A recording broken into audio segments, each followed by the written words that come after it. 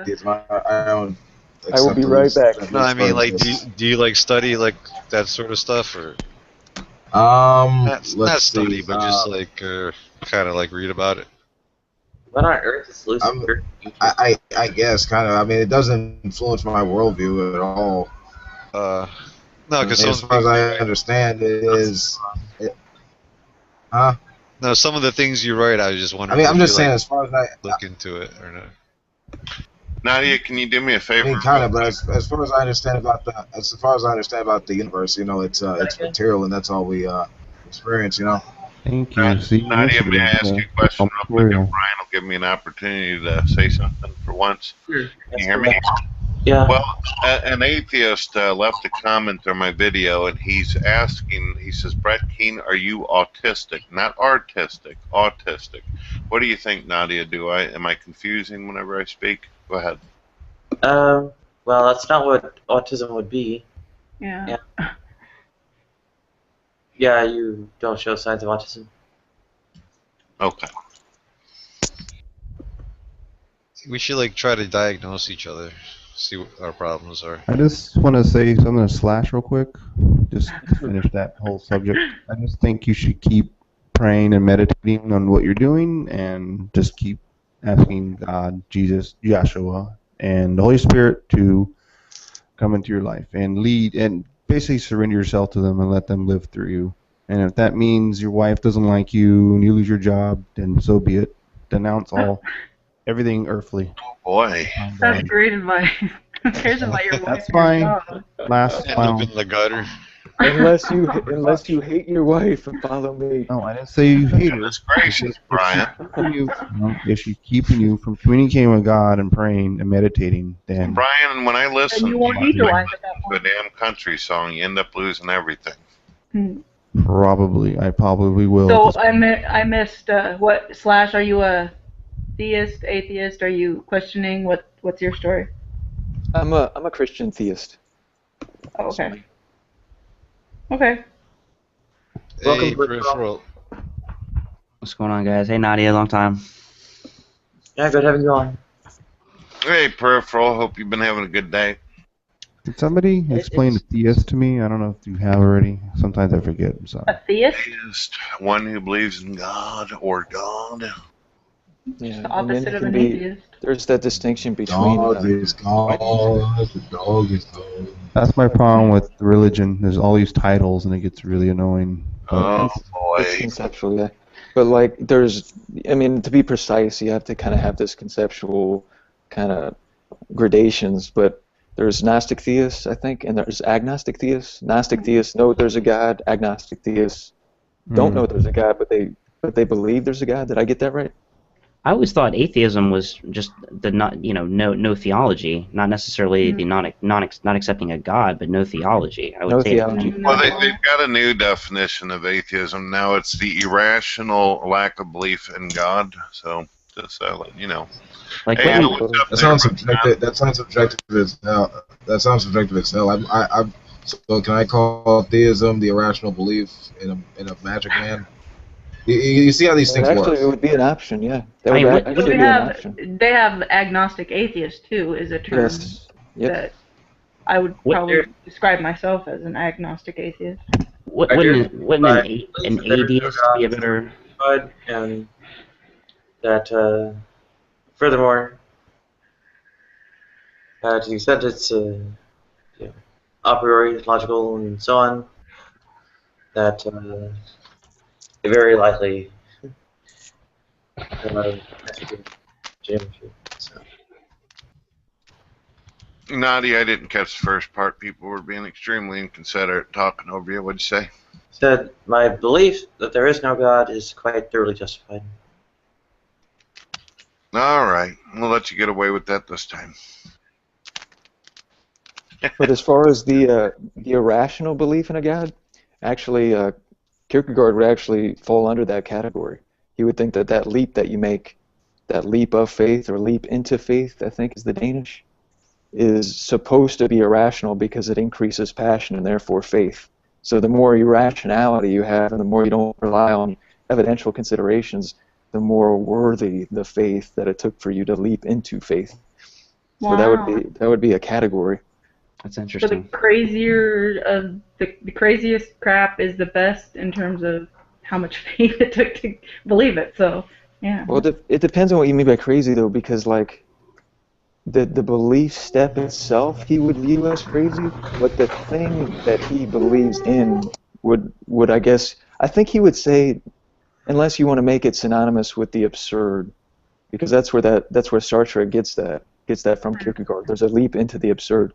There's something that the rationality of the mind can't conceptually grasp, and Kierkegaard would argue that it was set up that way, because the only way to have a kind of a relationship with this person or trinity of persons, depending on your concept of God, instead of an abstraction, is to kind of make this leap of faith to intensify the passion that would make the relationship even possible.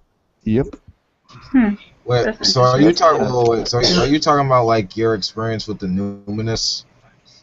There is an element of that, yeah. Have you read Rudolf Otto, The Idea of the Holy, where that numinous concept comes in? Say that one more time. The numinous as a concept I think it was introduced by the German theologian Rudolf Otto in his book Idea of the Holy, and he does make associations it basically means divinity. where it's that part of the divinity that can't be conceptually grasped. It transcends conceptual grasping. Like it's a non-conceptual kind of intuitive apprehension of some sort.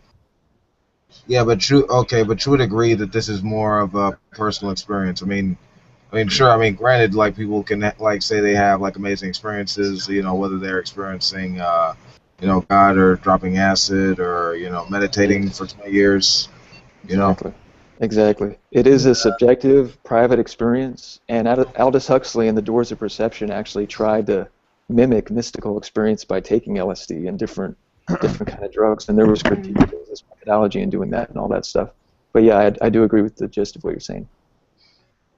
Strictly speaking, Slim, except that there are demonstrable errors in reasoning along the line toward that conclusion, well, the rationality of the position is diminished. I'm sorry. What was that? Is that in regards to what I said about intelligent design being irrational? You're Yes. So your assessment, it's irrational to believe that everything we observe in the universe is of intelligent design. Yes. Okay. I mean, it just seems like a grand stretch, because I mean, just based on what we observe, in our just day-to-day lives. Everything has a creator. Everything has a designer. So I don't know how you can call it irrational, even if you don't necessarily agree with me on some of the inner workings of how it comes about. Calling it irrational is, I don't know. Just look at it. I think she might be. Oh, my bad. No, I'm just kidding. Go ahead. Well, I'm just trying to maybe sympathetically represent what she's saying. I think she might be saying something like, just because we experience design in our particular experience, there's no rational inference to say that therefore the whole is design.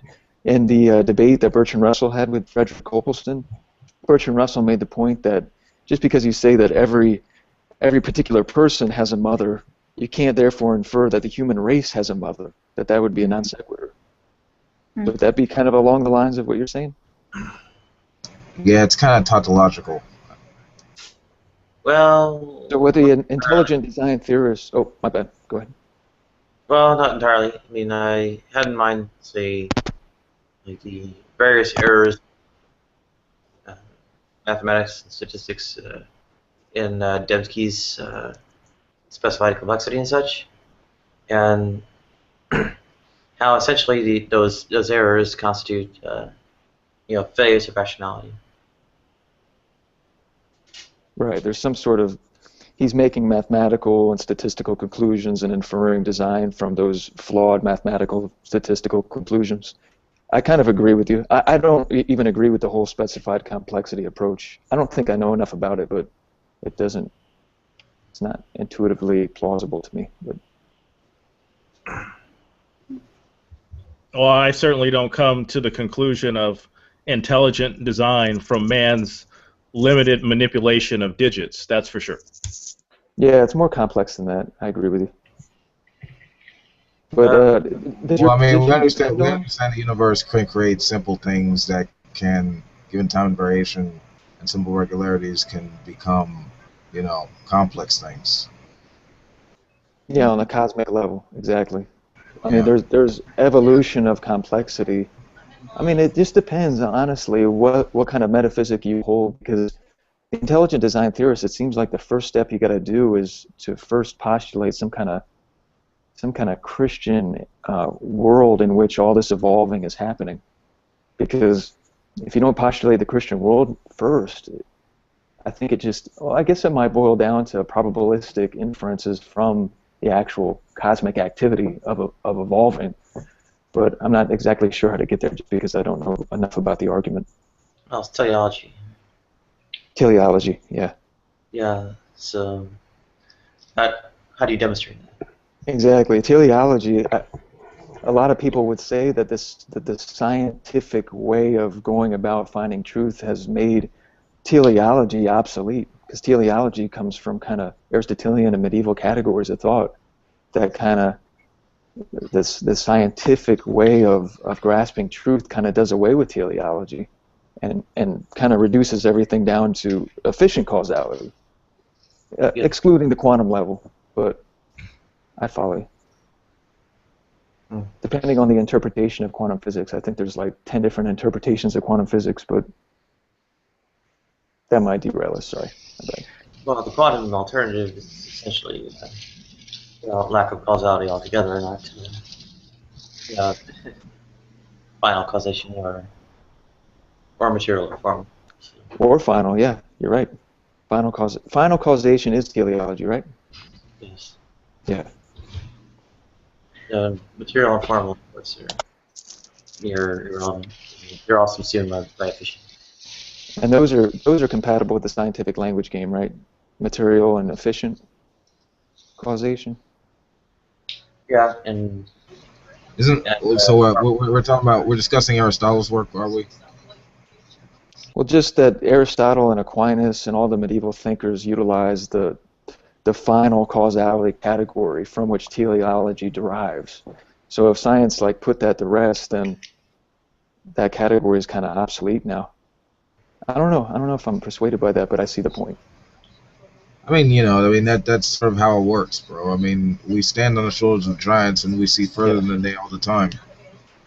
I mean, to the extent that something teleology could be acknowledged, it would be, superimposed upon the structure of efficient causation already.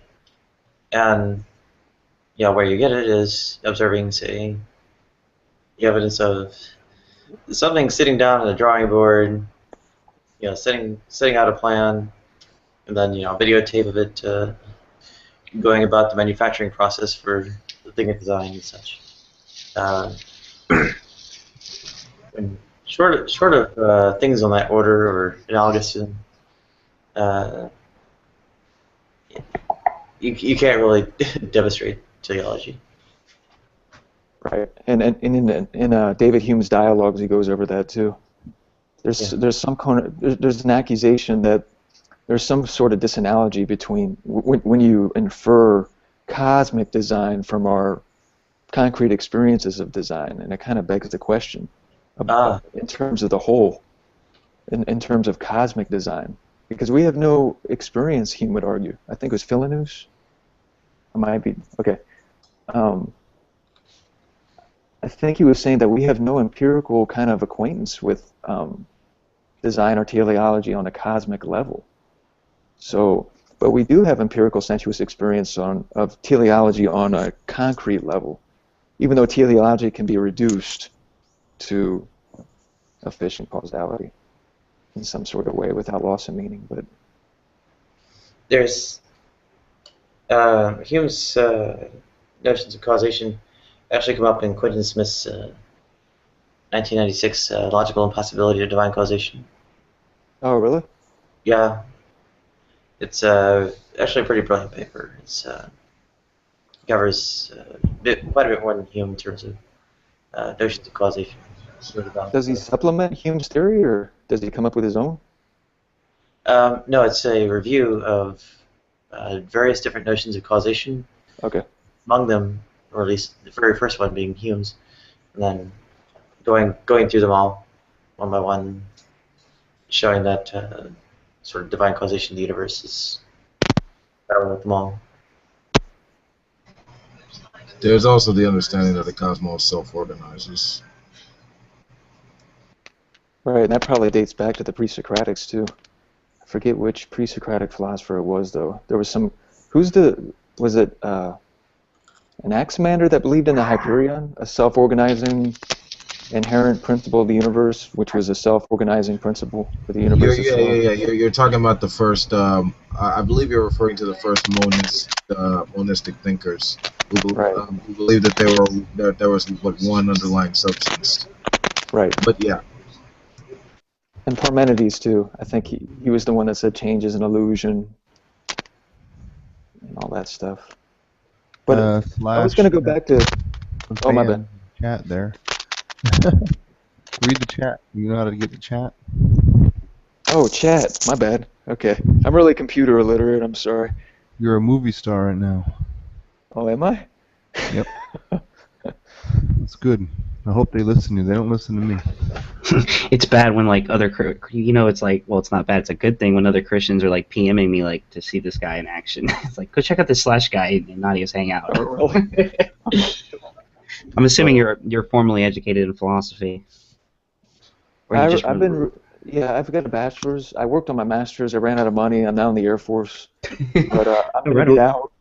That's the story. I remember my advisor after I got my bachelor's. He got me a shirt that says, "I'm a philosophy major. I'm learning how to say, would you like fries with that?" or something like that. I forget. And I was like, thanks. That's giving me a lot of hope. Yeah. So you're an officer, I guess? I am not an officer. No, I'm enlisted. I did the same thing. Bachelor's and then went enlisted. Everyone's like, "Were you not an officer?" In the Air Force? No, in the Navy. I was enlisted in the Navy. Yeah. Awesome. Yeah. I've been in for about 5 years now. I'm over in Aviano, Italy right now. Oh, right on. Did you say you were Air Force? Is that what you said? Yes, ma'am. Oh, my husband was a Marine for about 10 years, so yeah. Yeah, he could kick my butt. I'm actually a financial technician. So. I'm a financial technician, so we don't even train with weapons or anything. I just take care of people's paychecks. I don't do anything really heroic or anything. That's important too. Make sure you guys get paid. Yeah, I think there would be a lot of people unhappy if you guys weren't doing your job. Yeah, but somebody said we're like the offensive line in football. Nobody pays attention to us until the quarterback gets sacked. True. Yeah. You guys get paid for all that madness you go through over there. Yeah. I leave here in 2 weeks though, and I go to Dyess Air Force Base in Texas. So I've been here for 4 years, so I'm ready to go. You said you're married. Do you have any kids? No kids yet. Oh. No. We're gonna try when we get to Texas though. So hopefully. Amen. Cool. Good man, good man. So you said you've been in for 5 years, is that what you said? Yeah, I joined in June 21st, 2010. So almost 5 coming up. I tried to enlist the Marines. You tried to enlist in the Marines? Yeah. Nice. Well, then I went into a coma before I showed up for the appointment for about a month, and then when I came out of it, I was no longer eligible.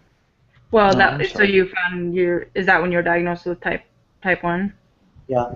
Yeah. I was gonna say because my husband's brother, one of his brothers, is also type 1, and he obviously couldn't enlist. So, yeah. Yeah. It's funny because I have a sweatshirt that has USMC on it, and sometimes that used to be my husband's, and I wear it around, and then sometimes people will ask me, "Were you in the Marines?" And I'm like, "Do I look like I was a Marine?" Not quite. So, yeah, it's just interesting that people would assume, you know, necessarily. I guess you'd have to see me to know that I don't necessarily look like a badass Marine. So yeah. Slash, you mind if I ask you a question? Yeah, no problem, man. All right. I actually asked this to all individuals. I've kind of been doing an experiment. If you've seen a child that you've never met in your life getting ready to run across the street, and by going out to save the child, you would end up being killed in the process, would you do it? You don't know the kid.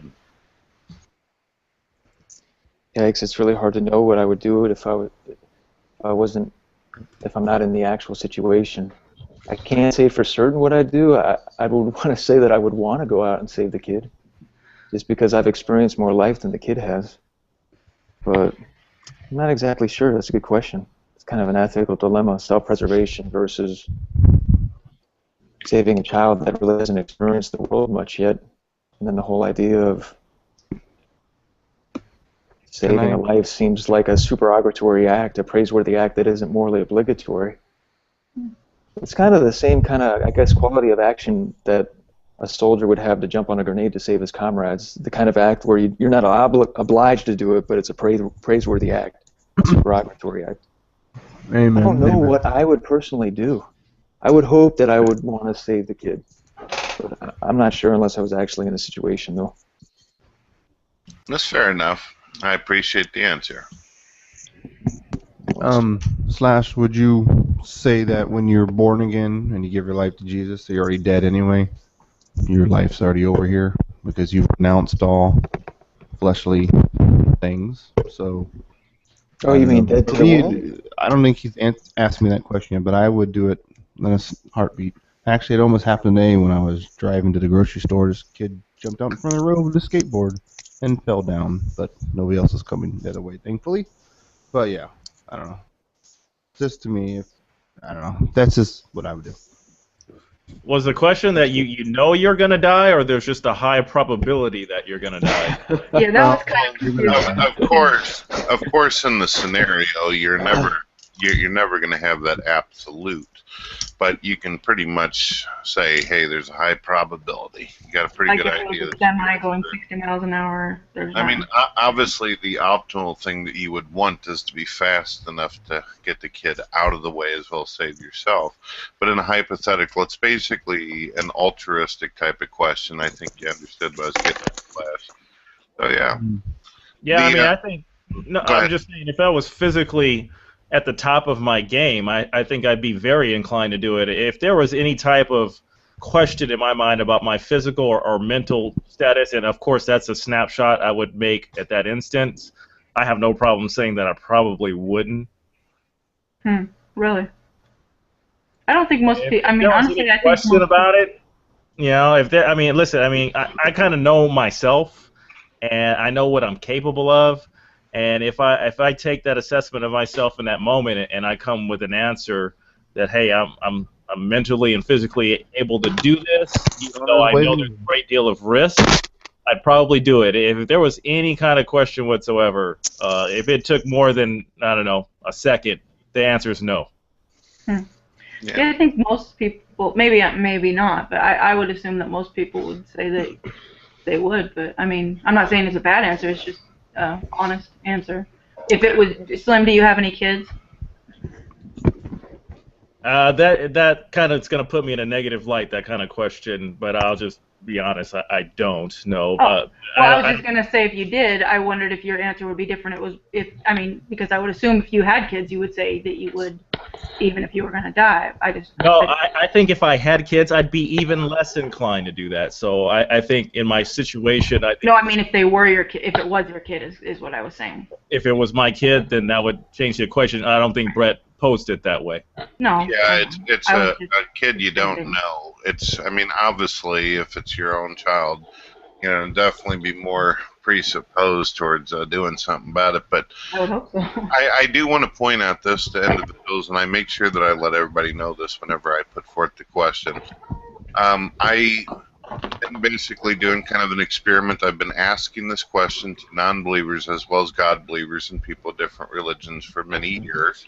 This can be seen over on my channel. I've noticed that God believers tend to 95% of the time not hesitate. They're willing to give their life immediately. Some admit that they have to think about it, but they say that they would like to do it and see themselves doing it. However, on the other end, 95% of atheists state, hell no. Kid's going to be a panic cake. Too bad. Not my kid. Oh, that's a bunch of bull. Well, I'm just saying the statistics are there, just pointing it out. So do you have these statistics written down, or is it just in your head you've remembered this percentage? Well, I've been asking these questions on live recorded hangouts and other people's hangouts, as well as in my own, and it's all over on my channel for people to be able to see this. So. And you've been writing it down specifically that you can go back and say this is who said this, and this shows that this was 95%.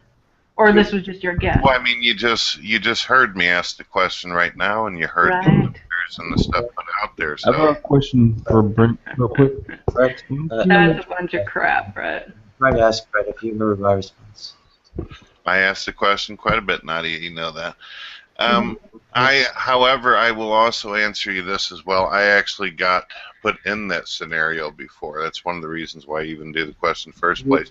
And I was actually hit by a damn car for doing it, with the realization I could have died in the process. But I did it, and I got screwed up pretty damn good. But still, at least I did what I needed to do. Go ahead. You remember my response?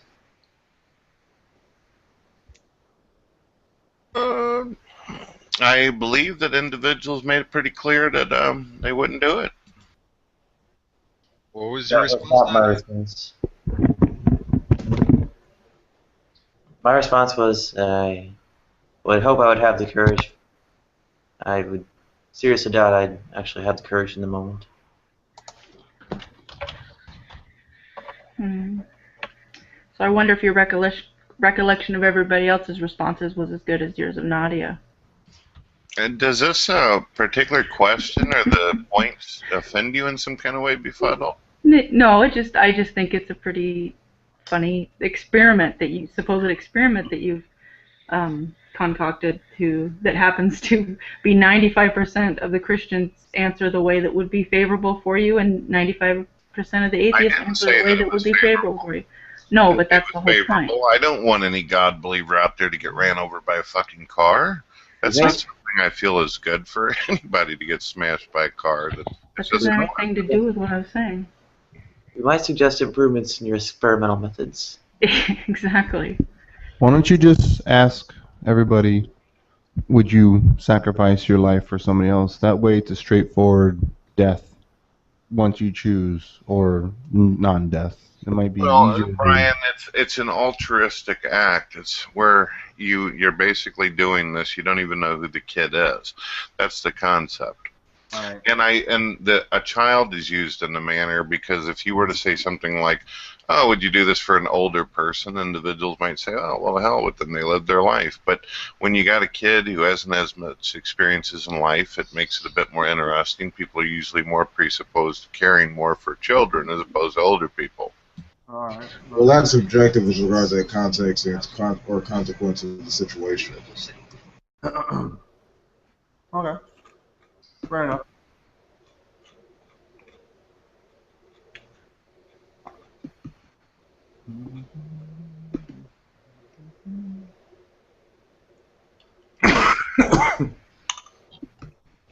Crunching away. Whoa. Whoa, that sounded like an alien. That was coming from Prophet, dude. Yeah, something was coming for you. That wasn't coming from me. Prophet, is that you, babe? Is that you, baby? Gray aliens coming on that screen. It's actually a digitalized matrix code picture of me. That's Looks like cool. it's gray. Yeah, I guess maybe if you see my head cut off in my avatar. I'm wearing a black hat. Oh, right. So I have a question for believers. What do you guys think about aliens? Do you believe that there's any other life except for that's on Earth? Show me. That's no, I didn't say that I believe there is. I was asking, what do you believe about it? Oh, I don't. That's easy. I think they're all demonic entities or man-made, or somebody made them. I don't think Well, do not think there's aliens, but I think the ones we're seeing right now are demonic entities. Yeah. I don't believe in aliens. No. There Yeah. might Space be demons. some, but that's not really our. That would be kind of cool. Space demons. Demons Well, in space. that's what I was. they're I was posing actually. I wouldn't mind answering your question there, Befuddled. From planet hell. I'm Well, not. go ahead, Brett. If you. Sorry, Wolf's before I- apparently are on some kind of diatribe at the moment. But I was going to say that. I'm having fun. Excuse All right, me. in the book of Hebrews, it actually states that God created other worlds. It also states in the Bible that God works in mysterious ways, and His mind is not our way of using our mind, of course. Now the thing is that they literally say that there could be 100 planets within our solar system alone, and literally millions to billions of planets through 200 billion light years of space. I believe that it's very possible that God could have created other life, and it doesn't necessarily mean that it has to be demons. Brett, what translation do you use? That's actually worlds is actually not the correct. In the plural sense, is not actually the correct. Speaking from the Greek, what translation are you using, if you don't mind me asking? Okay, which chapter do you actually think I'm talking about? Because I didn't even mention the chapter or the verse on it. Well, Hebrews 1 and 2, and hold on one second. Okay. Well, according to what they have said in science, there's literally millions of planets out there in 200 billion light years of space. If you want to say that there's something wrong with the translation of that, fine. But I'm not going to sit here and state that, oh, there's that much space, that many worlds, and God may not have sat there and done more than just us. Well, Yeah, but to say that there's simply the trillions and trillions of stars, and there has to be something out there is a misapplication of statistical analysis. There's no evidence of anything out there. Fine. If you want to believe that any life form, any individual seen as a demon or an angel or a Nephilim or just some kind of ignorant supernatural. I didn't say that, but fine. I'm just saying, go with it if that's what you got to do. But, in my opinion, I think it was put here and allowed by God. He said He was going to allow Satan to trick us, and I think it's tricking us into the New Age movement more. Yeah. Amen to that. Yeah. What I was gonna say is that actually I was very surprised because a couple weeks ago I was listening to Matt Slick and he said the very same thing, that demons were behind all these stories of abduction and they were just trying to teach people, and I was very surprised that someone who I thought was very intelligent thought that was what he thought about it. I'm not going to put a name on it. You think Matt Slick is intelligent? Well, that's not. I stated that a little bit too strongly. But I know that he's very knowledgeable of the Bible. I do know that. Is Matt Slick a Calvinist by chance? Yes, he is. He's a Calvinist. He's an extreme Calvinist, and he's also extremely arrogant. But he does know the Bible very well. Well, a lot of Calvinists. They claim to know the Bible. I don't necessarily know that they understand the Bible sometimes. Well, you go ahead and call into his TV show and you guys can chat about the Bible because he's. Yeah, I typically don't engage Calvinists in debate. Bible cutting fuckface and Matt Slick's transcended asshole. No thank you. Well, I watched that video. That's horrible. Befuddled, if you don't mind, I would like to hear the non-believers' view on if there's aliens. I don't know why you just directed that at God believers. Holy cow, somebody's got a real loud noise going. I'd like to hear if there's any non-believers who believe in the probability of alien life out there. I mean, I'm honestly agnostic about it, given the scientific data. I mean, we still need to even find out just like the base level if they have any similarities with regard to us and what we understand about life and how it's a chemical sustained system capable of undergoing processes of evolutionary biological processes. And even then, we'd have to find out if they even have like that sort of rate that even equals us. So I say we can't make any assumptions as of right now. Right. That's why I say I'm open to possibilities. I wouldn't say I'm like agnostic, because the definition of agnostic is one who believes it's impossible to know either way. I think if there is something out there, we'll figure it out sooner or later. I think, for me, probably I'd just say I don't know. One, I don't know very much about space exploration and what is possible outside of, you know, I don't really know that much about it other than Star Trek and all that. So it's like I wouldn't really claim to have any kind of decent knowledge to make any kind of prediction on. But I would guess that there's a probability that it's out there because of the amount of space and different environments that are probably present. So yeah. Yeah, I would say that I would say the size of the universe doesn't really presuppose anything, to be honest. I mean, if we had evidence for aliens, that would be one thing, but we don't have anything or any reason to. It's like suggesting, I don't know. It's you know, if you had a reason to believe in aliens, I guess, but you know, we don't even know how life started on our own planet, so we're presupposing that what we don't know happened here might have happened somewhere else, and we're still unsure of it. It's like transpermia doesn't make any sense to me because the same problem exists. Well, where did the aliens come from? It doesn't really matter. You know what I'm saying? So it's a little bit nonsensical to assume aliens when it's I don't know. I guess if I come from an atheist perspective where I don't believe that we were created by a god, that I do believe that or I tend to think that what happened probably was a physical cause. Then what about the theory that would, well, let me finish what I'm saying. Then I would think that it could be likely that could happen elsewhere. Is why I would believe that it could happen here. See, that's that one of the things that's weird whenever you run into non-believers who may think that aliens don't exist is a lot of them believe in the concept of evolution. And I'm thinking to myself, geez Louise, you believe that if the chemicals were put together properly, somehow life could be, then you would have to. I'm thinking if you were claiming to be reasonable or consistent, say that happens in other worlds. And I heard you say something to that effect, befuddled at this point. Yeah, basically that's basically what I was saying, is if it could have happened here, I don't know why it wouldn't be able to happen in some other galaxy. Yeah. In fact, that's what NASA's actually, you know, that's what the properties are actually looking for if life actually does exist elsewhere in the cosmos.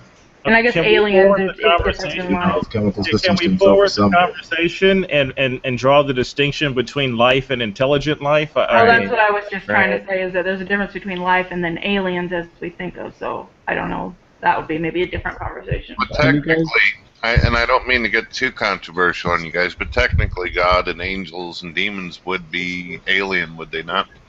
That's true. Yeah. Well, here's if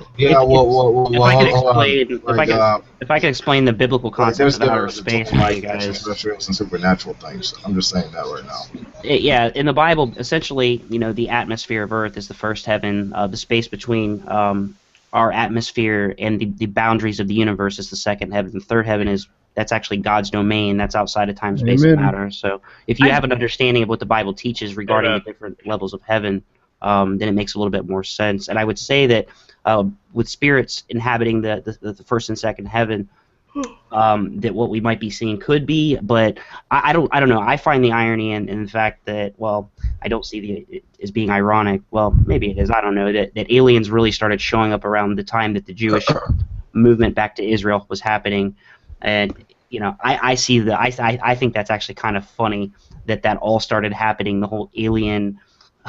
You know, because there's so much propaganda that people have bought it as fact, right? So like the government says, oh, well, there might be aliens, or people see this footage, and then the government denies it, so it must be true because the government denied it, and it's like it's this huge mental mind game that people buy into, like, and now you have this concept of aliens. It's like, but you haven't seen any evidence. There's no shred of proof. Nothing but mystery and conspiracy, and therefore the conclusion is what? Aliens? I mean, come on. I guess I would like to be shown some evidence. It's all here to deceive us. Stop. Where is the conspiracy in this? It's a conspiracy that aliens won't exist. No, that's not the conspiracy. The fact that the real major push towards anything that would contradict God regarding aliens happened at the same time that the Jews returned to Israel. That was a fulfillment of biblical prophecy, and that's kind of like a deterrent. I mean, if you understand what Christians understand on how Satan's using this, he augments this reality. Speaking of believers. Unfortunately, are you speaking of things like alien abduction, visitation, and so on? I'm sorry? Are you speaking of alien abduction and visitation and so on? No, I've heard of like, but see, I've heard some like I don't know. I think Befuddled actually made something that, if I'm correct, that Matt Slick was talking about alien experiences or alien abduction being he like was on spiritual. It was on the Bible Thumping Wingnut podcast a couple weeks ago. He was talking to, I don't remember, but they mentioned something about aliens, and he basically went on the long explanation about how that demons, or that aliens and stories of alien abduction is demons that are harassing people, and the reason that he said there was only one documented case of a Christian being abducted by aliens, and that supposedly that was supposed to support the idea because demons can't harass or can't, oppress Christians, not oppress Christians, possess Christians, so that was why. That was his philosophy, not mine. I mean, I've heard like alien abduction stories. I've never. I mean, obviously, if they have that experience, I mean, then to them it may in fact be objective, and to me it's always going to be subjective. So I don't know. He also mentioned that everybody that is probe. Well, he did mention that the fact that they all do some weird. He said that the fact that they all do weird sexual things shows that they must also be demons, and also because all these people had been involved in the occult. So his reasoning. If I've ever encountered an alien. Let me briefly point out that the real sort of discussion about aliens does not involve any kind of direct contact. Right, it's not like Men in Black. If you ever encounter an alien, just start praying to God, and they'll leave the room. That's why they don't mess with Christians, because they're demons. And demonic influence. Don't. I couldn't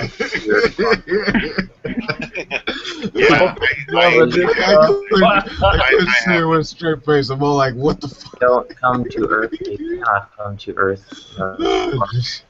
Well, I mean, if you're not a Christian, you don't even know what a demon is. I try not to put limitations. I was going to say I don't try to put any kind of limitation. God, the Bible says that there's mysteries that we don't know.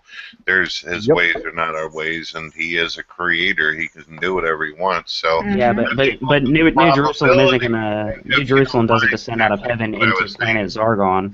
I mean, let's be real. You should probably read your Bible, Brett. You don't really read the Bible very much, do you? Just fine, and I understand that you believe that you're a prophet and you do all these end-time prophecies, so you think you're on the level with God. But you just never read the Bible, and I can tell. I've seen your videos. Every time a jet flies by, you think God's sending the demons and the Antichrist. I never once said that. I've never once said that. What I'm trying to say is a completely bogus statement. Calm it down. Girls, you're both pretty. Come on. Yes, I know I'm beautiful. I'm just saying I'm open to the possibility of there being more to this universe than just us. Well, you should be open to the book that you claim you believe in, too, then, if that's the case, and you would clear that up. That God shouldn't be limited just because you don't think so. He's not limited, but he's allowing all this trickery to happen. Devil has his tricks, and so does God. Okay, then I've been tricked by the devil. Whoop-de-doo. Go ahead.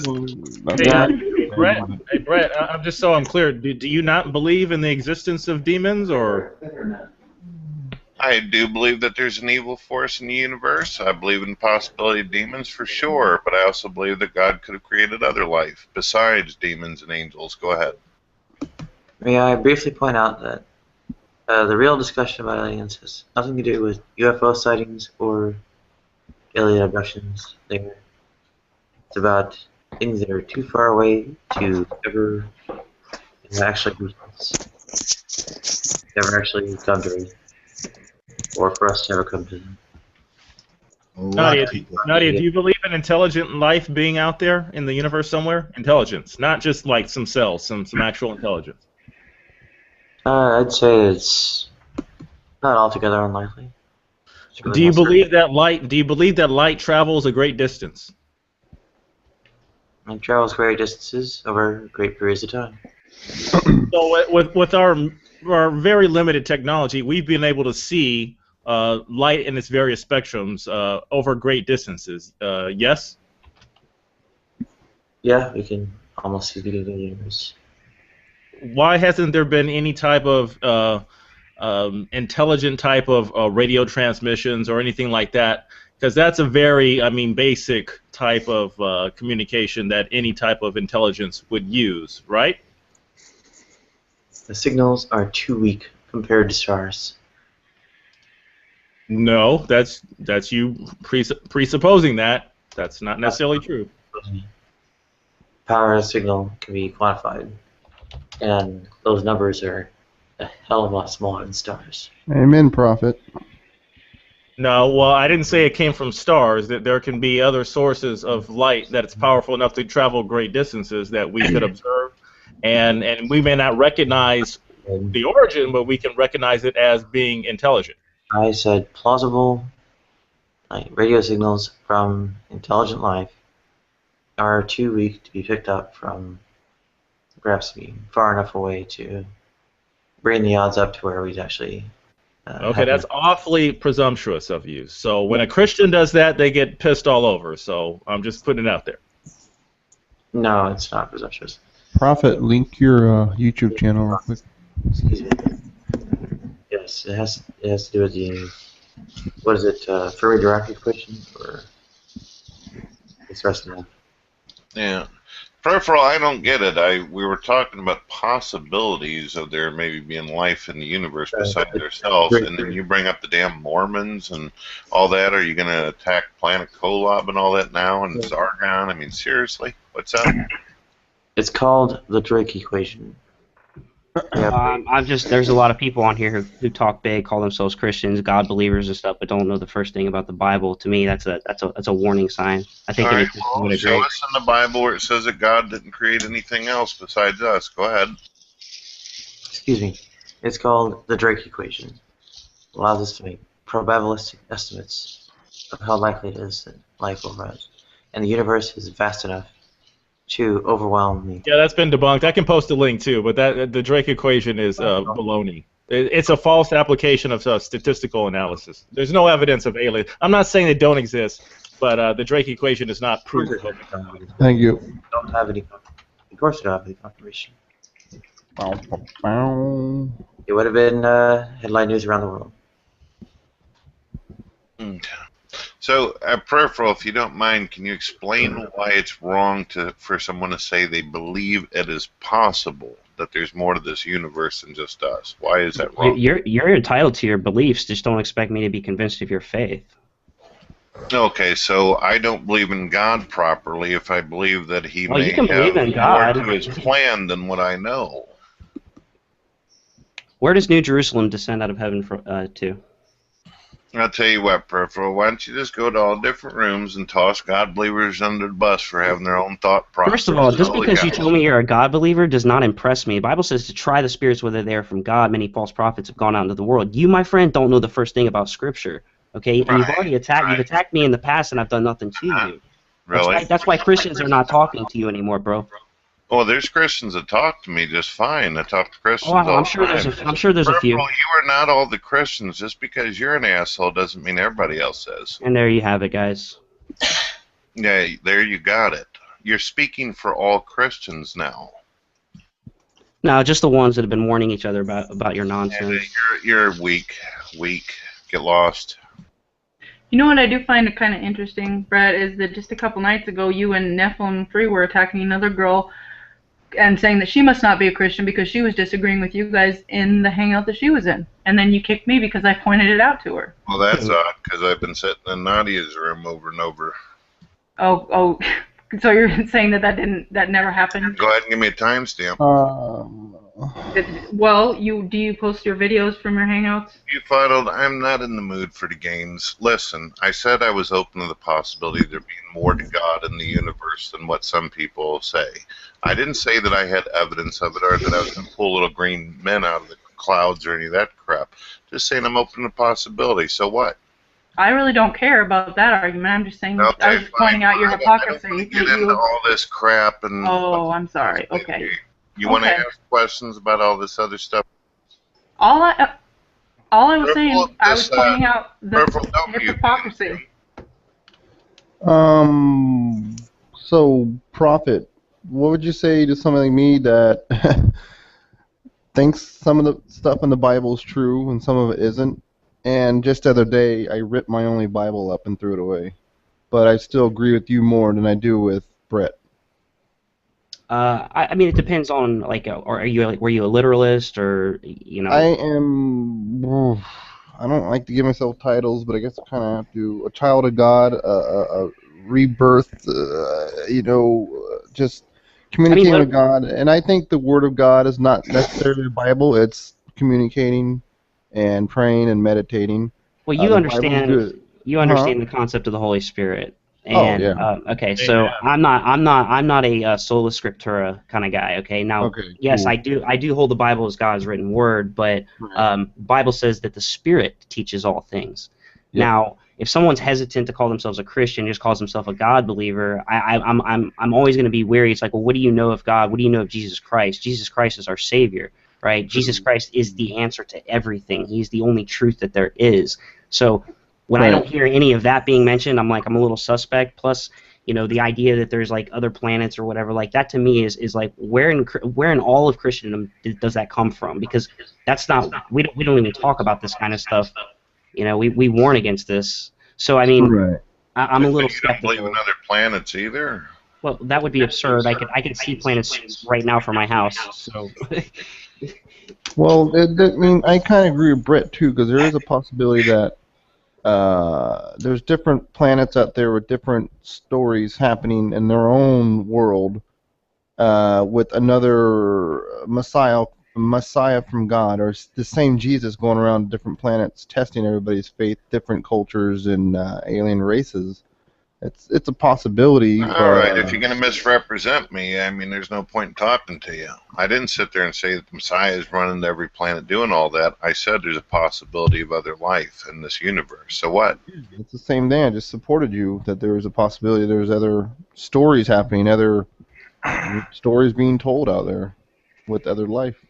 yeah, I don't hold to that understanding. At Yeah, least not. there- I mean, there's- our understanding of the faith. Faith comes by hearing, hearing by the word of Christ. So you can't extrapolate that from the Bible, is what I'm saying. And anything that comes, and unless you have some kind of like divine revelation or something, which I'd love to hear about it, I would question where you're getting your information from, or why you're open to the idea when there's nothing in our faith that allows for I that. guess I shouldn't be open to the idea because I Well, believe I don't want to that tell you what to think. I'm not telling you what to think. I'm still a new child of God. I've Okay. been only awake since January-ish, and I've had revelations for the past 2 months. I had one today, but I I don't believe want it. to yet. Basically, the long and short of it is I've gotten rid of everything in my life that I was addicted to and keeping me from praying and meditating Right on. and talking to God and basically having a relationship with the Holy Spirit.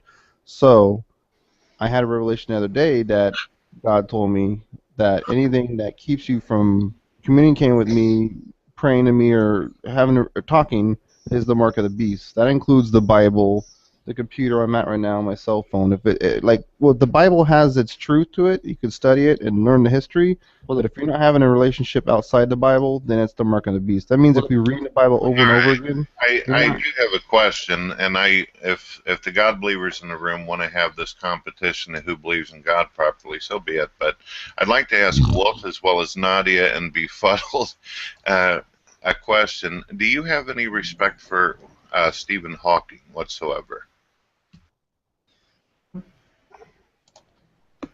I guess he's a better physicist than I am. Okay, what about you, Befuddled and Wolf? You dig Stephen Hawking? I don't know that much about him other than he's supposed to be a genius, but I mean, I haven't studied him, or I'm not really into physics, so that's not my, so. Sure, yeah, he's apparently the greatest, one of the greatest theoretical physicists of our time. So yeah. Right, and he also states that he believes that it is mathematically probable that there's other life out in the universe. And he also so happens to be an atheist. So, who do you think is going to be able to sit here and do this situation, Peripheral? You come in, nobody hardly even knows you, and you're just going to declare who believes in God right, so on, when you got a guy who actually... I'm just saying you've never read the Bible, and it's apparent by the way you talk. I have read the Bible, I just don't I think there's plenty of God believers. like you. There's not going to be two Christians that think alike on a lot of different issues. There's things we'll agree on, but you're never going to find two individuals that are going to agree with everything. Fleshly desires on this planet. That's why. People keep getting disconnected. Okay, it's disconnected from saying that people are open to the possibility of more. I mean, like if someone comes in here who's a Muslim and they say they're a God believer, right? Then I believe that they believe in God, right? I would question the God that they believe in, but we're talking about the God of Scriptures, and either you believe in the God of the Scriptures and call yourself a Christian, or you don't. It's that simple. Okay, but I believe that God is more than just a book. Do you Well, no, understand? hold on. Did I ever once posit that God was a book? I believe that there's more to God than just a book. Well, I would like to think so. The Bible says that. Said that. I don't think Prophet said that at all. There's a lot of other Christians that do. They say that's the Word of God is the Bible. I don't think he said that Well, yet. it's the written word. It's not actually God himself on paper and ink and stuff like that. With you. Okay, guys, I'll be right back. I'm going to go out and get me some air real quick, and you guys can discuss if I worship God properly. Be right back. I honestly don't care. Right. Yeah, no need to take it personal, Brad, but I honestly believe that this whole alien thing is kind of a deception that ultimately will unite the world, for the what has been described in Revelation. So that's just my opinion on it. Oh, I said that earlier. The beast is going to come out of the sea, and the angel of light, the fake Jesus, is going to save the planet, and the world's going to worship him image for 7 years, and then the world will end, or God will just say, you know what, enough is enough.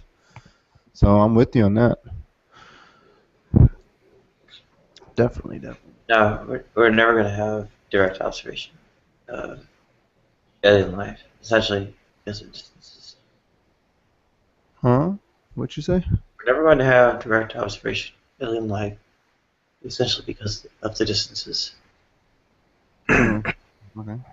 Well, yeah. I mean, you're putting a lot of limitations out there. Most atheists tend to believe that mankind's going to evolve and overcome all these obstacles. I'm very curious as to why you believe this will never happen. That's what they're trying to do with CERN. How does evolution entail overcoming quote-unquote all these obstacles? Well, we evolve technologically just to overcome the obstacles that you have described, great distances, things of that nature. Technology is not evolution. The cognitive capabilities of humans are especially limited to hip sizes and so on and so forth. I think further. I wasn't talking about biological evolution. I was talking about the application of our intelligence to evolve technology to overcome problems, just like we've done for many years. Intelligence. That's technological progress. That's different. Well, I think we could we could implement technological advancements to mess with DNA or something. I don't know. I guess that's kind of like what he's maybe talking about, or more a function of natural resources. Oh, okay. In many respects, finite as well, not just cognitive abilities. I'm sorry, I completely missed what you were saying, Slim. I'm sorry. Well, I had. Well, Nadia is putting. Okay, call it what you want. I mean, evolution of technological advance, or I mean, you're saying that it's not going to happen, which seems at odds with what most atheists have a lot of stock in science or whatever, and you're saying, oh no, we're never going to do that. They said we'd never break the sound barrier, and we did, and I'm just wondering where that all comes from. Yeah, what's that principle? Is it Moore's law or something? Law? No, no. This is actually a law regarding microchips that we can only get so small with our ability to store information. And once we reach that point, then we can never really advance past a certain point. I don't know. Nadia might know what I'm talking about. It's the transistor doubling. Yeah, but like basically, we're going to get to a point where we can only store information based on the limitations of what our physics allow us to do. So we would have to either come up with like an organic method for storing information, or just something. Yeah. Well, yeah, like I don't know. Actually, better than the electronic. I'm sorry. The organic methods are not any better than the electronic. I don't know. This is all theory. This is our hypothesis. This is all stuff I've read that because we will come to a fundamental problem with the size of how we're able, like size will become a factor eventually. We keep making microchips smaller and smaller. I don't think that the barriers to covering great distance in space are going to be limited to processing power. I think just sheer raw power itself, in terms of what is going to power the devices needed to do that, is going to be the challenge. That's pretty easy. Let me find out what the law is. Hang on. Hydrogen and oxygen sort of rocket affairs are not going to get very far, especially with the way, say, piezoelectric effects are needed to split water, and similar for. You ever heard of antimatter, Nadia? Yeah, and it's not terribly meaningful or useful for rocket fuel. I didn't quite get that. What did you say? Antimatter is not terribly useful as rocket fuel. You're saying we will never be able to manipulate the great power that comes from the meeting of matter and antimatter? Because that's what when they come together, it creates an immense power source, theoretically speaking, of course.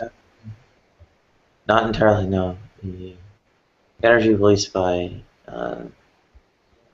annihilation and such, and welcome green, is not terribly reversible. Okay, it was Moore's Law, Nadia. You're right. Hey, Green Soul, how you doing? Well, Murphy's Law here. Murphy's Law. Yeah, that's probably the best law that's going to work in this situation. Yeah, I'm not the smartest book on funny. the shelf, and I don't want to be smart. I'm so glad I'm dumb. That's such a relative term. I don't know how this knowledge like you guys. I'm just happy I did. Are there fundamental I limits? just want to communicate with God. That's it. That's all I care about. Only are there fundamental limits? It's dangerous knowing that much stuff, in my opinion. It's Satan's law is what it is, not God's. Philosophy will turn an apple into a lawnmower, I think somebody said in the last thing I was in. What? Yeah, philosophy will turn an apple into a lawnmower by the time the conversation's done. See, Or something to that effect. I don't remember what was said. Nadia, I can't hear you. I see your mouth moving, but I don't hear you. Mm-hmm. So not only are there fundamental limits constraining the sort of processing power density, but the ore grades of rare earth ore bodies, and as well as fossil fuels and freshwater, constrain the mass manufacture not only of computing resources, but also of rocket vehicles and similar. There is not going to be a sort of infinite amount of material to power things off the Earth with. No, you're talking really godlike right now, Nadia, with all due respect. No, it's not godlike. It's easily predictable. I can refer you to Richard Heinberg. Right. What's FTW mean, Prophet? Well, I was being funny with green souls, but technically it means for the win. Oh, Anybody who is into cars or would probably know what that means, but. Oh, okay. And what does bees mean? B? I'm not gonna say it. She can say it. I think it stands for "fuck my life." Is what as far as I was just following along with the acronym game. Anyway, I'm going to bed. So nice chatting, everybody. Nice to meet you, Slash. Hope you hang out. Dun, dun, dun. Oh, see you later, guys. The universe. Yo, Slash, make sure you add us to your circles, bro, because I'm sure you got quite a few people that have added you. Crap, how do you do that? I don't know how to do this. Everybody.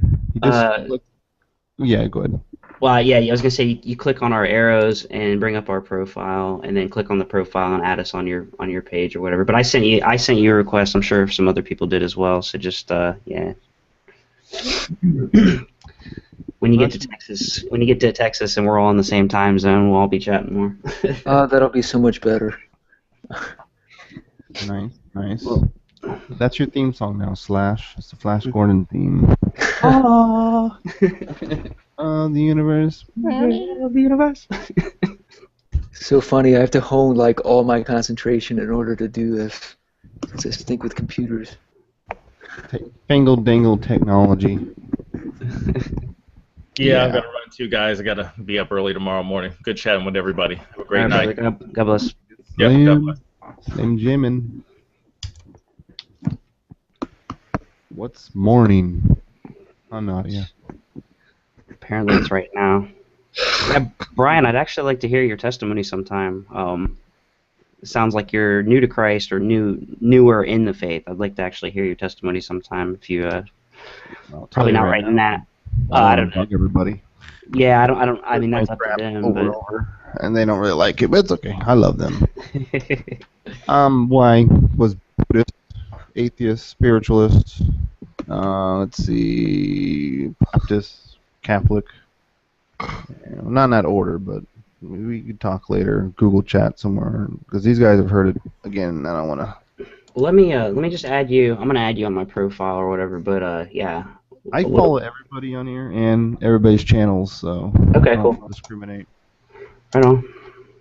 Yeah, I mean, I pretty much study now and talk. God's been putting me in this Google chat for a week now. I don't know. He keeps calling me back to it. I don't know if it's just. I guess he wants me to say his word. He works through me now. I'm already dead. I live through him. He lives through me. Yeah. The mud starts washing off pretty much. When you renounce all things material and you really mean it, and like my Catholic faith and all that, I am reborn. I see the world differently now, and I feel differently. This is a short little story. I used to be depressed and stressed out, anxiety, suicidal, pretty much on the edge of insanity and atheism once again. And that was through just coming home every day, playing video games, watching movies, pornography, usual crap that they shove down our throat, and music as well. And just in the middle of January, God said, "No more. You're coming back to me," kicking and screaming. So that's when I started renouncing all material, unless it's like a tool I need to survive, like my computer or my phone for work. That's pretty much all I have now in my bed. I think like when it comes to asking God for things, we ask when God says that you have not because you ask not, but then He also says you ask and do not receive because you ask with wrong intentions. So it sounds like you've got the right aspect of how to view the material world. I appreciate that. And yeah, that's a very, trust me, it's a very liberating thing because we go through life like thinking, okay, I gotta get the house and the white picket fence and the cars and I gotta do all these things that everybody else is doing, and in reality, that's the kind of stuff that'll drive us crazy trying to attain it sometimes. Now God does want you to have what you need, but praying to God for a Ferrari is ridiculous. It's like, okay. He'll probably laugh at you. But if you needed a car, for example, and you didn't have one, and you prayed for him, he would open up the avenue for that to happen, and relatively quickly, usually. No, I know. I don't even pray for that stuff anymore. I just pray that whatever I need, I get clothes, food, whatever. Right, the essentials. He's been providing for me. I'm happy. I'm just in bliss, and I'm trying to help people see the light. You don't need the Bible and the church every Sunday. You just need your church is your body and your temple. The temple, I don't know, it's just your soul, it's your spirit. That's all it is. That's the only connection we have left in this fallen world we're in. So you just have to communicate and talk and just let them just give up surrender. Basically, you got to surrender your life, your soul to them. So it's tough because Lucifer likes to pretend like he's the god of this planet, and he's not, and he's corrupted the Bible, and for the most part, in the churches, as you can tell, and the Catholic Church is a really good example. I can vouch for that because I was Catholic for 4 years. I went all through the ceremony of becoming Catholic and all those rituals you got to do. And what were you using for a Bible? What translation, if you don't mind me asking? No, I can't honestly tell you. I did look in there. It was like teenage Bible that I got from my dad in 1993-ish, and yeah, I don't Was even it remember. was it Oh, like Rev's here, a cool. was Huh? it like a and it was when you were a Catholic, I guess? No, this happened when I was a Baptist. I first became Okay, okay, baptized when I was like 12, 13. okay, right Gave me on. a Bible, so probably King James. Okay. But the Bible's good and everything. It's a good starting point once you read and know the history, and I pretty much already do just through talking to people and reading it myself. Once you're done, put it down and have a relationship. I ripped my Bible up to show to God I don't need it to, and I prayed before I did it to show that I don't need that to have a relationship. And I'll probably buy another one later on, a nice one. Well, yeah, I don't think you actually have to have a Bible in hand to have a relationship. But the Bible does say all Scripture is profitable. So I would definitely maybe look into a modern translation if you don't like the King James. I wouldn't go past like a New American Standard though, because they get a little wonky in their translations once you buy the more dynamic. I'm talking like the NIV and the NLT. They're very dynamic in their translations, so they deviate from the original text. And First Timothy 3:16. I'm sorry. Was it First or Second Timothy 3:16 that says the study is profitable and so on? Yeah, I'll get you the exact verse. Hang on. I posted it actually on here. Yeah, for 2 Timothy 3:16. 2 Timothy. Okay. Yeah, all Scripture is given by inspiration of God and is profitable for doctrine, reproof, for correction, instruction, and righteousness. And if you haven't, did you read Proverbs by chance? Are you talking to me? Yeah. Yeah. See, I don't. Well, the reason I'm asking is because Proverbs is Sorry. It'll teach you how to maneuver this world and interact with people on a level that you're not going to find this in self-help books or anything like that. There's no comparable wisdom to that of Solomon. So he teaches you how to deal with people, how to not get yourself into certain situations, and I can strongly recommend that. Apart from obviously the gospel, but well, yeah, you can do that, or you could just renounce all fleshly, earthly things, which is not to go to parties, hang out with the bad people. Right, but I mean, you have a job, right? You have a job. Yeah. Oh, I definitely work with people. I'll just say I work at Costco, so I definitely work with people. Right, so you are going to interact with people at some point, and yeah, I agree with you. The whole partying thing, I don't do that anymore. Definitely don't do that anymore. Well, it's just for me, it's simple. I don't do anything but pray, meditate, take care of my family and myself, and then lately coming on here and talking to people on here. That's all I do. I don't play video games anymore. No music. I have some classical and soundtrack, but that's just for when I'm walking to work or whatever. Right. Nothing. I don't have anything anymore. I gave it all up. All my crosses, my Bible, all the idols of Mary and Joseph, and all of it's gone. I don't need it anymore. It's like you can have it. It's not bad to have it. I just don't need it. Just on my own personal relationship. I don't need to see it, and I don't need to see Jesus because that's not what he really looked like. So it's just an image that man created for us to worship. Just a little part of the Bible that's corrupt, in my opinion. So, but again, that's just me. I'm not telling anybody else they need to do it, but I don't know. Yeah, I don't know. People think I'm weird. That's okay. Hey, we're all a little weird, bro. I love everybody. I know.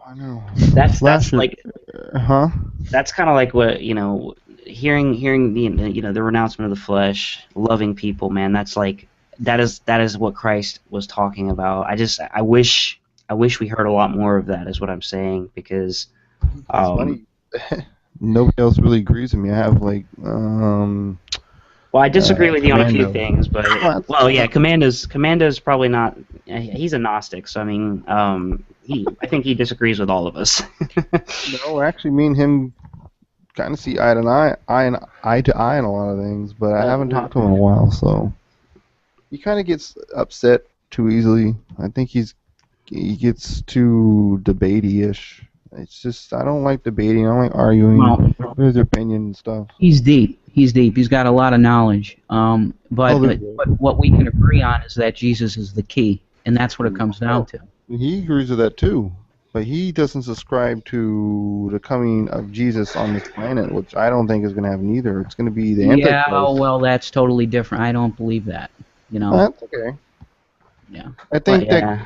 Well, Jesus. he also believes that Yahweh is Satan, which is also some really weird. I don't know. That's a weird extrapolation from. I don't know Well, how he comes up with that, but what he's talking about is the seven realms mentality or whatever. That's Lucifer's on top in this Earth dimension we're in. He's on top, faking as God, and a lot of people talk to him through the New Age and the pagan and all that Buddhist stuff. And then you have, I don't know, another entity of himself. He split himself up on the bottom as the void. right. Satan's And the god over this world right now. That's a yeah, current truth. so it's like Yahweh and Elohims and stuff, like angels, fallen angels, like, and they're pretending to be light, but they're not. And the only one that can connect us to the real God is Jesus, Yeshua. And that's basically what he's trying to show everybody. And it's not that the whole Bible is wrong or it's right. It's just some parts have been left in. Like God said he was going to trick people, and so did Satan. So you have to kind of just see that the Bible has some truth to it, but also some falsities, like the way Jesus looked and stuff like that, and in the way they describe Revelations. Well, God and Satan actually have dialogue. How do you reconcile that if they're the same person? There you go. Well, that's not only that. Jesus and Satan have dialogue, and Satan has dialogue with other angels and stuff like that in the presence of God. And I mean, if you read the Bible, you would understand why I'm saying that. What you're saying is a little bit contrary to, like, I don't see how you could extrapolate that from the Holy Bible. Well, whether it's the Tanakh I or don't the New think I should Testament. even comment because I don't have enough knowledge. I'm still learning. Okay, right on. Well, see, I can't really subscribe to anything at this peripheral. point. Yeah, Brian, shut up, okay? This is where Commando's coming from, right? Commando says that Jesus is the Most High. He's literally saying that Jesus Christ is the highest. Where he's coming from is that Yahweh is a false deity. In other words, that Yod-He Vav-He is not what we're talking about, when we're believers in Christ. So, I'm still working on this myself, bro. I don't get that at all. Well, but he's saying that Jesus is the Most High. He's saying that Jesus. Well, so does Jehovah's Witness, but that doesn't. What Jesus are you talking about? Well, that's the one. That's what's going on in my head, So I'm very weary of these kind of Gnostic-based discussions, Well, Satan's trying to trick us all. We all have to just. The easiest and quickest way to solve this for every single person that wants to believe in the real God and Jesus is to pray and meditate, because He's going to show you the light, and He's gonna live through you. That's why I kind of don't like to get in debates about all that stuff, because I don't have any proof. I don't feel that inside me. I mean, I do think we're going to be deceived in the tribulations, but at the end, God, the real God and Jesus are going to come back.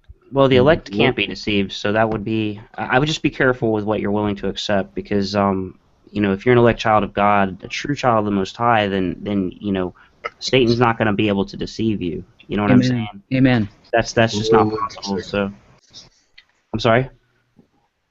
I think Wolf said something. He's not going to deceive me, because I don't believe that the Antichrist is Jesus, and he's going to come back as that, and real children of God will not subscribe to that, and that's why all these Christians are going to be killed, because they're like, that's not Jesus. He doesn't do that. He doesn't do right. This. Well, that's what I'm trying to say. Yeah, you have a pretty good understanding of eschatology, if that's the case. Then, but yeah, I don't know, man. I would say that you get a translation you're comfortable with, preferably like a more of a scholarly translation, like a King James or New American Standard, and meditate over that too. Study it and read it, because that's where our faith comes from. Faith comes by hearing, and hearing by the Word of God. So without the Bible, your faith doesn't exist, because you have no real evidence for that. You know what I'm saying? Yes. Let's see where you're coming from. Like I could come tell you about Jesus, but if I bring the wrong Jesus to you and you reject that Jesus, you've done a good thing. Like if the Mormons come and they try to bring you their version of Jesus, you have to reject that version, because their Jesus is also the devil's brother. That goes against what the scriptures teach. You can say anyway, I reject all Jesus. What's up, Nadia? All right, Brett. Why'd you laugh at that? Brett, why'd you laugh at that, Because bro? you guys just want to throw all God believers under the damn bus that don't think like you. That's why. Go ahead, Nadia. Yeah, I'm saying the NASB, ESV, and NRSV are probably the way to go. Not KJV. What's up? What's up, guys? This is Peripheral. This I is want the to thank you atheist. tonight. I What's want up, to. guys? Atheist. I want to thank you tonight, brother. You've just shown me something. Take care. Amen. Amen, brother. What's up? This is the atheist group. What's up, Matar? Is that how you say your name, bro? Yeah. Oh. It looks like you just got done with a UFC fight. Got the towel I on. don't know. I don't know what that is. So tell me, this is the atheist group that you always get together and talk about being atheist? Some of us some are, of but us. not all. The, Why does Rev always leave the room like that? Why is he? and I am godless, communist, transsexual, masochist, Linux kernel programmer. Right, right. And I'm prepared to speak on any of those subjects. Looks like you're gonna need some rest in a little while, Nadia. And I just fall asleep. Still early. Still early. It's only 1:21 we're at, Nadia. Everybody else should be falling asleep. Psalm 121. 4 o'clock in the morning over there. For the most part. You at the does time. anybody- Okay, sorry. No, I was just asking why Rev leaves the room like that. He comes in and says something and he leaves. Does he always do that? Yes. Yeah, that's kind of his stilo. I don't like that. If he really believes in what he's saying, he should stay and defend it, no matter what kind of side he takes on whatever.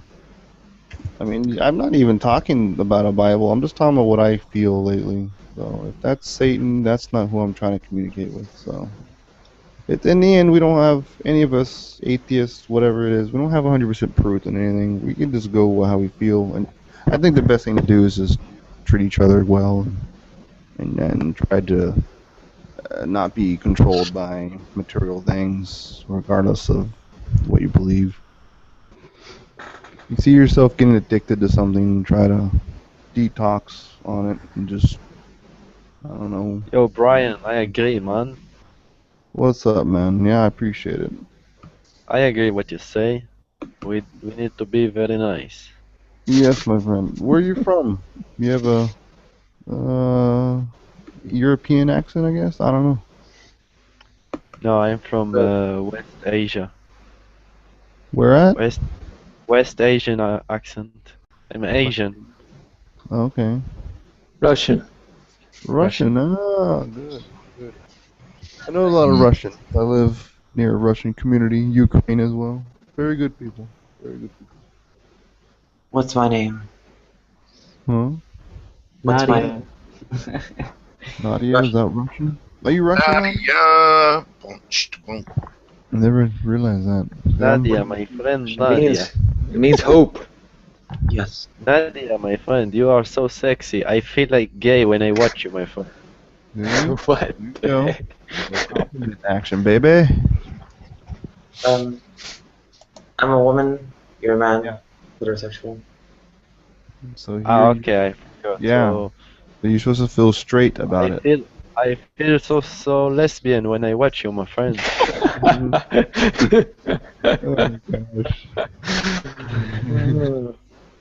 gosh. Now, Oh. hey, I'm the T in LGBT, not lesbian. I like that logo better, Nadia. That one stands out a lot more. Like when you talk, it looks like it's a breaking news channel or something. Yeah. What the fuck is going on in this room right now? Yeah. It's the Not Good News Network. What's up? I love you guys, but I'm out of here. Prophet, no. Oh dear. See ya. Yeah. Oh, finally, we can actually have a conversation now. Wonderful. Why do the Christians get like that for? Get grumpy. I don't get it. Where's Von Helton? I don't know. Well, they didn't meet the quota of how many people need to be thrown in front of the bus. That's See, I don't subscribe to that. you know? I'm with you on that one, man. I'm with you on that one.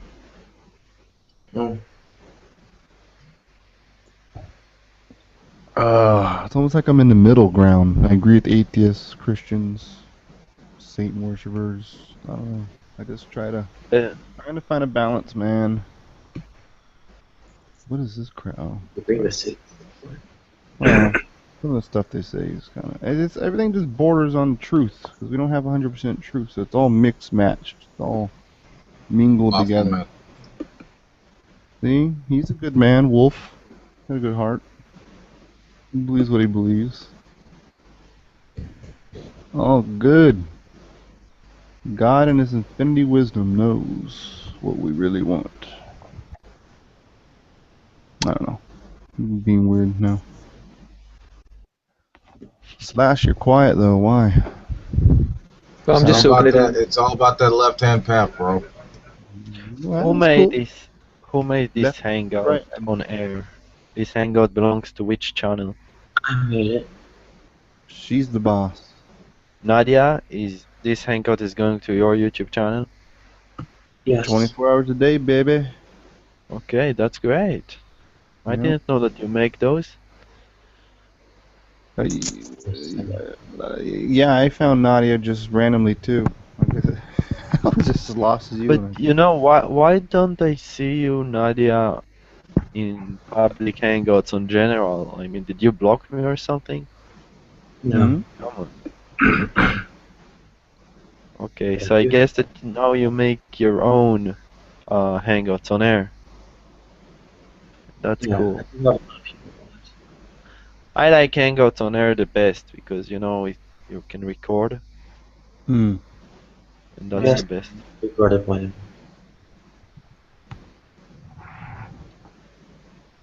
A lot of the discussion revolves around LGBT issues. My experience is pretty. Yeah, come on, let's talk about Jesus the atheist. Jesus the atheist? Yeah, whatever, man. Those who do not worship the Roman Emperor's divine. I like this guy. He's very cool. I gotta follow you. I have to follow everybody. It's my little thing I do. Who are you going to follow? I'm gonna follow you. Then I'm going to follow you back, man. Brian, man. I see your picture. Is that your bro? Broski? Yeah, it's my bro, Kafkazian. And on your picture it says Guardian of God. Yah.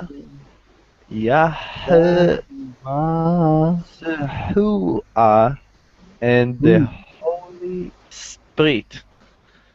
Yeah, that's cool. I try.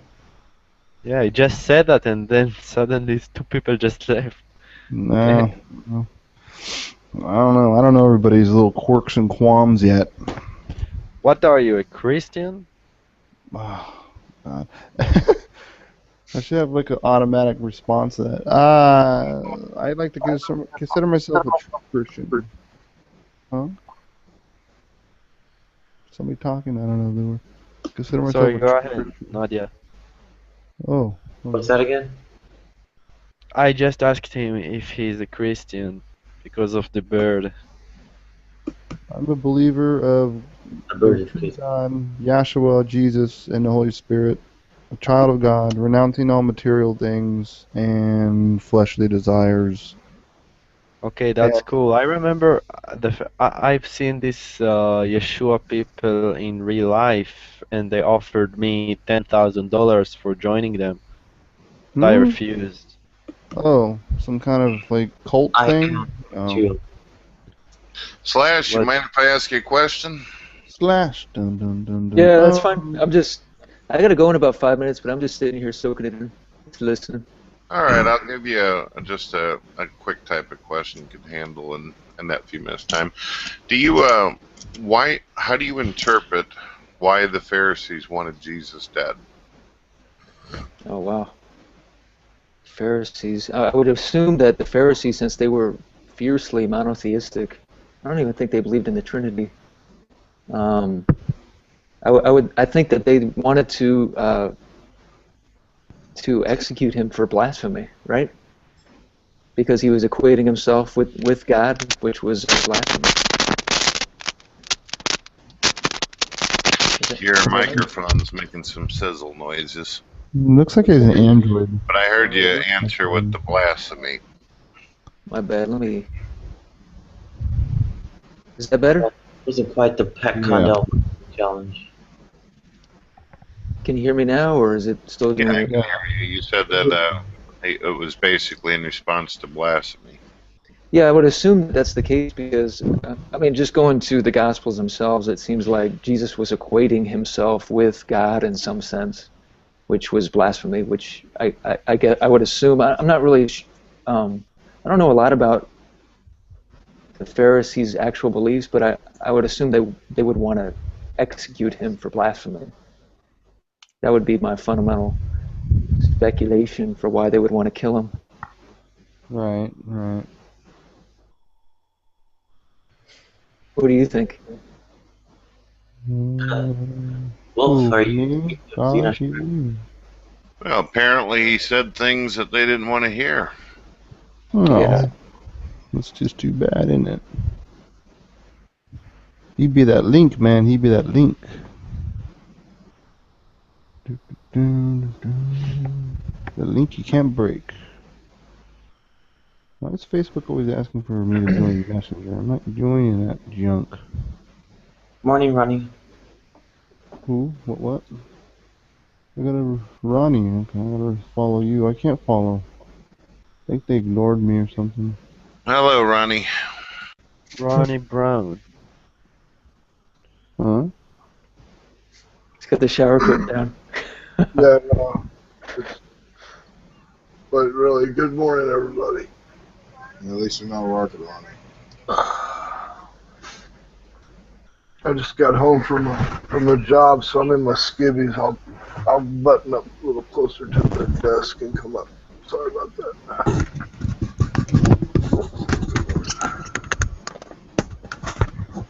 There's that beautiful face.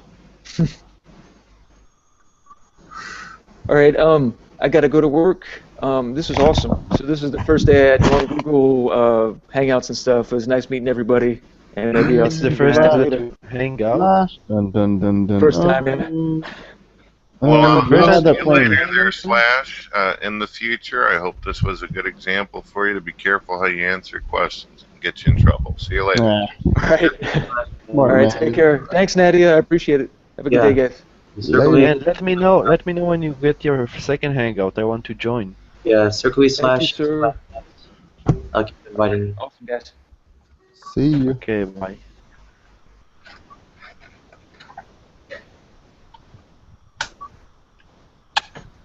Another one bites the dust. Another one bites Yep. Can't hang the big boys and girls. I don't know. No, people will come over time.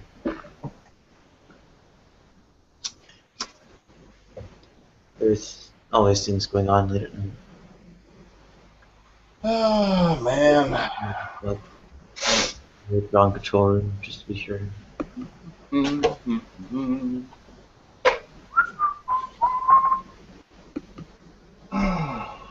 I think sometime this week I'm going to probably end up having to do a video explaining why Catholics, Mormons, and Jehovah's Witnesses are, in fact, Christians. That'll be fun. I'll definitely watch that one. It's going to be good. Oh, yeah. Mormons, Jehovah's Witnesses. Yeah, that's a good threesome there. Yeah. Now, Nadia, you make sure you have a bucket of water on hand and stuff when I'm burning at the stake for it. Oh, absolutely. That's pretty funny. Milk and honey over there.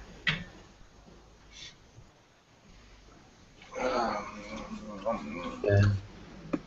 Should I maybe try to do a test run of my slide presentation tomorrow? Should you do a test run with slide presentations is what I think I heard. Yes. Go for it, Joe. Alright, here are my weight loss projections. Right. Given, well, essentially base metabolic rate only, calorie expenditure, and calorie restriction. So the next is to go with this is essentially there are 7,700 calories in a kilogram. So that when you burn 7,700 calories, you lose 1 kilo. And then, of course, your calorie balance is how much. Given that I'm not exercising at all, calories in minus BMR, calories out. Calories out is base metabolic rate only. Essentially, sort of energy you burn, just keeping your internal organs running and so on. The Pure equation is your base metabolic rate in terms of your height, your age, and your current weight. So, and gender, of course, where yes, males burn more than females. Next is, of course, beating us into a bit more expanded of a form. In particular, expanding out the age does age a little bit every day. So that age years 0 plus divided is a big factor in terms of what kind of answer you get on this. And then you can do a little bit more simplification.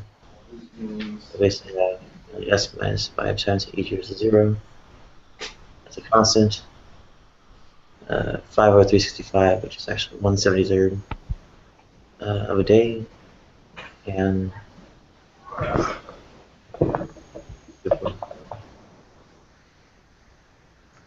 essentially everything but the day is constant. Now, for something of that form, we have basically some constant factor times your original, I guess, recurrence element. Or some other constant factor times the element in recurrence, and then an additive constant on top of that. So, too smart for me, Nadia. Go to p times h to the n plus q times n plus r. This is the repertoire method for solving the recurrence. Right. This expected closed form, p, d, the p, the q, and the r are constants to the a, the b, and the d. Right? So here we go. Plugging it in, and then finally solving your coefficient of n. Next is we could smoke out the constant from the repertoire here. These are, with q in hand, we can get this constant term equal on both sides to line up and then solve for r. Finally, get an r. We can check the exponential term on both sides.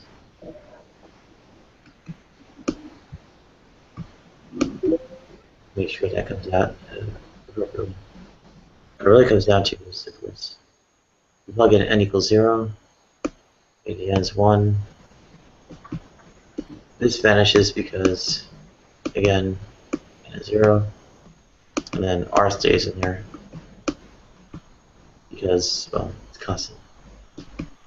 And then we have our closed form. Now that we have that much, well, there's this special function. It has a nice little solving the equation y times e to y. something of the form of the solution of appearance we just got. We want to solve for that being listening particular W. We want to using a linear substitution to massage it into this kind of form. The y times e to the y equals x. So now that we've got our left-hand side is that, and our right-hand side is that, all constants thus far. We want essentially at time or t prime 0. All these line up, or rather, not just t prime 0, but linear independence. Linear independence, right? This is a constant. This is a constant. This is a polynomial. Well, there's no linear term. There's no corresponding linear term on the other side. And this is also linear. The exponential term is linearly independent too. So we can pretty much separate those out easily. Now, moving on from there, we basically have all these going together in one shot. The only trouble is we need this h to the minus u to be equal to e. And we just repeat that outright right here, and then take logarithms. And from there, we plug and chug. The u and v we determined up here, and isolate e to t prime times t prime. Right. And then, of course, with that, our solution to that is RW. And just from checking the numerical values, we can see that it's a negative branch. So when we go about solving it all, we use a negative branch and then undo linear substitution here to go from t prime equals Lambert W to this linear kind of pair. And numerically evaluating, we have these concrete projections. For a 39-year-old female, 183 centimeters, it's somewhere between 80 and 90 kilos, taking 400 calories a day, takes 230 plus or minus 33 days, or 197, 264 days, or 7 to 9 months to reach 55 kilos, which is my weight for thyroid failure. And then put it into calendric terms. If I start on the 1st of March, reach the target midway is about 7th of October, or somewhere between 14th of September, 20th of November. And we can see 0 days, 30 days, etc., etc. It keeps dropping down. The upper and lower estimates are Nadia, are you cool with me broadcasting R1? Sorry? Are you okay with me broadcasting R1? Yeah, he's fine. So next is just get an idea of what weight looks like over time, and well, here's a little bit of a pretty picture, and it's a pretty smooth line, relatively straight line too. To the extent that the curve bends at all, it's a pretty gentle bend.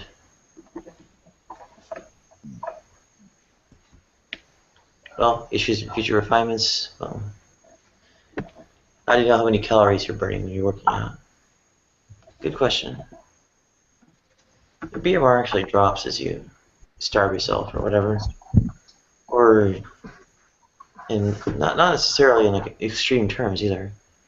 Studies say that even the usual sort of splitting the difference between a little bit of calorie reduction and some exercise on top of that, BMR still drops. How that drops lacks a meaningful model. Not a good way to break this. There aren't any formulas that kind of give you a guess. The Mifflin-St. Cure equation has quite a bit of fuzziness to it. People are plus or minus like 25%. What explains that? Not much. There's pretty much no answer as to why different individuals vary. If you get a little bit more complicated in certain realistic situations, like you only go to the gym 3 times a week, you have the trouble that, well, the closed forms you're going to get for the solution to the recurrence doesn't let you, solve for something like the Lambert W function or any continuous function. The solutions are not analytic, right? So that kind of stymies me in making it more realistic than the model I used there. Okay, go ahead.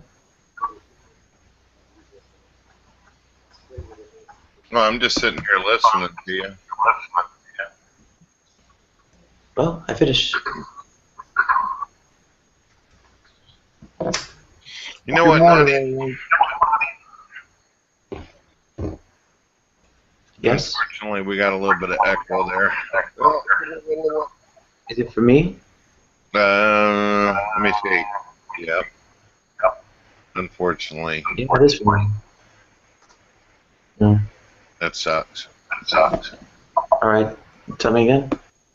Well, I was going to say that I think that I like it better at nighttime or in the morning sitting here doing these hangouts and stuff with you, because this seems like a better time to be able to actually have conversations with you. I notice during the day people are so fucking absorbed in themselves, they don't really give you an opportunity to speak, so it's nice to hear you be able to talk more, I'm just saying.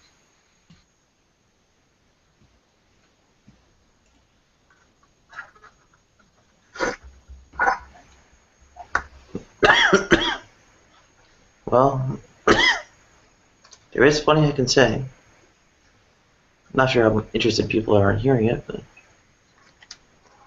And yes, R1, I was talking about diet calories.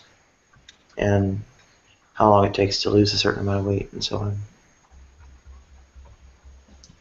No, I think you're a very interesting individual. You have a great deal to contribute. Yeah, you're definitely smarter than me. You lost me. Hold this demonstration. So, good job. Dropping my mic over here. So I'm supposed to lose you. Huh? I'm supposed to lose you. It's supposed to explain it to you. Well, I understood it, but I'm not that smart in all these equations and stuff. I just work out and try not to eat as much, and I've lost. My top weight was 485. I'm at 270 right now, so gone through a little bit of loss. So I just. Huh? Congratulations. Oh, thank you. Just I know some people can't work out, so it's definitely a little bit more difficult, especially you have to watch everything you do. But yeah, I've been above 200 since 1995. I was working a lot of factory jobs back then, as it kind of got bulked up. Right. You can't just do like weights, like little light weights or something, or stretching at least. Some kind of stretching. Just light workout definitely helps. Walking, jogging in place or something. I don't know. Yeah, there are a lot of constraints. That's a big one of them. Right. Yeah, so you can do it. You could lose more. I don't think you need to lose any weight, but maybe your doctor says differently. But if you could do it with that exercise, then more power to you, definitely. I got a question for you, Nadia. Oh, sorry, we got a little bit of... Go ahead. You got it out of your system? You were saying earlier that you got the eyeliner tattooed in the lip thing. Does that take feeling out of the lips at all? Not that I can tell, no. Is it did it seem pretty painful? I've got very sensitive eyes. I couldn't imagine what it'd be like having a tattoo person doing that. It didn't to me, but then again, I like needles. Oh yeah, the masochist thing, right? What's the difference between a sadomasochist and just a masochist?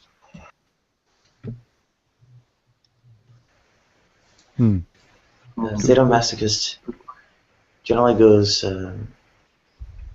both as a sadist and a masochist.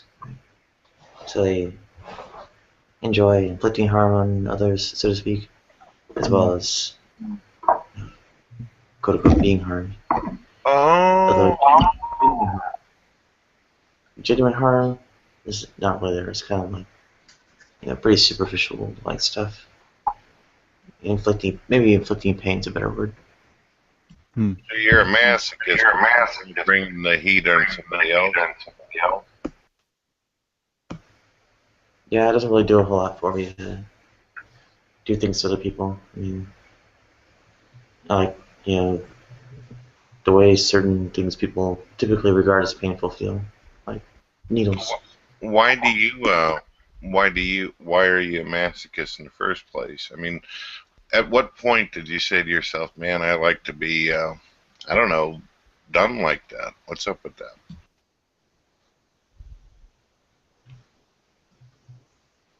It just felt good to have certain kinds of sensations, like needles getting stuck in me and so on.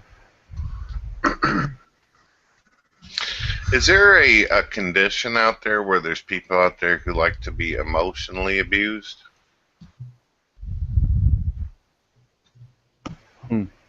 Yeah, it falls under a sort of, it's called masochism too.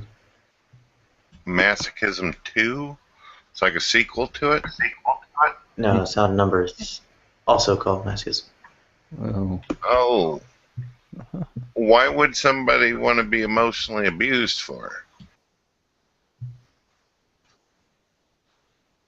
I have no idea. Demonic influence. That aspect of things myself. So for you, it's just physical, though. You're not into the whole emotional part of it. Right, and I'm also not into the whole dominance and submission or bondage and discipline thing. So when you say you're a masochist, what are you actually saying that you're doing?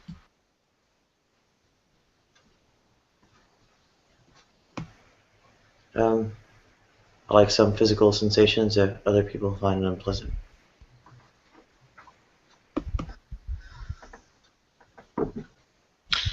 Would you be able to say that technically I'm a masochist for hanging out with people who are abusive to me a lot?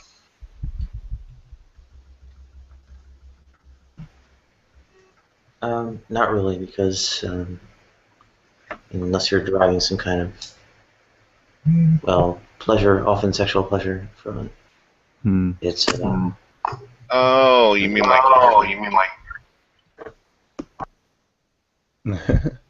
You're just trying to help people, that's all. So you actually have to be actually doing something like that in order to be a masochist.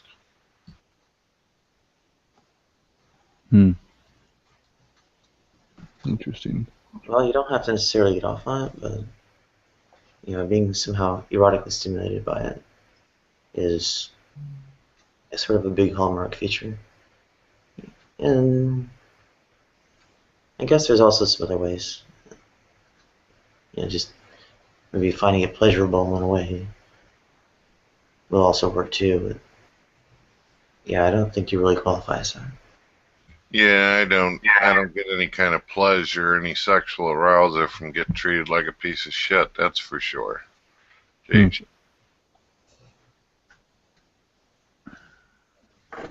Yeah, I hear you. Yep. Ditto. Ditto on that.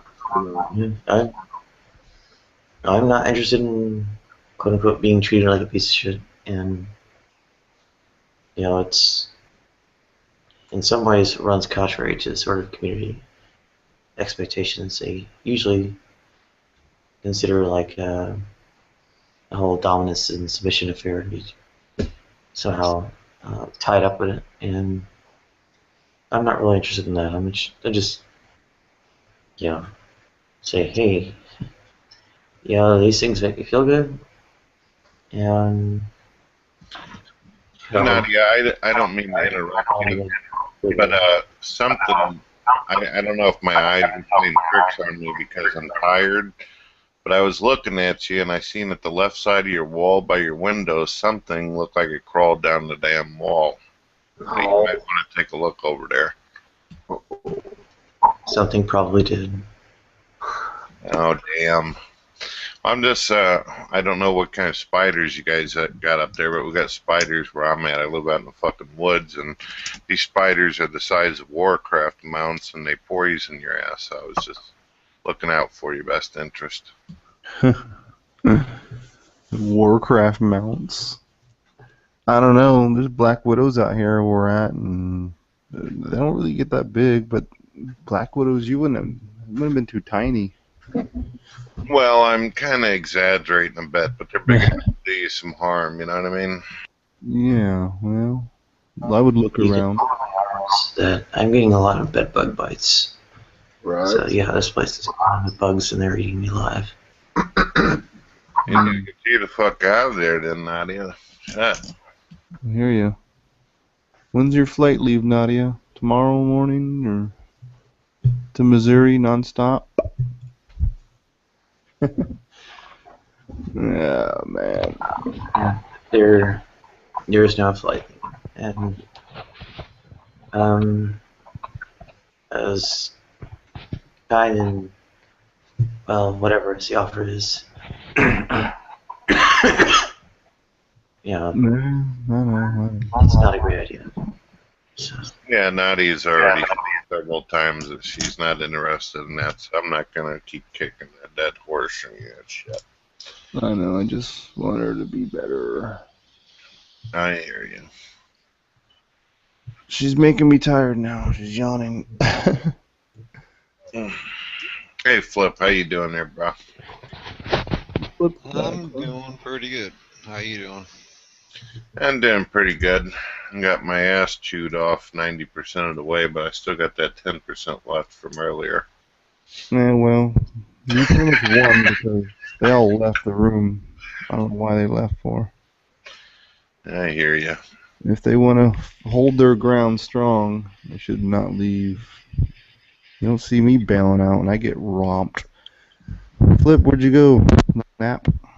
I just wish that whenever other God believers felt like I was doing something incorrect or answering them properly, that they'd take me aside privately and talk about shit. I don't know why they gotta publicly try to fucking make me look like an asshole and shit just for having my own thought process. I agree. I just don't get it. Even atheists do that, and the Satan worshippers. That's what I'm saying. A lot of Christians don't have respect for anybody else. It's just annoying. Yeah. But, they're just kids walking around doing the thing. Yeah. I want to go over there and fix those blinds for her. We'll put some new blinds up at least.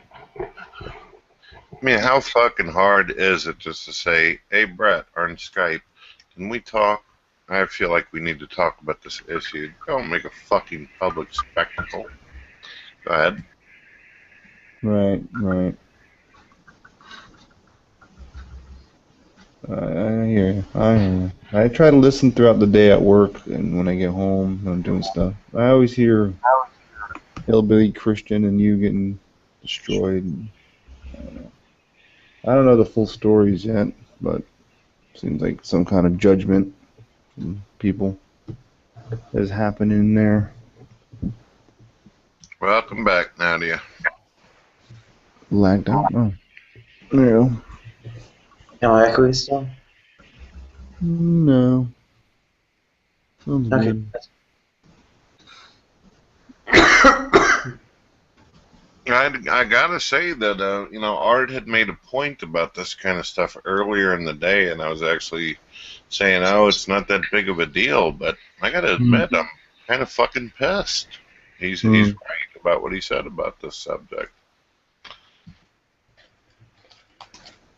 No.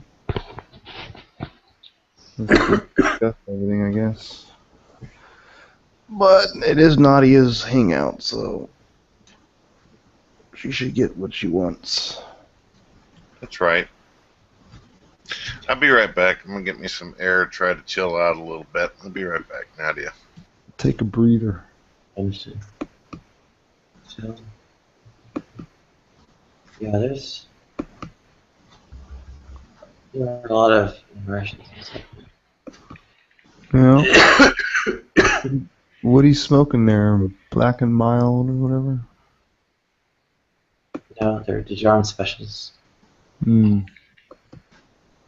Oh. What's his name smoking too? I think Ronnie. Thank you. Good morning. What is it? This one is, probably the $9 one, and it's a buffer. But seeing how I only have one regular tobacco left, I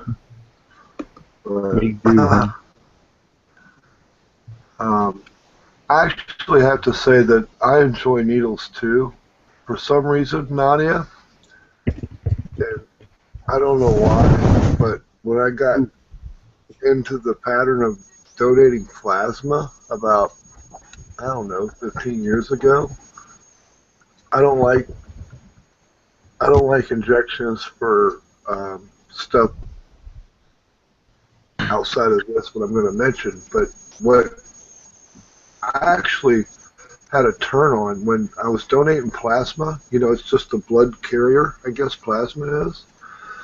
In the old days, you would have to do this, and you would drop a bag of plasma, and then they would return saline to you after, right? It wasn't combination. Now they have these machines, what have you, extractors or whatever.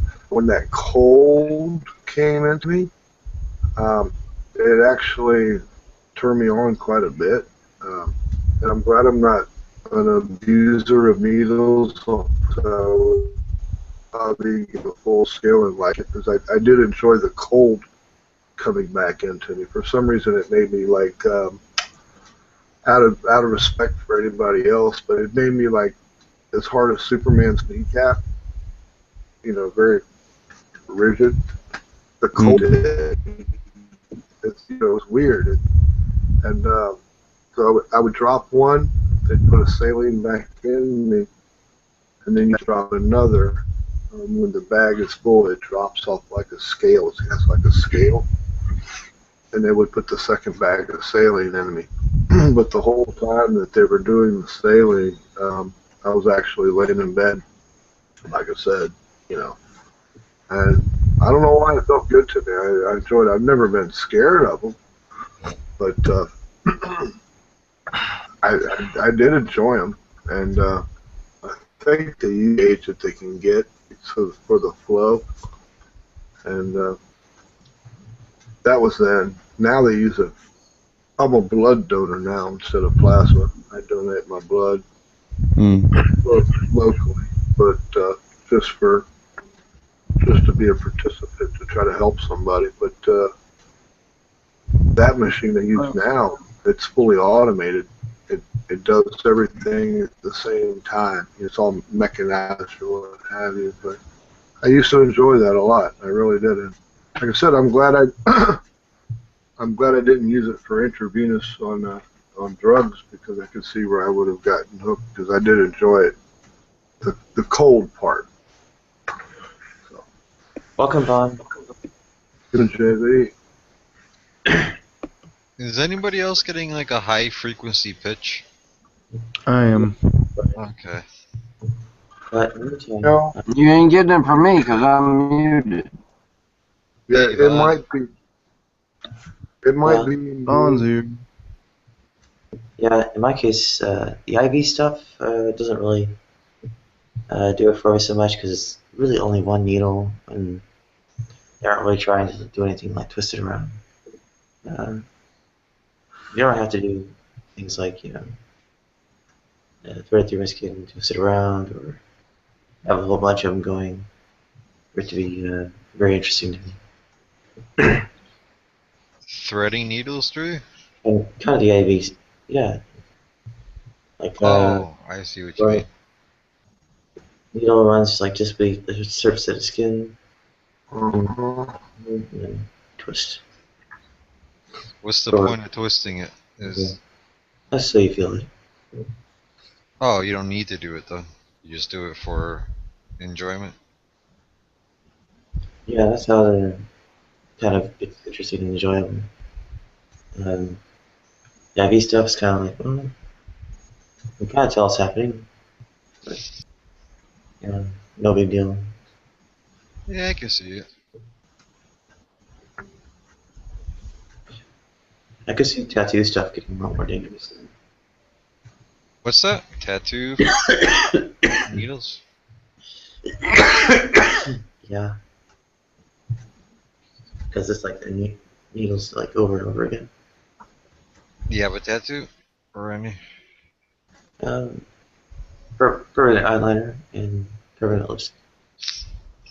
Did you enjoy it? But the good news is you used green That's and what you need. You need you a makeover, man, and make you feel better. That's what you need. Yeah, it would help, but in the meantime, they used numbing cream that helped to tone it down a bit. It was able to keep it professional that way. Who did that for you? Not a regular. I'm sorry? JJ Eyeliner in Manhattan. Oh, okay. Or JJ Eyelashes in Manhattan. Never really heard of that before. Permanent eyeliner and things. Is that common? Yeah. There are people that do that. Maybe I'm not sure it's very common, but I know that people do that. Anyway, sorry. So you never have to put on eyeliner then? That's not quite what it means, but I always thought it was makeup. That was pretty wild to hear that. Would women who do have that still apply eyeliner also, or? Yeah. Oh. I remember as a kid there's a Daffy Duck cartoon, and Daffy Duck Bugs Bunny cartoon about makeup. It was funny as hell. I laughed till I cried. I thought about getting a tattoo a long time ago of Peace Sells But Who's Buying cover. You ever seen that Megadeth cover before? Oh yeah. Thought about it. I also thought it'd be kind of cool to have like some kind of dragon, but I just didn't get around to it. Them damn tattoos are expensive. Yeah, they ain't cheap. And no, I have no tattoos or identifying marks either, but I have a reason for that. Military. Yep. Yeah. Military, government. No identifying marks. I'm a disposable tool of the government. Doesn't that make you feel wonderful? Doesn't that make you feel wonderful? Just warms the cockles of my heart, boy, I tell you. yeah, I don't think I'd really consider any other tattooing besides cosmetic tattooing. Yeah, I got no tattoos either. All the times I've been drunk, it never even crossed my mind. Yeah, but when now you guys bring up tattoos, I mean, I look at historically. Nowadays, it's I see so many people. The person could be let's say you would consider the guy, he looks like a nerd, he wears glasses, he's scrawny, whatever, and he's got tattoos. You can look at, you know, whatever, some fat chick or whatever. She's not attractive. She's 350 pounds. She's got tattoos on her boobs or whatever. It's just become so trendy. And if you go back like 20, 30, and maybe 40 years ago, I mean, who are the only people that were getting actually tattoos? Maybe sailors and inmates, you know. But now it's become like a trendy thing to have. When before it wasn't like that. I'm just kind of putting that out there as like it wasn't trendy, and now it's trendy. Like everybody and anybody, it doesn't matter. You know, I'm not. You know, I'm not saying, you know, that if people get tattoos, I'm like, oh, that person is a bad person or something like that.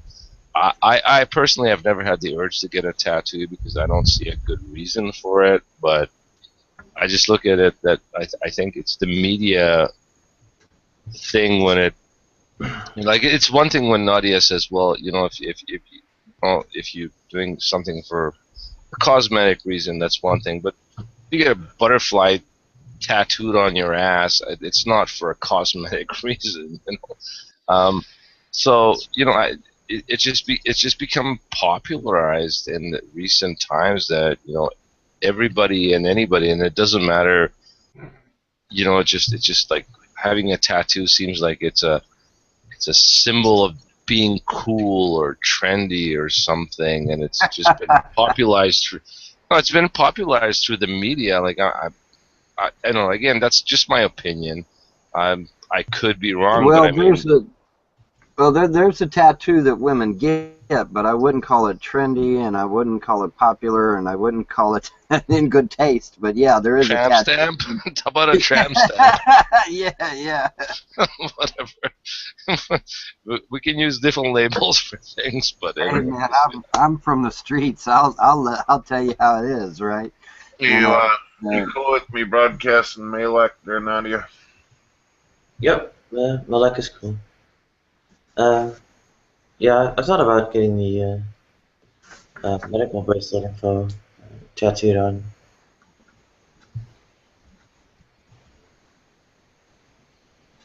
Or at least so. Well, I never asked you this, Nadia. Well, you know, as in a medical sense, would you be okay with like getting chipped?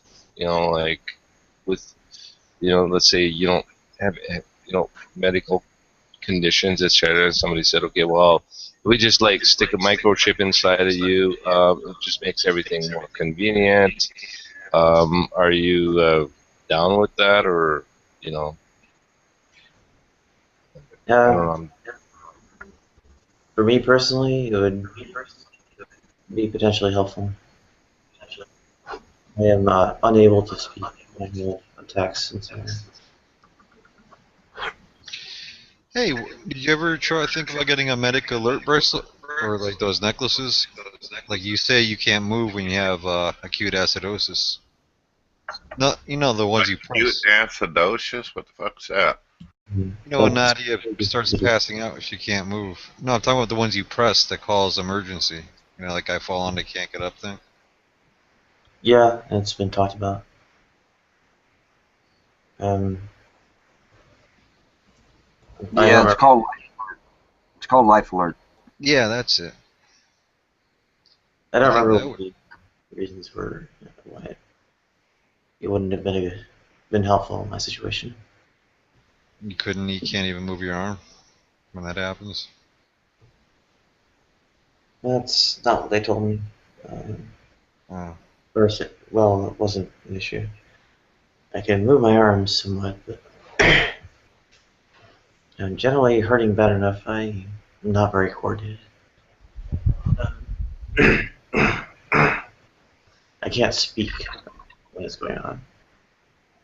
I having an extremely labored breathing called cuss-ball breathing.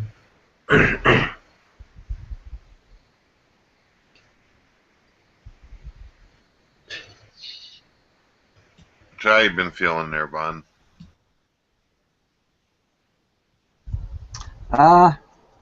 So.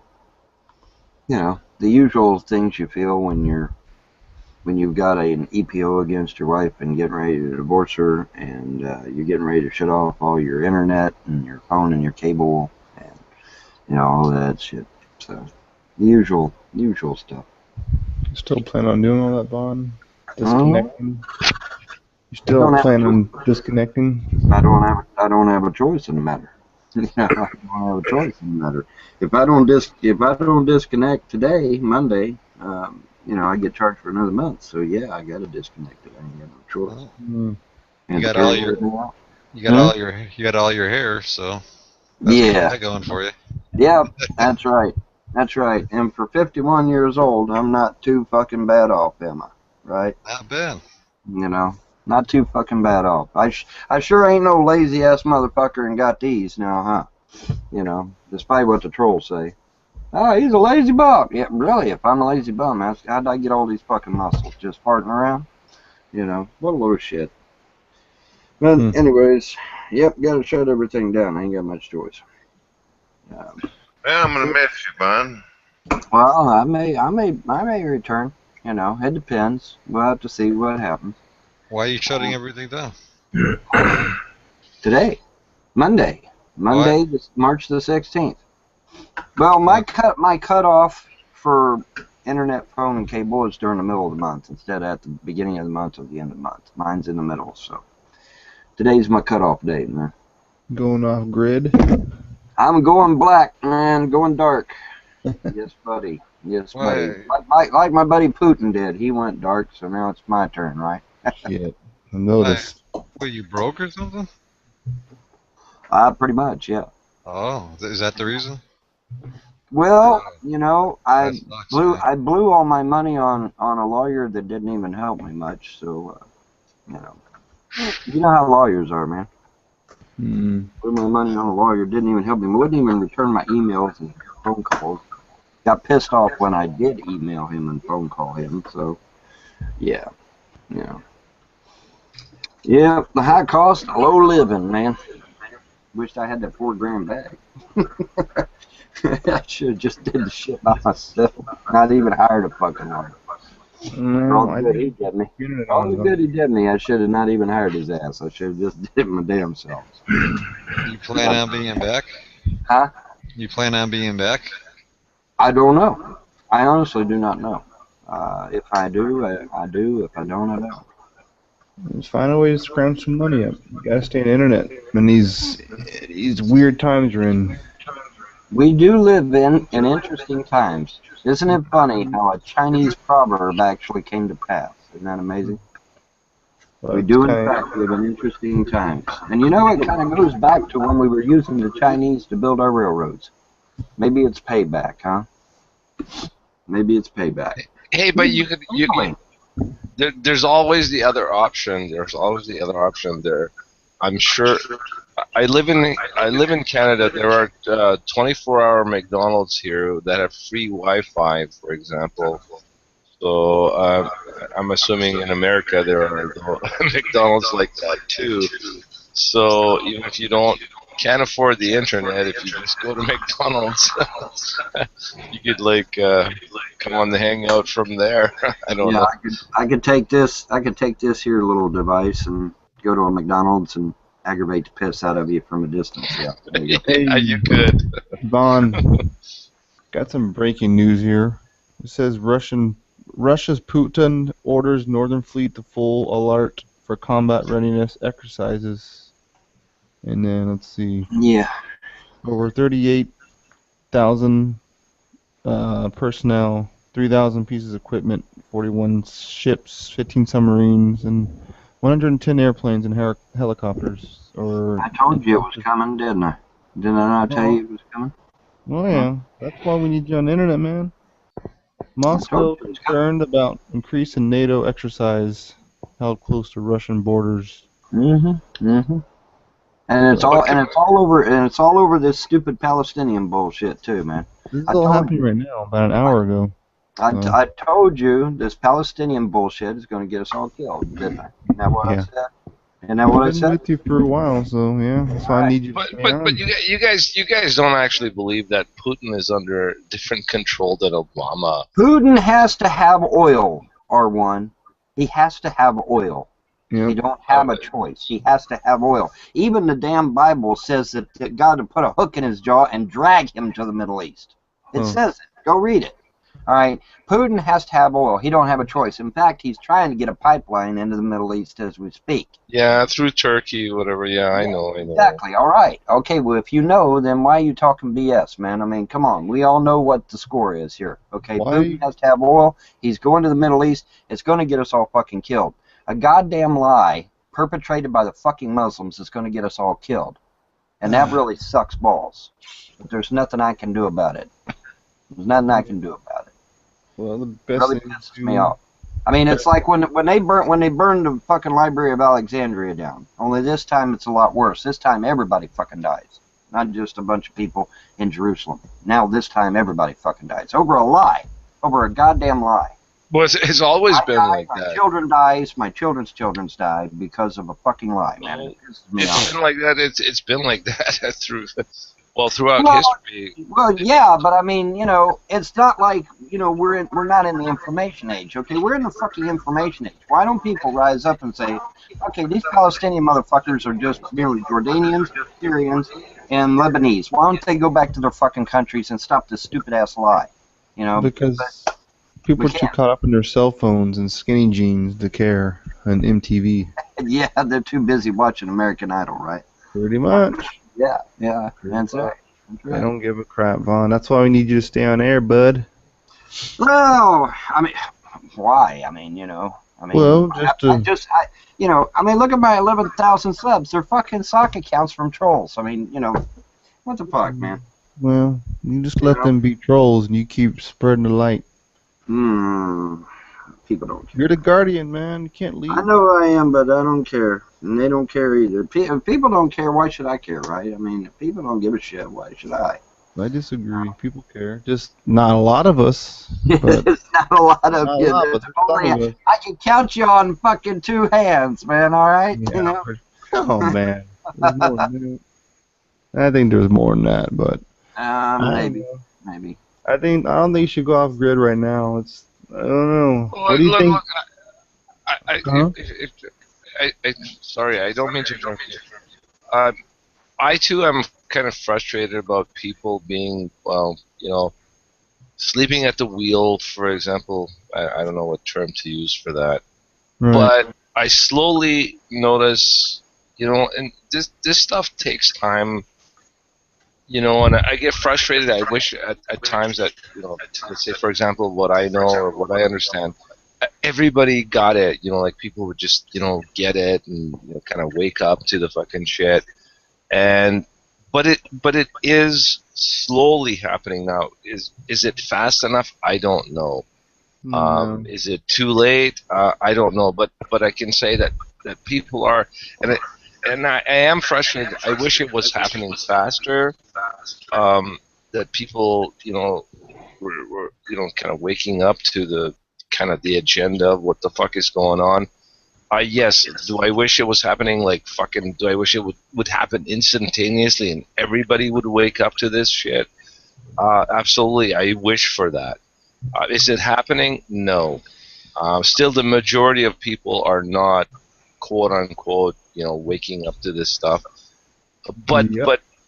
but I do see that more and more people are waking up to this. Is it too little, too late? Well, I don't know. I don't. At times, I kind of give up hope for it. At other times, I'm like, well, you know, I want to like press on. You know, R1. I can make this real simple for you. You want to know when the people of Earth will truly be free? When you turn on your news and you see the Rothschild family, the Rockefeller family, and all these fucking elite families, the 13 elite families, are standing in front of a 9-judge panel and getting charged with crimes against humanity and war crimes. Now, when you see that happen on your TV set, then you will know beyond a beyond a shadow of a doubt that the humanity of Earth truly is free and that we are no longer a prison planet. Well, I'd like to see them in front of a fucking firing squad, personally, but anyways. Well, yeah, I would too. But that's when you know you'll truly be free. That's when you know humanity will truly be free, is when you turn on the news and you see that shit happen. Now, until then, we're a prison planet. You know, ironically, like Alex Jones says, we're a prison planet, and we will be that way until the elite stand trial. It's just that fucking simple. Now, you're telling the truth. You are telling the truth that people are waking up in droves. They really are. But is it fast enough? And is it expedient enough? I don't know. I don't know. Yeah, It looks like it's a race against time. You know, the elite know that the people of Earth are waking up to their bullshit. And so they're stepping up their game too, though. They're speeding up their process too, because they want this whole Armageddon shit to go down. They want the Middle East to fucking explode. Because see, when you and I see a naked woman, we get a Woody, right? When they see millions of people dead in the streets, that's how they get a Woody. You understand? You understand? Trust me, I understand that. Yeah. Okay. Better than most. All right, because these motherfuckers are twisted fucks, right? Okay. So you know.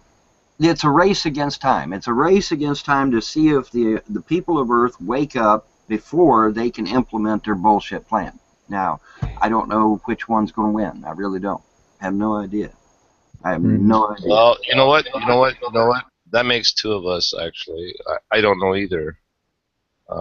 I see. Well, and again, I hate to using terms like people awakening, whatever, but whatever, okay, I'll use that term, but I see that it is happening. There are people that are kind of, sort of awakening to what the hell is going on. But again, like you said, is it enough people fast enough compared to the agenda that is being pushed that you, let's say, for example, get enough people waking up to stop the agenda that is going on, and you don't necessarily even need, maybe even you might not even need 50% of the people to wake up to the agenda. Maybe, I don't know, maybe you need 10%, 15, 20% of the people, as an example. But so yeah, exactly. I don't know. I don't know which way this shit's gonna play out. So the people in the West need to wake the fuck up, and they need to do it quick, because they won't be a West. They will not be a West or Russia if this shit continues. I mean, my God, they've already got women convinced that if they have a child, they're going to be labeled a baby maker. Okay, girls actually believe that shit now. Oh, if I have a child, I'm going to be a baby maker. I ain't going to be worth nothing. They've actually equated having children with being worthless. Okay, that's how bad it's gotten in this country. Wake the fuck up, people. Wake up. When you denigrate the idea of being a mother and a wife, and people actually buy that shit, yeah, there's way too much fucking fluoride in the water. Okay, we need to wake the fuck up. We do. We need to wake the fuck up in the West, man. We need to start having kids. We need to tell Rockefeller and Rothschild to go take a hike. We don't need their fake ass fucking fiat currency. Yeah, no, I agree. I agree with you. So I'll shut up. But yeah, I agree with you. No, he left. I'm not near my computer either. I was gonna ask where he thinks Putin is. Putin, see, I know maybe somebody will disagree with me on this, but hey, look, Putin is just as controlled as Obama is, unfortunately, in this day and age. He might present a different image, and people might see it differently. Like I know a lot of people, even on the internet, go, well, Putin is this and that. Look at him. He's not like Obama or blah blah blah blah blah blah. But he's controlled by the same banking interest as fucking Obama is. I'm sorry. Right. I'm with you. I just wanted to see what Vaughn thought. Where he thinks he's hiding at.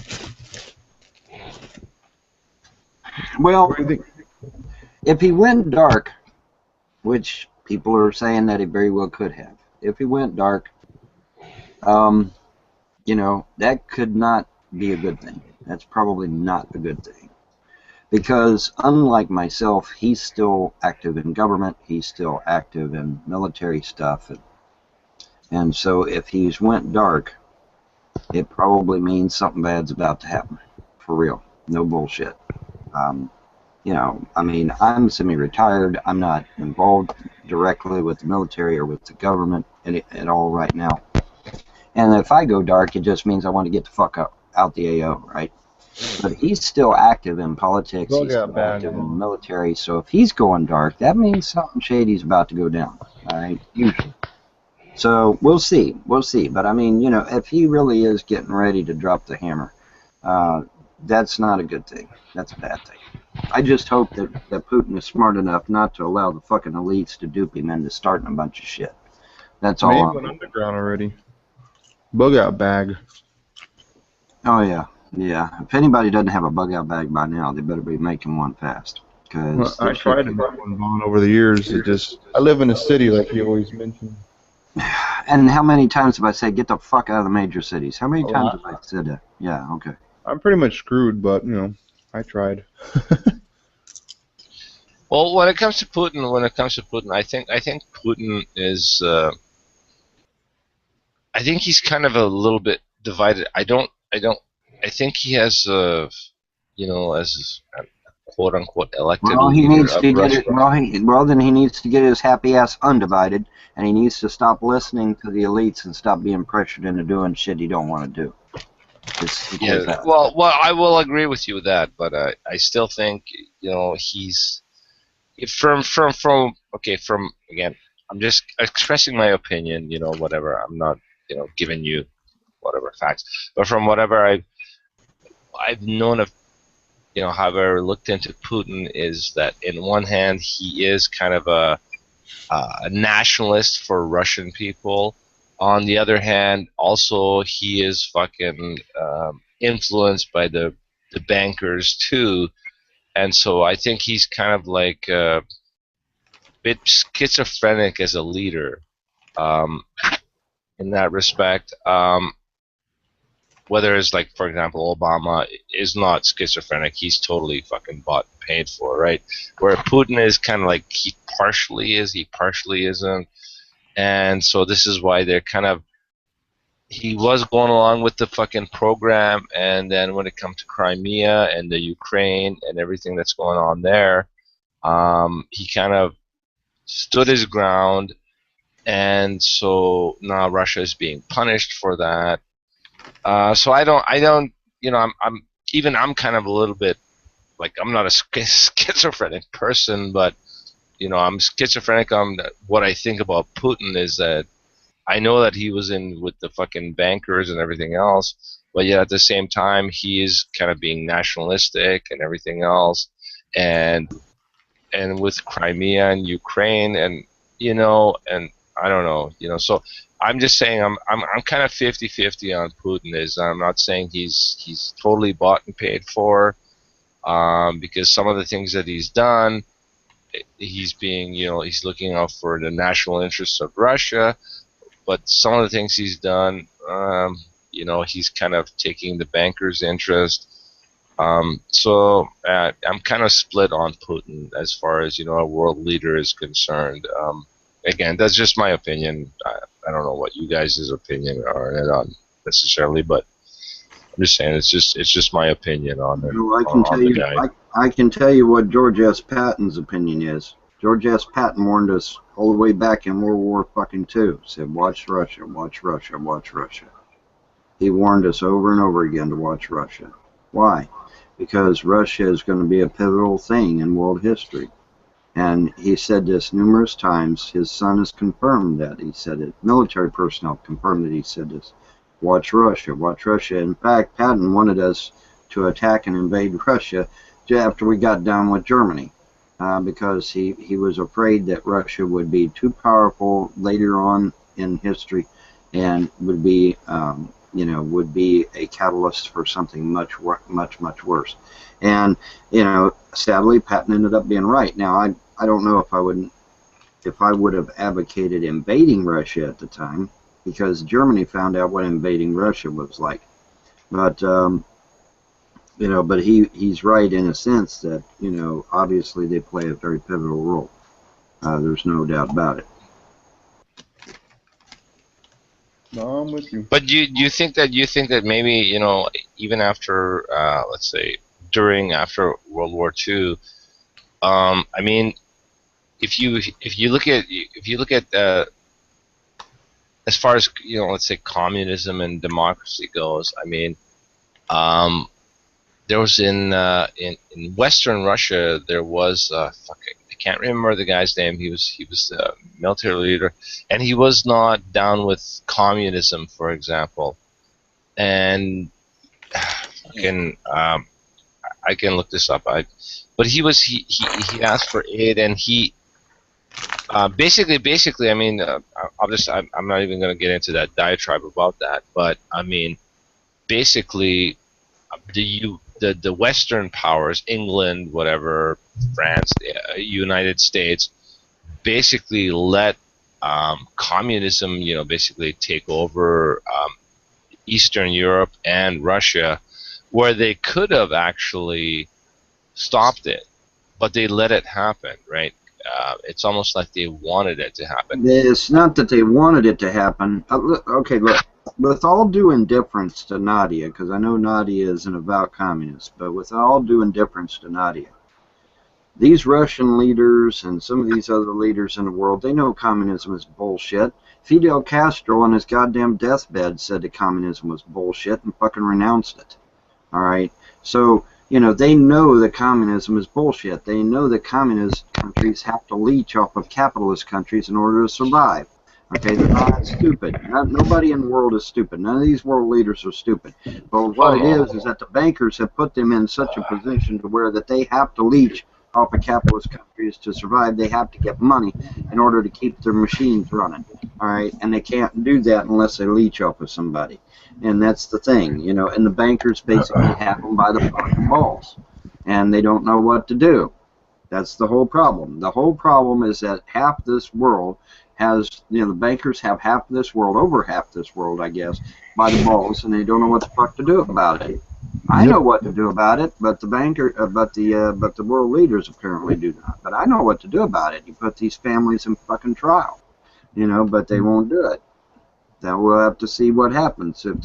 If the countries of the world are sick and tired of being sick and tired, then they will rise up together in one voice and throw these motherfuckers in jail and get it over with and get it done and over with. Like I said, if you truly want to know when the human race is free, is when you turn on your news and you see these 13 elite families being charged in a Nuremberg-style trial for crimes against humanity and war crimes. When you see that happen, then you will know that humanity truly is free. And until you see that, they're not.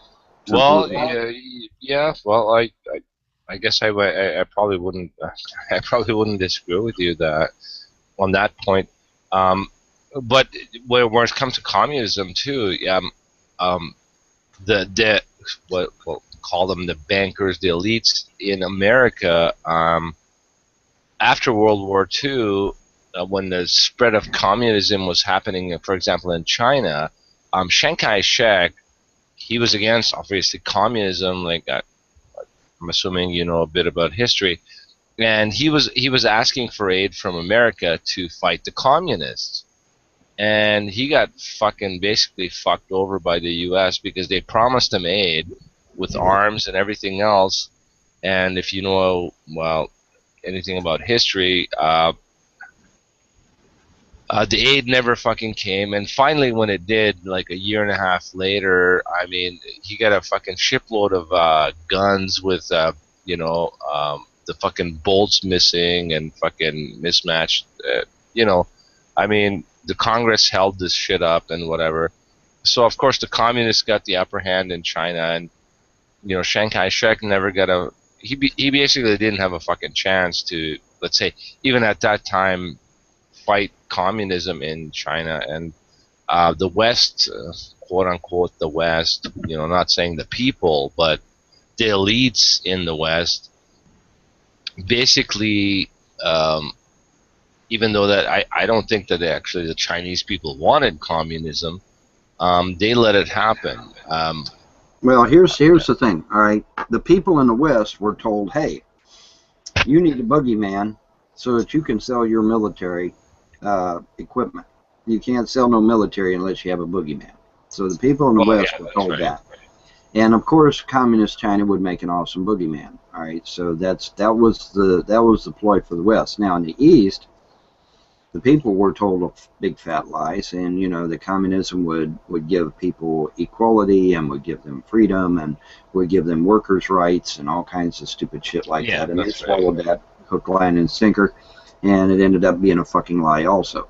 All right. Yes. Even modern day Chinese government today, even the Chinese government today will tell you that communism is bullshit and that they have modified their political structure to take out all the bad parts of communism, in their words, their opinions. Now, I will say one thing.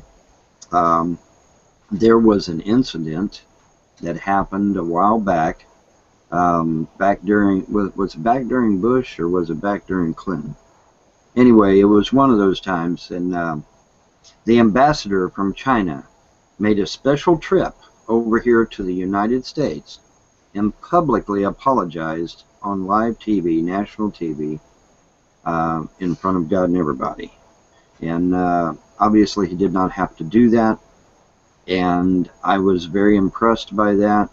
And I was very motivated to think that things might change in China and that China might eventually get away from the brutal oligarchy and the communist ideology.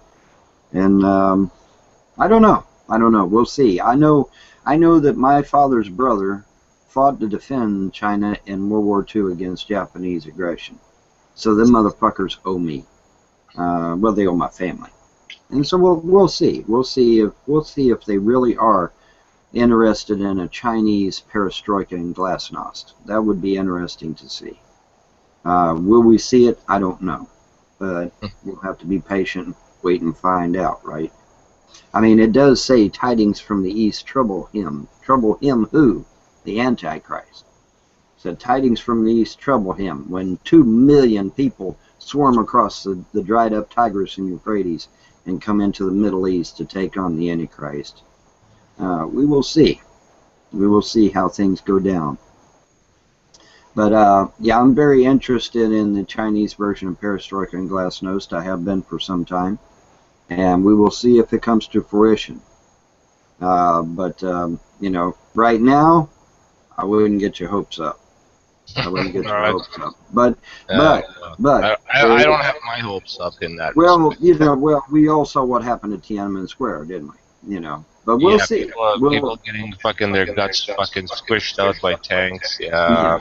Yes, that's right. That's right. Millions of them in Tiananmen Square, slaughtered like dogs.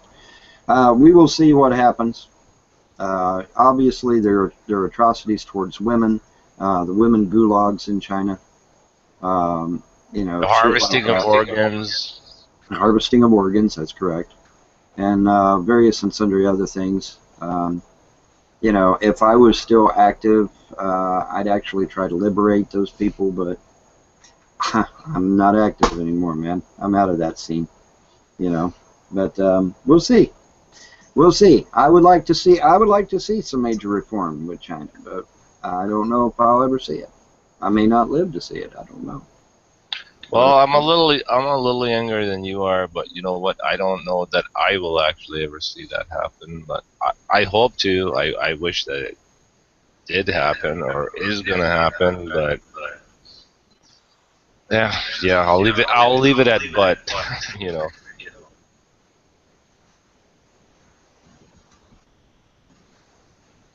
So.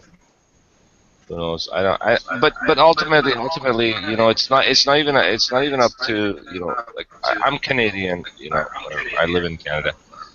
It's not really up to the liberation of China is going to have to come from the people themselves. They're going to have to rise up against the tyranny that they're under, because they're still under communist rule. Yeah, they, you know, they have factories. You know, the money has come to them. They have, the economy is kind of, growing and everything else. But ultimately, they are still under communist rule. So it's gonna be up to I mean, there's a billion fucking people in China. So, if there's gonna be, well, I don't know, reform or anything happening, and getting rid of the Communist Party in China, it is not really gonna come from America or some fucking European country, whatever. It's gonna have to come from, the Chinese people for themselves are gonna have to rise up against, well, what I would consider the tyranny of the Communist Party that still exists in China. And I don't know, the American military can, make that happen. I don't really think so. But anyways, that's just my opinion. So, kind of gonna leave that at that. But well, it's not gonna, a military action is not going to change that. What needs to happen, and it is happening. I mean, the younger generation in China are realizing, hey, America is not fucking evil, and we're not gonna try and kill them all and all this other stupid shit that they've been fed over the years. So we'll see what happens. Like I said, man, if I was still active, I'd do my part to try and stop some of the bullshit, but yeah, and then the unfortunate thing too, of course, the internet that the Chinese people have access to, as far as I'm aware, is fairly censored too, right? So heavily censored. Right. So then, now they still people still manage to get out and get in and get information, but it's it's sporadic at best, but they manage to get some. And once they get out and they see, oh, well, shit, the American people ain't trying to kill us. What the fuck? That's a lie, And so the people in China are waking up. They want democracy. Tiananmen Square showed us this, that the Chinese people do yearn for democracy, and so we'll see. We'll see what happens. I'm like I said, the Chinese version of Perestroika and Glasnost. I hope to see it in my lifetime, but I don't know if I will or not. We'll have to see. I think these female gulags, that would be a good place to start. I would like to see the ambassador to China get up and apologize for these female gulags that they've got going on, and this denigrating of women that's going on. And I would like to see Saudi Arabia to do that also. Let's start there.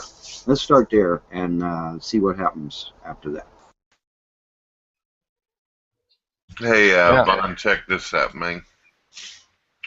Oh, hold on a second. Here we go. Let me give you this link. Apparently, the Vatican, they have stated that they are in support of violent force being used against ISIS.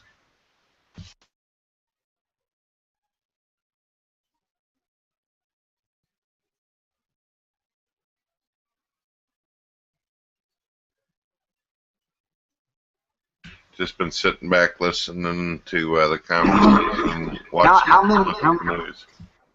How many years did it take for the Pope to rise up and do the Crusades after the Muslims swept across northern Africa, wiping out old pagan cultures, and then sacking Constantinople, then sacking Jerusalem, and then finally the Pope gets off his ass and says, "Hey, maybe we got a problem here," And I see this as the same damn thing. This is just history repeating itself. I mean, look at all the shit that Islam's been doing, and now the Catholic Church finally realizes that there's something wrong. Gee, great, dude. A little bit late, but great. Whatever. We'll see how this pans out. If it's anything like the Crusades, it's nothing but a drop in the bucket compared to what Islam has done. But we'll see. I mean, I'm history repeats itself, but maybe this time things will be different. We'll see. We'll see. I mean, public condemning something is fine, I guess. calling for active aggression is fine, I guess. But unless you actually outlaw it and call it what it is, which is a cult, it's not a religion, it's a cult. Call it what it is, and then outlaw it. You know, I don't see. I look at this thing from the sea as I don't know, just a paper tiger, really. I don't think it'll go anywhere. I don't think it's got legs. Now, if he had come up and said Islam is not a recognized religion, it is a cult because it forces people to convert and then kills them if they leave. Now, if he'd have said those words, then my ears would have perked up, and I said, "Oh, hey, wow, real change in my lifetime. Where's Mr. Chamberlain? You know." We'll see. We'll see how things go. I'm a history buff. I've always been a history buff, so we'll see.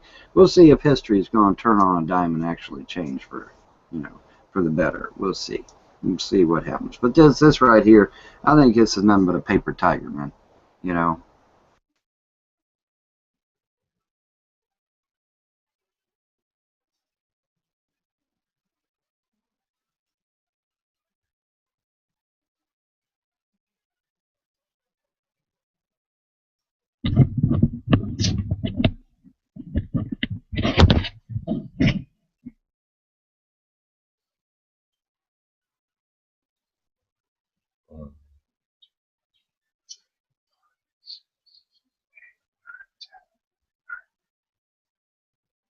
Well, shit, I didn't mean to kill the room, guys.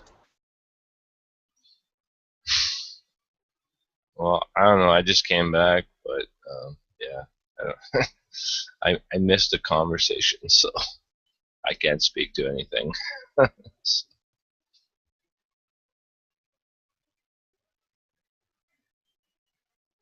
Yeah, it's kind of quiet. There's like 9 people in the room apparently, and nobody has apparently anything to say. So. I think people have finally woke up to who I am and what I'm capable of and what I know and what I don't know, huh? Oops. Oh well. Truth hurts. Even Palm Jam is quiet there for a change. Holy shit, Palm Jam, what's the matter? You ain't got any flippant remarks to say about me? Yeah, I do actually know what the fuck I'm talking about, don't I, Palm? Yeah, amazing, isn't it? Like I said, though, man, doesn't fucking matter. I'm retired. I'm gonna enjoy my retirement. I got 3 kids now. Got me a family again. After getting my family taken from me, I got a family again. So I'm just gonna chill out, enjoy retirement, and take care of my family. Simple as that. Deal with it from there. Deal with me and my kids. Handle my situation as it comes. Simple as that. But I'm curious to see what happens with China and Russia. Those are the 2 big things. If China and Russia make fundamental changes, you know, I would like to see Putin come back and say, you know what? Fuck the banks. We're going to get rid of our national bank. We're going to get rid of all ties to globalism. Yeah, but that's what the. Yeah, but yeah, I'm not saying I wouldn't like to see that either, but I know people have such a hatred of the Nazis. Well, you look at what Hitler did in Germany. That's exactly what he did. Is he did get kicked out. He kicked out the banksters and everything else, and the German in fucking. I mean, it really literally compared to when Germany was in the Weimar Republic, and people were fucking. Basically, a wheelbarrow of so-called money bought you a loaf of bread, and what he did is he kicked out. No matter what you think of the Nazis, if you think they were evil or bad or whatever, but they did kick out the fucking bankers, and the German economy turned around and became prosperous and whatever, and so they had to be fucking destroyed. And if you're intellectually honest and you do any kind of research. People always say, well, Germany wanted to rule the world and this and that. This is just propaganda bullshit. I mean, Germany didn't declare war really on anybody. I mean, basically, did almost in a sense, and again, I'm not a Hitler fan or anything else, but I just look at history kind of critically. When they went into fucking Poland, the reason is because of the Versailles Treaty from World War One. There were basically thousands and thousands of Germans that were being killed. So yeah, well, Hitler, and they were kind of, okay, let's say white supremacists, if you want to call them white supremacists, but their own people were getting fucking slaughtered and massacred. So it literally sucked Germany into defending that. And then what happened after Germany went into Poland? They weren't gonna necessarily go over Europe, but then France and Germany declared war on Germany. Germany didn't declare war on England and France. It was the other way around. So, well, yeah. Anyways, but I'm just saying, it's just history is just full of fucking bullshit, right? So whatever. Like I said, I'm not fucking sticking up for the Germans necessarily, but when you really look at it, it's like unfortunately, as you know, history. When you have a war, the victors write the fucking history, basically, right? They get to tell their side of it. We've got a modern day example of that. Why do you think we went in and toppled Muammar Gaddafi? Because Muammar Gaddafi had kicked out Rockefeller and Rothschild and was going to give his people a gold standard and give them their own money, and Libya was actually starting to prosper.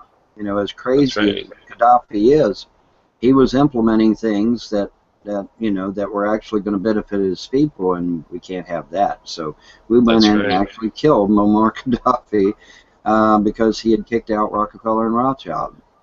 That's right, and he wanted to basically institute, I'm guessing the gold, what he called the gold dinar, to exchange oil instead of the petrodollar, blah blah blah. And then you can't fucking, obviously, the elitists couldn't fucking have that, right?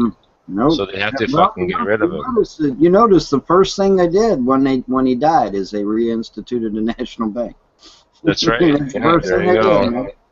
And it's so fucking obvious at this point who's actually pulling the strings. I mean, who benefits from a national bank in Libya? Who? The Rockefellers and Rothschilds, for fuck's sake.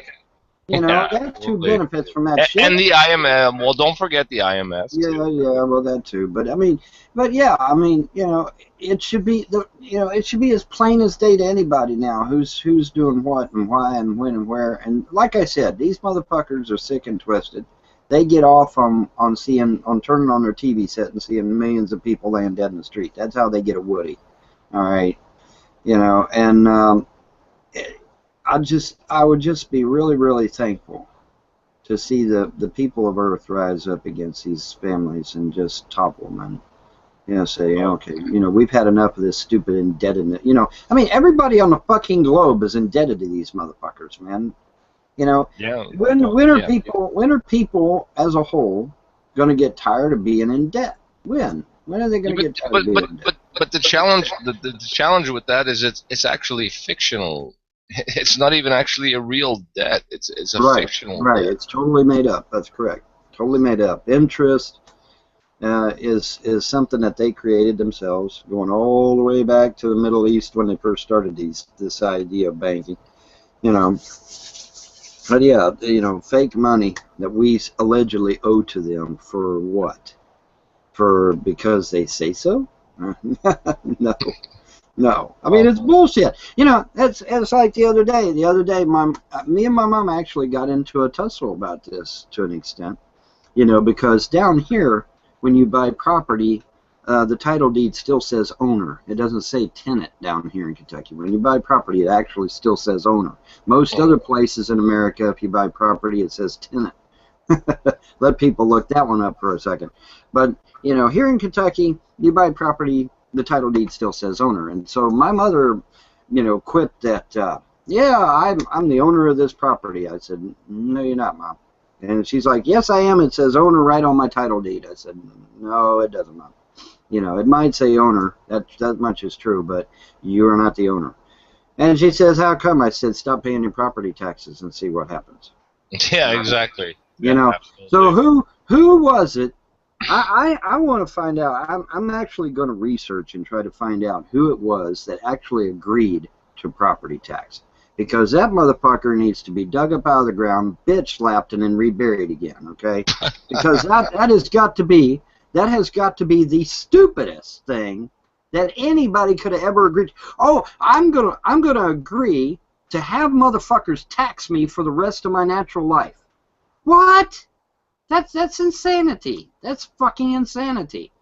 You know? But there's actually a motherfucker that agreed to this shit, and I'm going to find out who it is, and I'm going to dig him up, and I'm going to bitch slap him and rebury him again, because that's what needs to happen. You know, just for GP, man. You know, because that has got to be the stupidest agreement that anybody has ever made in the history of mankind. You're going to agree to be taxed for the rest of your natural life? Holy shit, that's a stupid agreement. You know? Yeah. But yet there's somebody in history that actually agreed to that shit, and I'm going to find out who it is. And then I'm going to expose them. That's what. Well, you know, you know, on that topic, I totally understand what you're saying. I asked people. I said, well, what if you buy a pair of sneakers, and somebody says, well, you have to give me $2 a month after you bought your sneakers, as you know, it's sneaker tax. You know. Otherwise, if you don't give me the $2, I'm going to take your fucking sneakers away from you, right? It was like, you know, I don't know if that's a good analogy of, you know, buying a property and, you know, a home or whatever. Then do you fucking own it? And if I say, well, if you don't give me the $2 a month, I'm going to take your fucking shoes. I mean, you know. You're actually lowballing that. Because if you don't pay your property taxes, not only will they take your house, but they'll take your car, your boat, your dog, your cat. They'll take whatever they can get. If it ain't not my cat, down, not my cat. Don't take my cat. It's don't take the cat. It's a Persian cat. I don't want you to take and that. whatever you do, do not kill the goat at Falkreath. Bad mojo will result. You know, but I mean, yeah, they'll come out and they'll just repo every fucking thing you've got, bud. So it's worse than what you're actually saying, because they'll not just take your house; they'll take everything. Yeah, you don't know. Yes. Yeah. You know, they'll come Agreed. and take everything. They don't give a shit. They'll repo everything you fucking got. You know, they'll say you owe it to them. You know, you owe it to them. You owe it to their fake interest that they charge. You know, who set up how they charge that anyway? The banks did, motherfuckers. The banks made that shit up. They set the policy of how much you got to pay them in interest. Well, who in the hell would agree to an idea like that any fucking way? That's almost as insane as a damn property tax. You know, we're going to agree to let some motherfucker charge us for using our own money? What the fuck? Who in the world somebody was definitely sipping on fucking fluoride when they agreed to that shit. Because no sane person would ever agree to that shit. I know I would never agree to it. You know, some motherfucker comes to me and says, "Yeah, man, I'm going to charge you money for letting me use your own money." How goddamn stupid is that? That's fucking ridiculous. That right there alone should be enough to wake people the fuck up and realize, holy shit, man, you know, I've been screwed all this time. Well, yeah, you have. Yeah, you have. I mean, it says right on the fucking money, this note is legal tender for all debts, public and private. So if you got fucking money in your wallet, you're in debt to Rockefeller and Rothschild. Period. That's right. Yeah, that's right. It says it right on the fucking money, and people still don't get it. They still don't get it. And it's written right on their damn money. At least American money. I can't speak for European money. But on American money, it's wrote right on there that you're in debt to Rockefeller and Rothschild. Yeah, absolutely. Absolutely. Yeah. That's absolutely right. Yeah. So then the question goes back to this.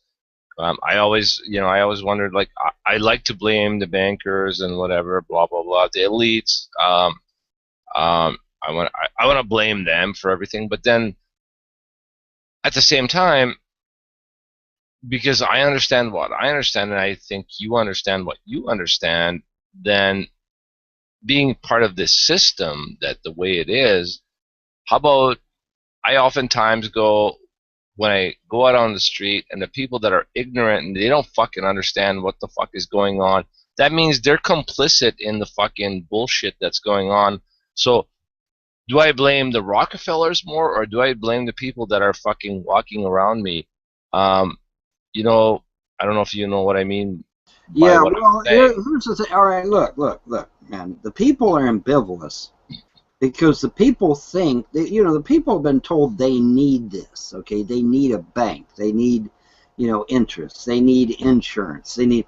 Listen, man. I grew up. I was born in '63. I grew up in the late '60s, early '70s. We didn't have no fucking car insurance. We didn't have homeowners insurance. We didn't have life insurance. We didn't have a shit like that. We could get it if we wanted it, but it was an elective. We didn't have to have it, and it wasn't mandatory. Right. What did we do? We saved up our money to cover shit like that. We saved up our money for that shit like that. You had a car accident. You handled it yourself between the other party, man. You might have to go to small claims court or something, but, you handled it your damn self. You didn't need no fucking bank to tell you what to do or to how to do it or when to do it like they're doing now. Because who do you think come up with the idea of using insurance like this and all that bullshit? I guarantee you, all roads lead back to the banks. I guarantee it. Yeah, they do. Absolutely. Absolutely. But yeah, I mean, look at what insurance has done now. Insurance has raised the cost of goods and services so fucking high now that people are barely even able to afford their basic necessities. Okay, interest and insurance are the two deadliest things in America right now, and that's a fact, Jack. And Jefferson, which is what I was going to allude to earlier and didn't get a chance, Jefferson actually stated out of his mouth, he said, I fear national banks more than I do a standing army. And he's right. Because if they control the wealth of a nation, they control the nation carte blanche. And Jefferson was right. And the bitch of it is that the Founding Fathers, if you go back and read, the Founding Fathers warned us of every fucking thing that is happening today. Everything, all of it. National banks, meddling in other countries' affairs, all this bullshit with the Middle East that's going on. Islam declared war on America in 1776. And to the best of my knowledge, that has never been rescinded. We have been at war with Islam since 1776. Now, how many Americans do you think know that shit? Probably not very many. But yeah, they declared war on us back in 1776. They started stealing our sailors and holding them for ransom. And you know what their reasoning was? Because we were a Christian nation. How about that one, atheists? The Muslims actually knew we were a Christian nation. And that's why they started capturing our sailors. But here's the thing, man. How many Americans know this shit? Probably none. I mean, is civics even fucking taught in school anymore? Probably not. I bet with all due respect, I don't know I don't know, for example, I live in Canada, like I said, I'm European. I was born in Europe, whatever, etc. But I live in Canada now. But I would really, I don't know. I don't mean to make any presumptions, but what percentage of Americans even know where the fuck Canada is? I mean, never mind what you're talking about. I'm afraid to even ask, man. I'm afraid, I really am. I'm afraid to even ask.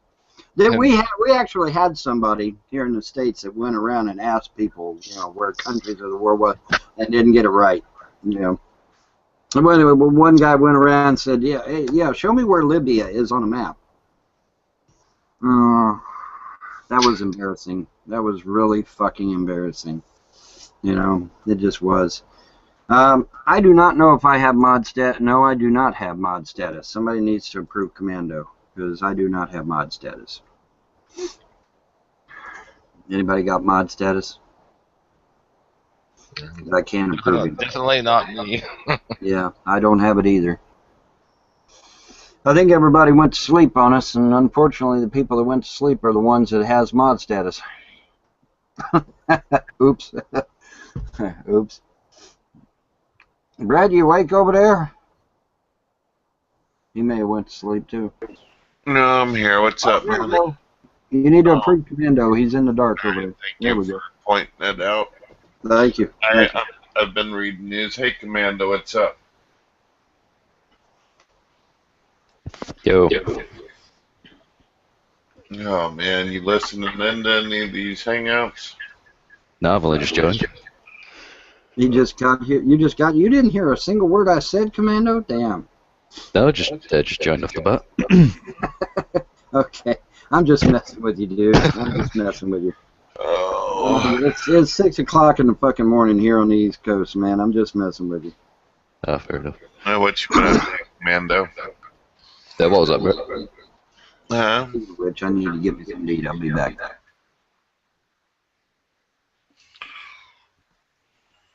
What did you say, Bert, before? I was asking how you been, what you been up to. Yeah, I'm fine, I suppose. It's only like 10 past 10 in the morning here, so...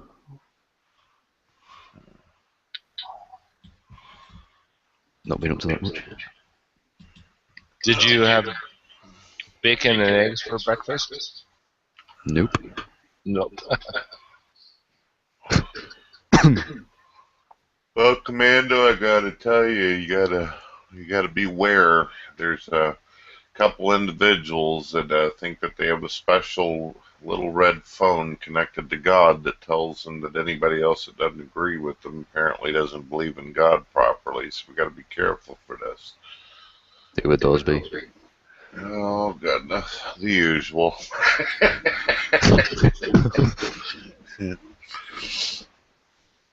You're hopefully you're not implying that about me. No, not you. Okay. Oh goodness.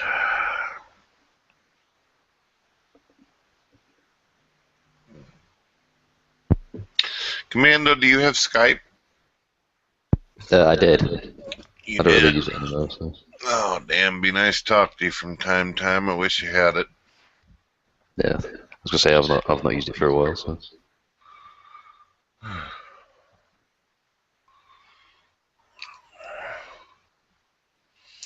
I don't know if I ever asked you this and stuff. I know that you claim to be Gnostic, but would you say that that's some form of Christianity, or Christianity literally hijacked you? I'd say Christianity probably hijacked us. So you don't refer to yourself as a form of Christianity. You're literally you consider yourself the original, and then they're the bastards that came and got it, right? Yep. Okay. All right. I mean, Christianity was made to sort of, bastardize what we were teaching. So. It shouldn't exist. It's a hybrid religion. Gotta ask Palm Jam and everything. Palm, do you think that we ought to put Ronnie out? It looks like the old boy's knocked the hell out.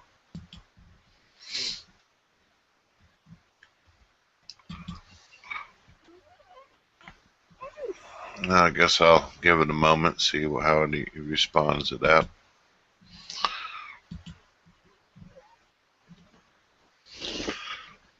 Man, I couldn't fucking fall asleep sitting up like that. That's some crazy shit right there.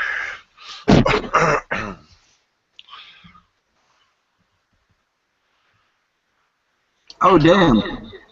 He is out like a light, ain't he? Yeah, he is. Tom, do you think I should put Ronnie out? It looks like he's knocked the fuck out.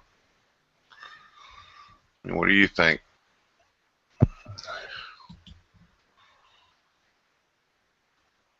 Okay.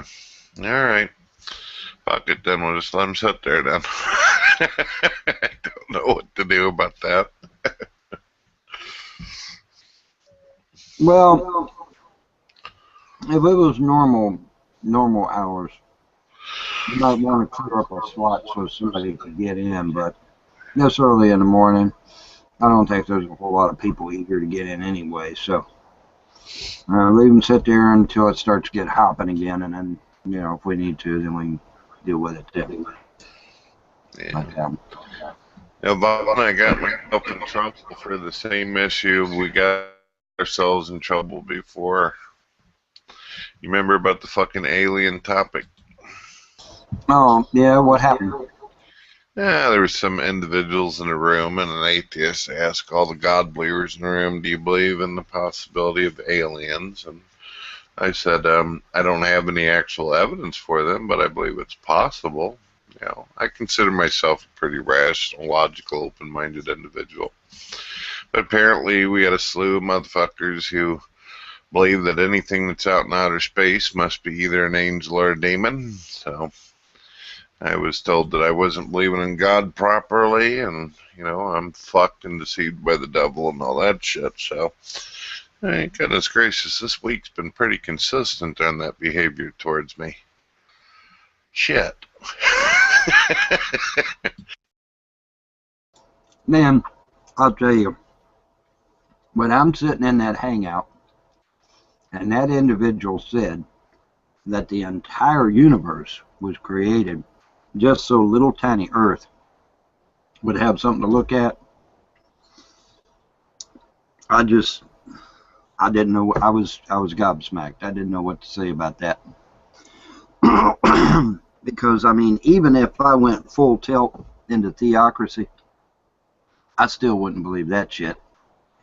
The entire universe was just merely created so that little tiny Earth would have something to look at. Oh my God, really? Really? You know, but I mean, that was actually put on the table, and it's like, holy fuck. You know, all right, whatever. Well, I think some of the things I said really set people off. I said, look, I believe that God is more than just the Bible, more than what it says in the book, and man, that just got some people really fucking pissed.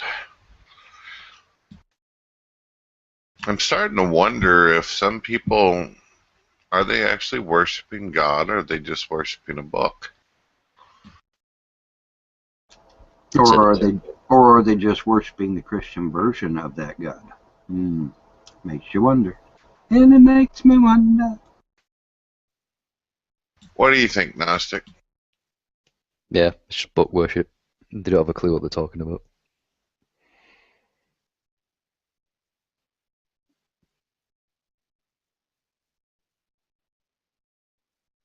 I just, Commando, I wish if individuals had some kind of issue with me, they just simply say, Brett, can we talk later? Or you want to talk on Skype? Or maybe I'll open up a private hangout, discuss some of my views and why I think that you may want to rethink things on this. But don't try to embarrass a motherfucker.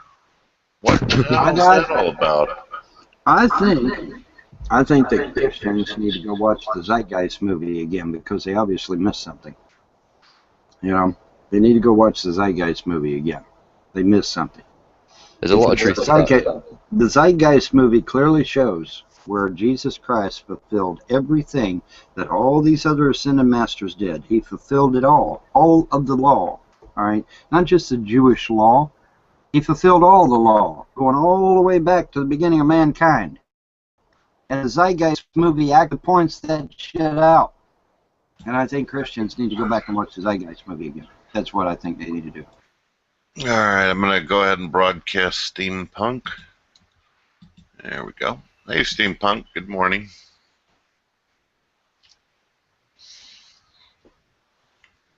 Oh, goodness. You gotta unmute yourself.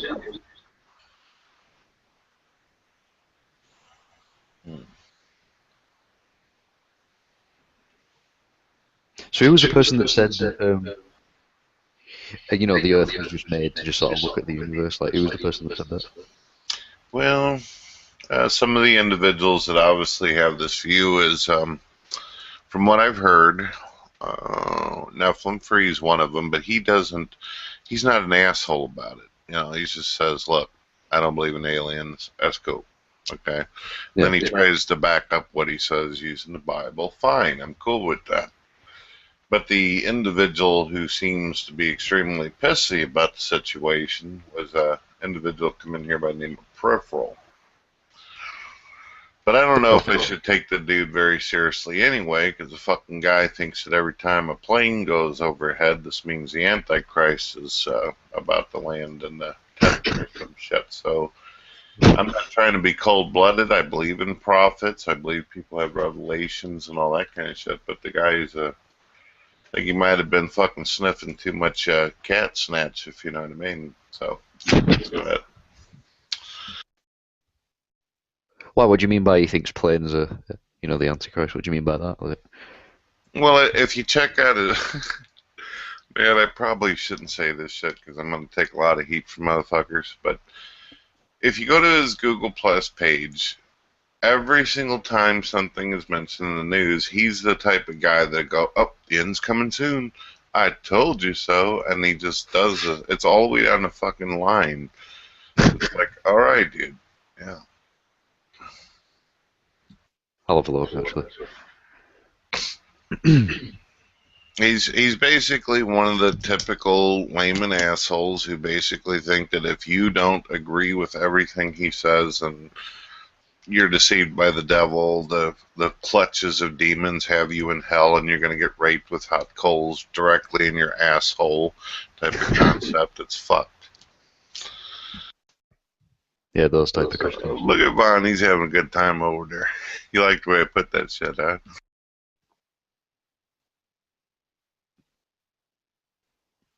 Well, now, see, here's the thing. Now, see, this is when he should come in and say, well, what about Putin going dark? Well, now, see, that is a legitimate concern. That is a legitimate sign that, things are getting ready to go down. But, people can believe what they want to believe, but now I'll be honest with you.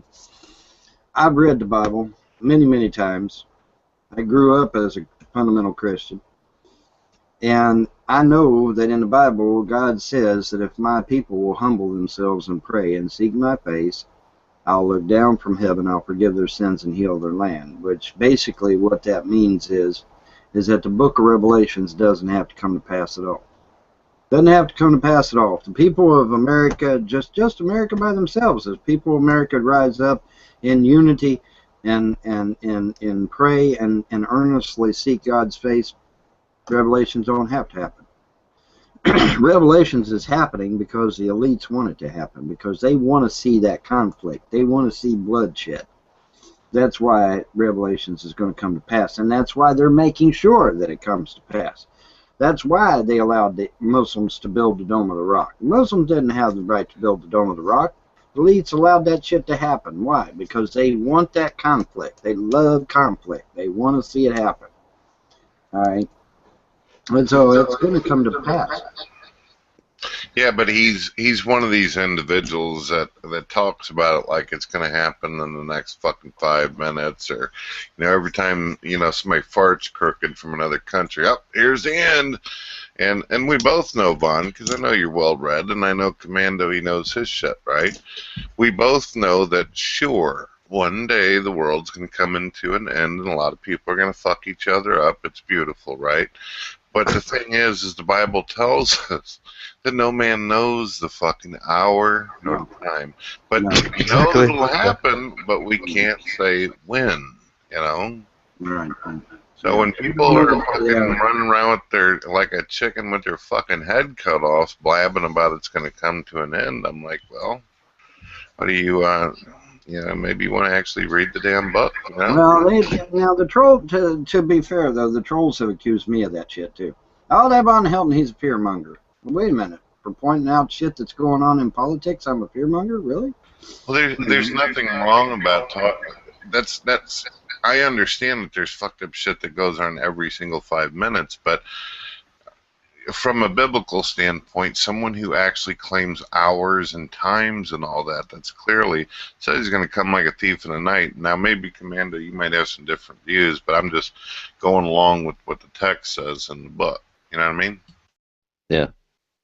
I mean, I suppose we'll get a clear indication as to when it might sort of happen, but like it says for itself, really, doesn't it? You're not going to know the exact sort of date and hour, so there's no use trying to pinpoint that.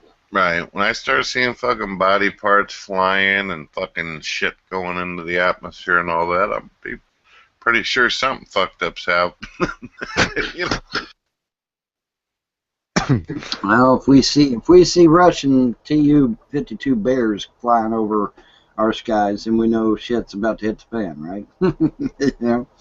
I was thinking about that actually, Von. You know, with the fact with Putin going dark, that's quite interesting. I don't know what Yes, it's very interesting. Well, see, the bitch of it is we ain't got Sarah Palin over in Alaska to watch that shit, neither. Yeah. You don't think this is all by design? You don't think Sarah, you know, everybody gets on the fucking bandwagon and downplays Sarah Putin, but you know what? Sarah Putin was watching Russia like a fucking hawk. She was. And she actually turned them bear bombers around and sent them back to Russia on numerous occasions. We won't know how many, but I know of at least 2 occasions where Sarah Putin herself ordered them bear bombers to turn around, or there would be retaliation. All right, that's a fact. All right, and then I find out that her family, she actually had members of her family arrested and thrown in jail if she didn't toe the line with the Rockefellers and Rothschilds. Yeah, look that shit up too, folks. Okay, so Sarah Putin, whether you like her or not, whether you think she's a dumbass or not, Sarah Putin in Alaska was exactly where she needed to be because she was watching the motherfuckers like a hawk. And now she's not there anymore, which means we're in trouble, real trouble, real trouble. And and these people that are sitting there lampooning Sarah Palin and talking shit about her better be hoping that she gets back into power in Alaska so she can watch them motherfuckers again. Because she did a lot to keep them at bay. She did. She really did. The truth will eventually come out. You know, we don't know it now, but I suspect the truth will eventually come out about, you know, what she's really done to protect America. Because you'd be surprised, I bet. You'd be really surprised. Do you think Russia's part of this sort of conspiracy, or do you think that they're sort of, you know, indifferent to it? Russia doesn't have a choice. Russia is in the place where they have to have oil. They don't have a choice. They have to have oil. Their whole structure is going to grind to a halt if they do not get this Middle East oil thing done. Okay, they're literally wanting a pipeline to the Middle East, for real. And if that is not implemented, Russia will literally grind to a halt. Putin knows it. Everybody else knows it. And the elite sure as fuck know it. And so, you know, they're set. You know, the stage is being set for this little board game, and we're going to see how the pieces fall down.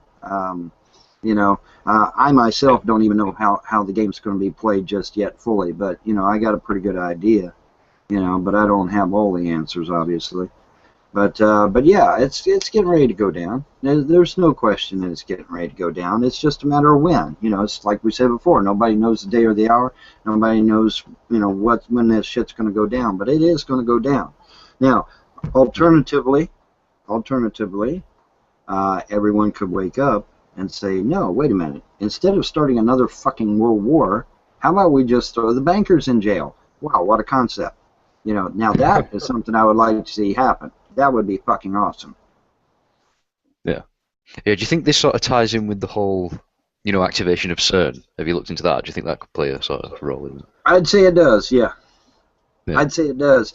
You know, in fact, wasn't there a while there where CERN was kind of teetering on going bankrupt and didn't know where they were going to get their funding from, and then all of a sudden, out of nowhere, they get all this fucking funding?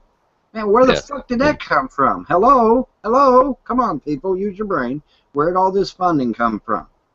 Okay, you know, there's people moving chess pieces and pulling strings behind the scenes, and you better believe that shit. And I am telling you, I am scared shitless that they're going to create some kind of fucking portal that allows these. And I'm telling you, as somebody who has died and come back, I am telling you that the entities on the other side of the veil do not like human beings. They do not like us. Okay, and if they really do create a portal and they open that motherfucker, we are in deep shit. We are in very real deep shit. You know, but that's just my opinion, right? You know, I can't sit here and show you a portal or show you a demon or show you whatever, you know, but I'm just telling you that they on the other side of that veil do not like us. They don't. Exactly. The guy in the wheelchair was right. The guy in the wheelchair was right. If they come here, they're not coming here to give us flowers. Okay? They're not. Exactly. The guy in the wheelchair. It says in Scripture, doesn't it, you know, that these things are going to be released and, you know, torture people for 5 months non-stop. Well, you know, yeah. There's actually a passage in the Bible that says there was a great pit that was open. Yeah, right? Revelation 9:1. Well, where is CERN? Where is CERN? Exactly, it's underground. Isn't it underground in a great pit? Yeah, Yep, it is, isn't it? Yes, it is. Everything is happening by design. I'm telling you, it's all happening by design. CERN is underground in a great pit, and they're going to open that great pit and allow these creatures to come forth. And when they do, look out. But they activated it, last Friday. They activated it last Friday, and it's going to run. I know they did. I've been watching them like a hawk. I've been watching them, and I've been going to spaceweather.com religiously. I've been going to spaceweather.com now religiously, and watching what the fuck's happening out there, because it's heavy. Okay, if you're a military person, you know what I mean by a two-prong attack. All right, we get it from this way, we get it from this way. It's a two-prong attack. Okay, a two-prong attack is very hard to defend against. All right, so we're getting them coming at us from CERN, and we get them coming at us from space, and we're literally caught in the fucking middle. It's not going to be fun. It's not going to be fun at all. All right. Yeah, exactly. But yeah, I've been watching this shit like a hawk, man. Because I know they're over there playing with shit they ought not to be playing with. All right, there are some things we just ought to not be playing with. All right, and that's one of them. That's one of them. Did you see the dance? Well, see, we've got this high horse. We're on this high horse where we think we know what's going on, and we think our shit don't stink. And we're about to find out that, we don't matter all that much in the great scheme of things, Yeah. I was gonna say, did you see the dance they did? When they, I think it was like last Friday when they did the launch. They had some sort of like Shiva dance of destruction or something. That was outside there. So, refresh my memory. What now? I'll get you a link actually. These people did like this sort of ritual dance outside the activation thing. I'll find it now. Really weird. I'm telling you, man, it's all by design. I'm telling you, it's all by design. It's all by design. Everything they're doing for a fucking reason, and you better believe it. You better believe that everything that is going on is being done for a reason. I guarantee it. I guarantee it. But yeah, I mean, it says that a great pit's going. It says right in the Bible, great pit's going to be open. Well, where the fuck is CERN? CERN is underground in a great pit. That's exactly where CERN is. And they're going to open that great pit, and they're going to allow these motherfuckers to come across the veil and attack humanity. And that is not a good thing. That is a bad thing, because they do not like us. It's by design though that these things are being let in. It sort of ties in with what I'm saying. Like this. Entity that created physicality is allowing this to happen for a reason. It's a conspiracy. Well, it's interesting because there's an ancient Indian prophecy that says people will actually start turning back to Indian religions, and Indian philosophy and shit that the ancient Indians, American Indians, used to believe in. Why? Yeah. Because magic, whether you like it or not, is actually what stops these creatures. And it's going to be it's really ironic because me and Brett, we like Elder Scrolls Online, where you got all this magic and you got the barbarians and you got all the World of Warcraft and all this shit.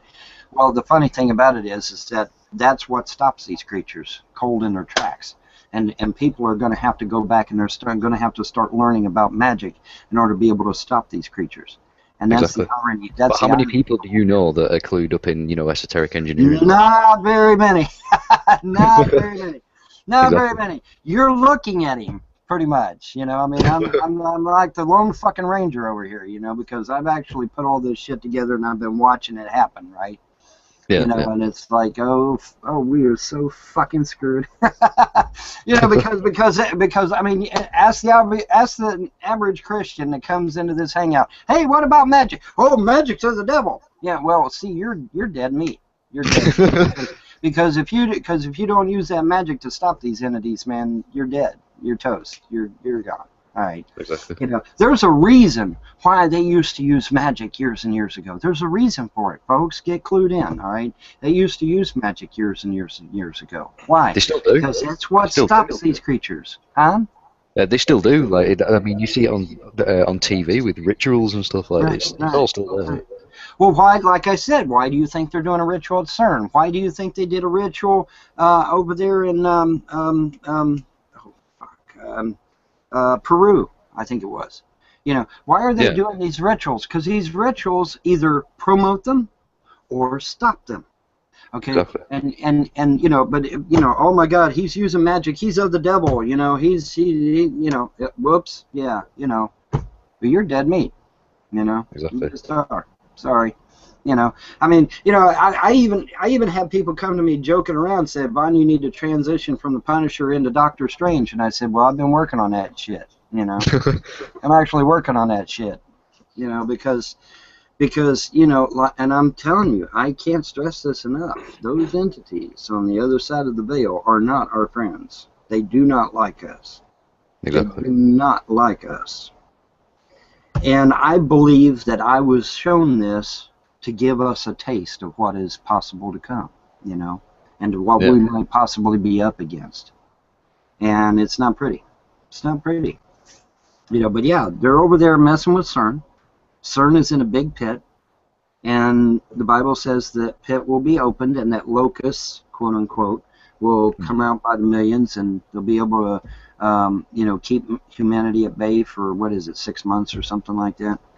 I forget how long it was. But yeah, I mean, you know, I think it's 5 months. 5 months, 5 months, 6 months, yeah, something like that, yeah. Yeah, I've got the link here anyway, inside you. Yes, and they got stingers in their tails, and they got, you know, breastplates of iron, and, you know, the faces of men, and all this shit. You know, we're gonna find out. We're gonna find out. But you know, I just you know, speaking of which, there's Reverend Jay. What's up, dude? What's happening? Someone can broadcast him. Oh wait, someone's I got got him broadcasted. He's good. Go ahead. Yeah, bless you. I'm trying to get the truth out, bro. I'm trying to. I'm trying to. Commando. Yo. God bless you, man. Can you explain how Christ is the bridge? Yeah, sure. So through the sacrifice, it tweaked about with the metaphysics and bridged all 7 states of awareness together, which is what's referred to as the 7 heavens in Judaism. Through that bridge, it gives us the ability to understand how this sort of trap functions. From there, that's how we sort of use it to advantage and. Holy hopping horse shit! Somebody gets this shit besides me. It's a fucking miracle. Holy shit! You go. How many years have I been screaming this shit? You know, I mean, you know, Gnostic fucking sums it up in 5 seconds. Holy shit, that's great, man. That's fucking all right. awesome. Okay. Vaughn, from your standpoint, how do you see it, bro? He is a doorway to the gods, all right? He fulfilled all of the law. He didn't fulfill the Jewish law, morons. He fulfilled all the law. Like I said earlier, go watch Zeitgeist, the movie. Go watch it. Jesus Christ fulfilled everything the ascended masters from before did. He did it all. Okay, Krishna hung on a cross. How many of you knew that? Krishna hung on a cross. Well, what did Jesus do? He hung on a cross. Seth was buried in the ground for 3 days and rose again. Was Jesus buried and rose again in 3 days? Yes. Jesus did everything that all these other ascended masters did. All of it. He fulfilled all the law. Therefore, he has the right to be the doorway to the gods and to open us up to all truth. Just like he said he was. Wow, what a concept, right? You know, but that's it, man. That's it. That's the shit right there. Exactly. He came as the Messiah. The key word is as the Messiah. He was not the anticipated Jewish syncretist Messiah. He came as the Messiah. He was not no military leader. He was a spiritual leader, not a military. They wanted a military leader. He was not that. Yeah, exactly.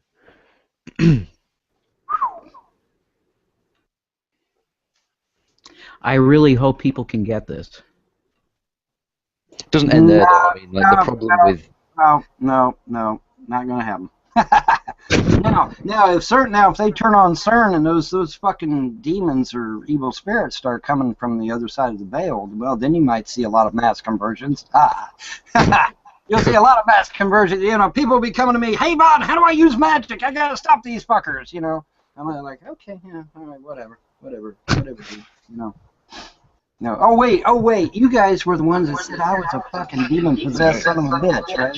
Hey, Vaughn, before you go into the demon possession, you and Commando might want to check that out.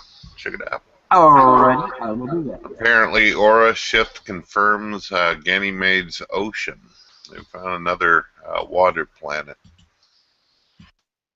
It's quite interesting. You checked out Kepler, didn't you, Commando? What was that, bro? Well, Yeah, it's a planet that was discovered that has just as big of oceans and seas as the Earth. A planet with actual water, yes. Yeah. I've seen this before, yeah. I was going to expand on this before, following Von's point. You know when you said that person said that the universe is just sort of there for us to gaze at? I'd agree with that to a degree, but, I mean, it sort of ties in with what CERN's about. The universe is sort of empty, but it is to be inhabited. That's sort of the next sort of step in this struggle, if you will. That's what CERN is. It's a transfigurator. It bridges, realities and sort of projects them out at a sentient base level. Yeah, well, we're gonna figure it out. We'll figure it out. Like I said, man, people come to me and say, Vaughn, I need to learn magic so I can fight these entities, and I'm just gonna be like, hey, wait a minute. Wasn't you the motherfucker that come to me and said I was some kind of demon possessed son of a bitch and that I was gonna burn in hell and all this bullshit? Now you come to me wanting to learn fucking magic? Really? Yeah. I'll get back to you on that shit. I seem to have lost my keys. When I find them, I'll get back to you on that shit, okay? I mean, seriously.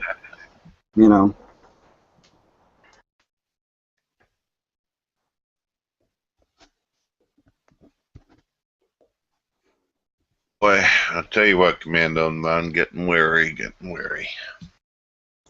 I'm getting worried of the fight, man, but, shit happens for a reason. We can't quit now, man. I mean, shit's about ready to go down anyway, so we need to perk up, man.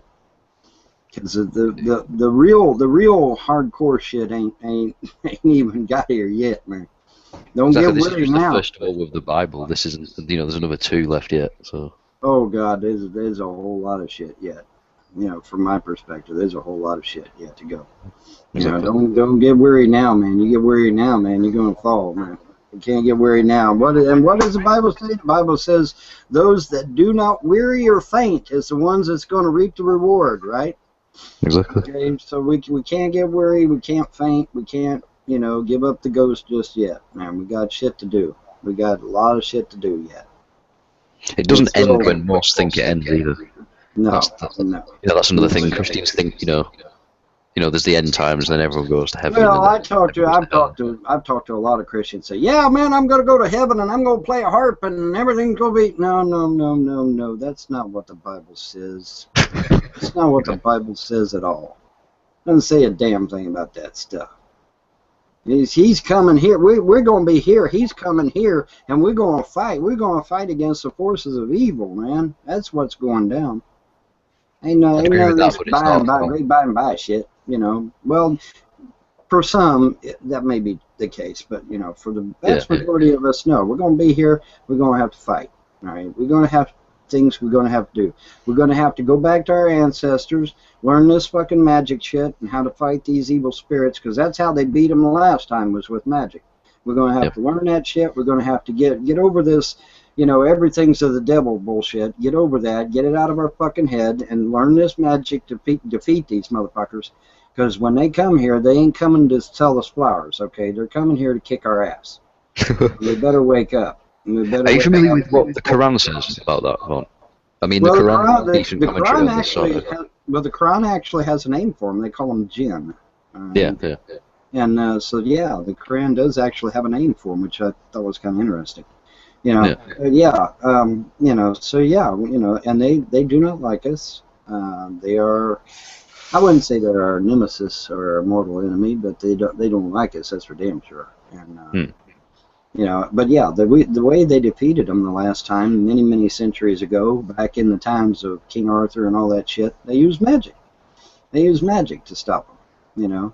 So people's going to have to get over this bullshit. Magic's of the devil and all this shit. That's the elites telling you that shit. We got to get over that, because that magic is what's going to stop them. That's what's going to stop them from destroying humanity. I just find it quite funny how they'll go on about, oh, you can't use magic, it's from the devil, but yeah, what do you think prayer is? Like, Well, prayer is actually a form of magic, sure, absolutely. At least from my perspective, anyway. I'm sure there'll be people that disagree, but from my perspective, that's what a prayer is. It's a form of magic. But we're going to need a whole lot more than just prayer. All right, we're going to need to actually know how to wield energy. All right, we're going to have to learn how to use the forces of nature and use energy and be able to command things in order to be able to stop this. I mean, Jesus even intimated it. He said, if you learn how to do these things, you'll be able to speak to a mountain, be thou removed and cast into the sea, and they will actually do it. All right. Well, have we got to that place yet? Fuck no. We ain't nowhere near that place yet. Holy shit.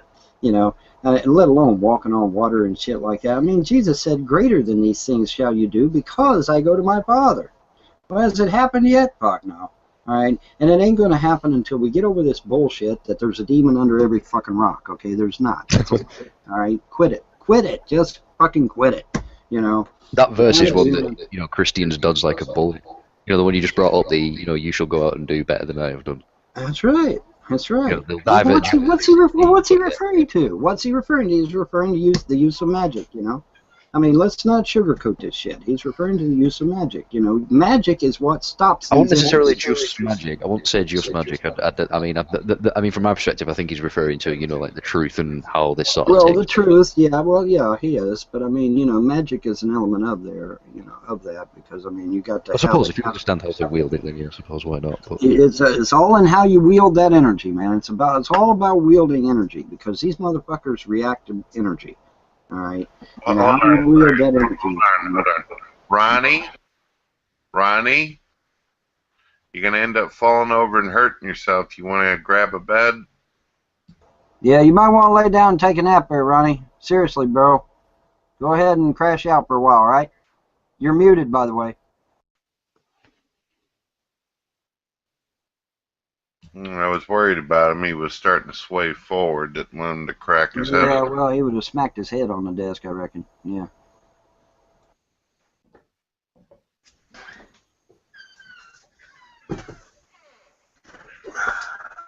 Yeah, take you a nap, man. It's all good. Take you a nap. Thank you. Peace, bro.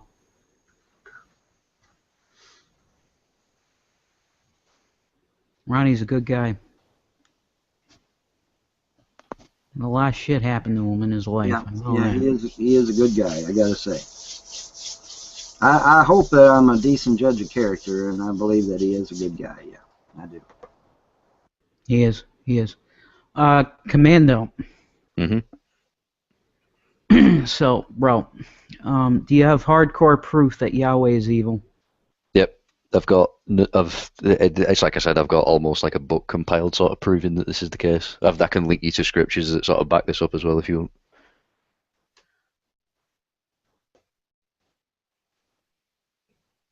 If you want me to provide those.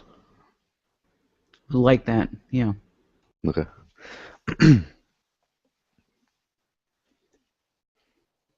Using chi power there, are you, Palm Jam?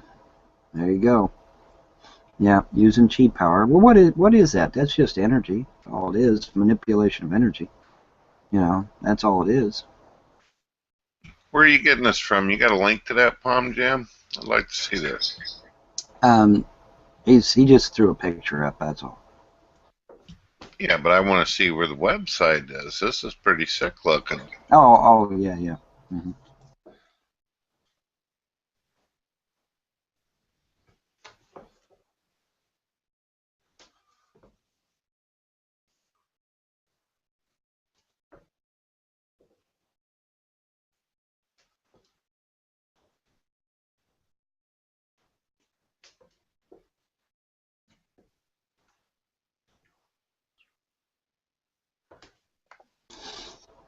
I'll hang in there for about 15 more minutes or so, 10 more minutes. Oh, wow, look at that. Look at that.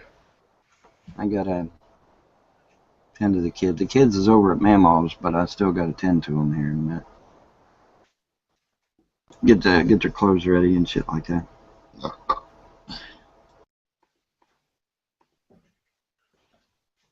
Yeah, I've posted links in the side chat, Rev, if you still there. I got it. We'll read. I was gonna say, don't just like stick on these. Like, flip through the whole site if you want. I mean, you know, the more insight, the better. But it's all there. Like, Well, like I said, is there any instance in the Bible where Jesus said that his father was the Jewish God? I nope, can't not find at it. all. I can't find it. Exactly. I've looked. I can't find it. You know. Exactly. He's not going to pray to himself in the desert, is he? No, he definitely didn't pray to himself, did he? No. No, he didn't. Exactly. You know. Yeah. No, he did not. All right, Commando. Explain the Father to us. That the Father is the true state of being, the pleroma, the monad, the truth, the bythos, the depth, the real state of what we should be in, not physicality. All right, in your own words, explain the pleroma. Just like I just said, the true state of being, like, you know, everything you've ever lacked, everything you ever need. You know, no errors. You know, perfection. How the game should be running. Okay, cool. But couldn't that state be Yahweh? Nope. Because it's like I said, the entire sort of. As it stands right now, probably not. But now, see, there's two ways of going about it. There could be the fact that the Sanhedrin perverted Yahweh's teachings. Yes. Yes. Right? That could be a possibility, or it could be that he's just an asshole. You know, I mean, you know, you could go either way with it. In my opinion, you could go either way with it. But I mean, words of wisdom, Vaughn. But now here's the thing. Now, Rev. I mean, even the Sanhedrin. I mean, Jesus even scolded the Sanhedrin, though, didn't he? He called them a den of vipers. He called them a bunch of idiots. I thought you said it. Yes. He said they were going to go to hell before the publicans and sinners did.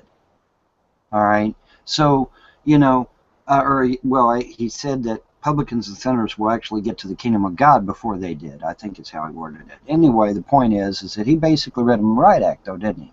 You know. So, you know, I don't know. I mean, you know, but like I said, man, and I actually did a video on this about Jesus speaking Aramaic. Why? I mean, Joseph and Mary were devout Jews, but instead of teaching their son Hebrew, they taught him Aramaic? No, no, no, no, damn it, no, okay?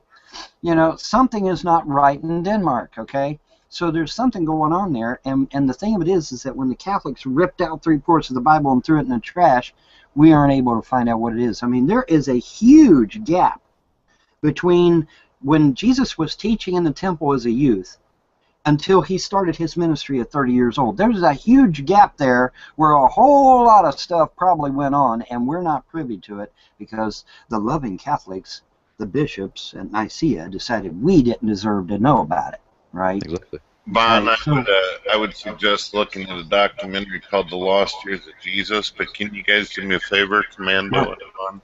I'm going to be stepping away for a couple minutes. If anybody comes in that can't be broadcasted, just let them know that as soon as I get back, I'll take care of that for them, all right? All right. All right. Commando, how do you feel about John the Baptist? John the Baptist was for sure a Gnostic. There's many references to this as well. I can find you a link to that as well if you want. John the Baptist played a critical role in fulfilling what Christ had to do as well. So in a sense, Christ sort of needed John the Baptist to sort of play out the mechanic of the sacrifice. I can find you a link to that. Hang on. I don't think I need to read what you're talking about. I know what you're saying. Okay. He was passing it on. Yeah. Wow.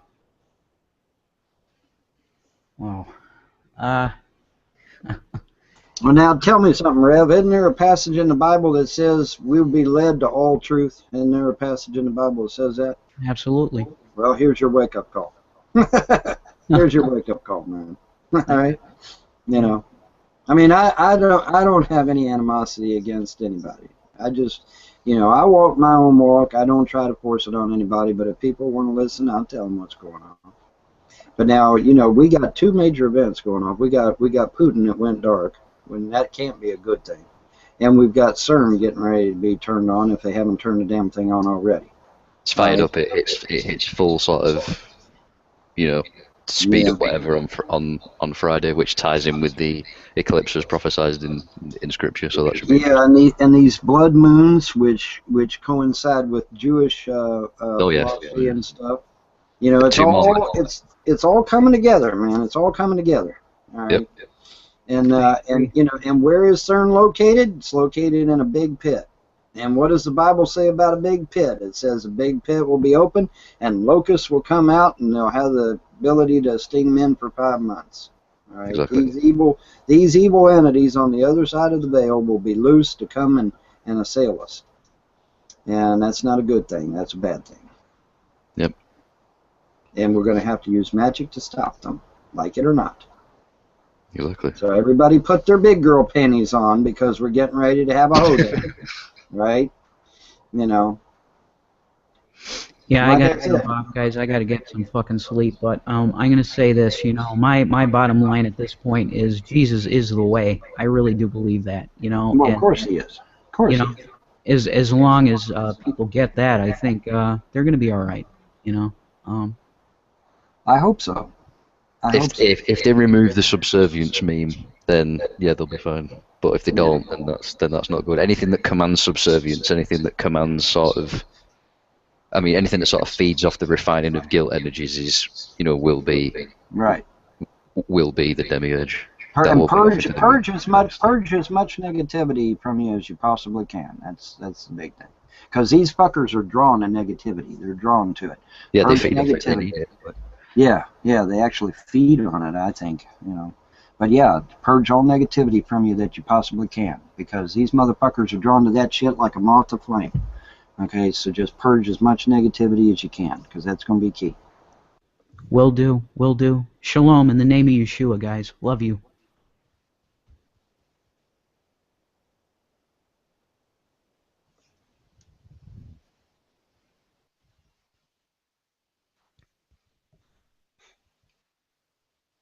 And with that, I think I'm going to get out of here because I imagine Memo's going to need some help with the kids. I need to get some clothes over there for them and shit for school.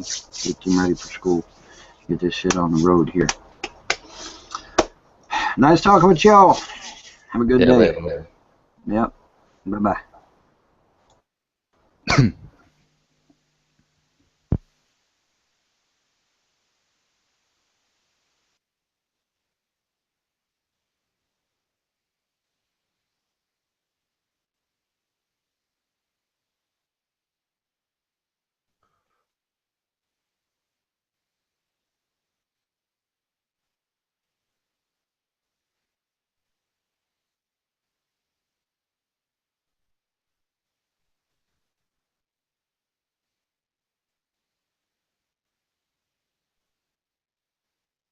I'm back. Everyone's just left. Oh, goodness.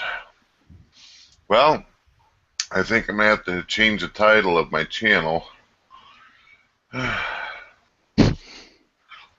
From God TV Radio to Deceived by Satan. Apparently, a lot of... from what you're saying, as well as apparently a lot of Christians are not happy with some of my views, so...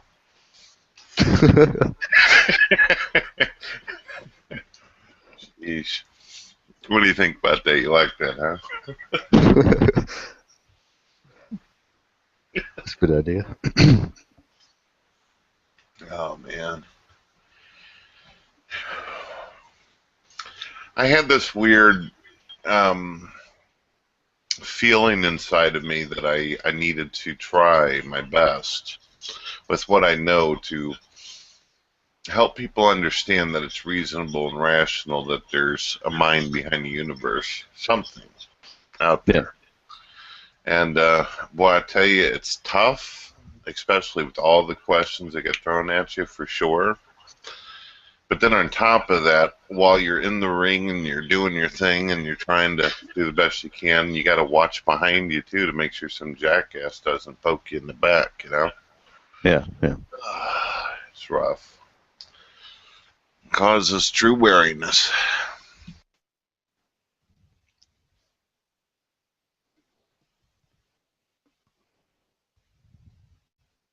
think everybody knows really deep down. It's just fear and ego that sort of perpetuates the atheist sort of perspective, I think. I hear you.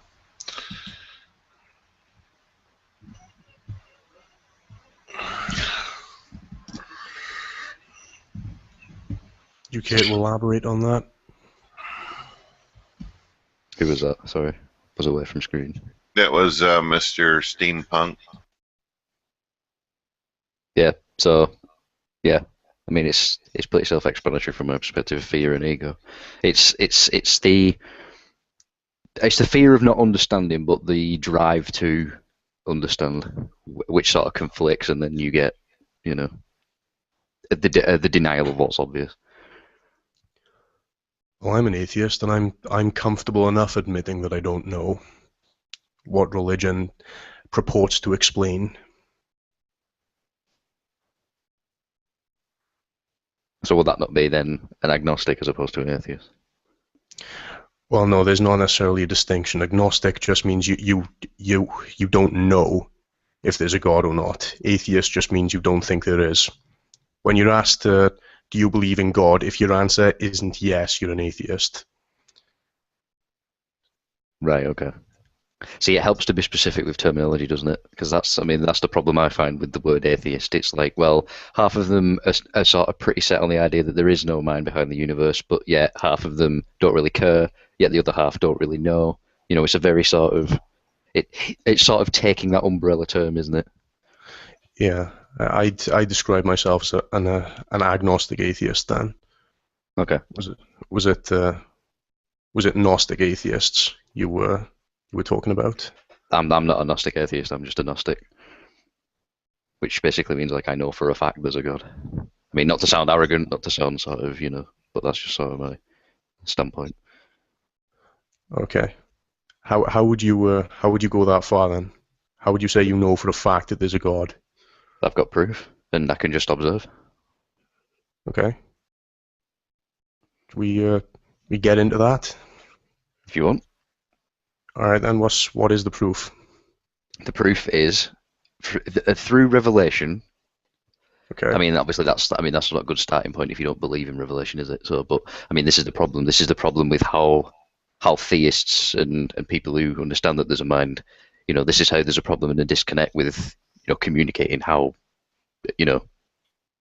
we sort of hold our perspective. But I mean, how do I know? Through revelation, I'm given gnosis or knowledge of things that make sense, that I run through my own discernment and correlate with my surroundings, and that's how I come to the conclusion there's obviously a higher mind, there's obviously a scheme, there's obviously an agenda, and I play a part in that.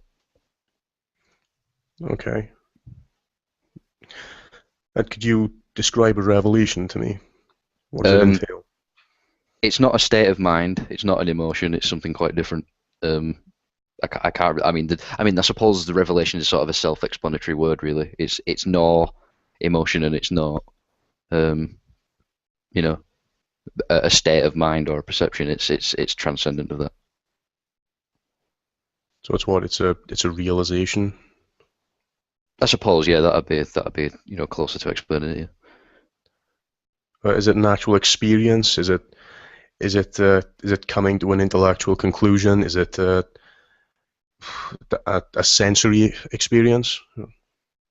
It's more towards sensory and a realization, I suppose. Right. So would you sort of hard to expand on, really. So would you say you've seen God? It's not. See, this is the problem with words again. I mean, right. By seen, what do you mean by that? Do you mean have I experienced an entity within the visible light spectrum, or do you mean have I, through this revelation, come to understand that there's a higher ultra-terrestrial being? What do you mean by seen? I was talking about the sensory perception of sight. All right, okay. So my answer to that would be no. I haven't seen within the visible light spectrum an entity that manifests and gives me this sort of insight. No. Okay, so it's like a sixth sense kind of thing. Yeah, I suppose. Yeah, we'll go with that. That's a decent sort of metaphor for it. Yeah. Well, is the word sense where I'm going wrong?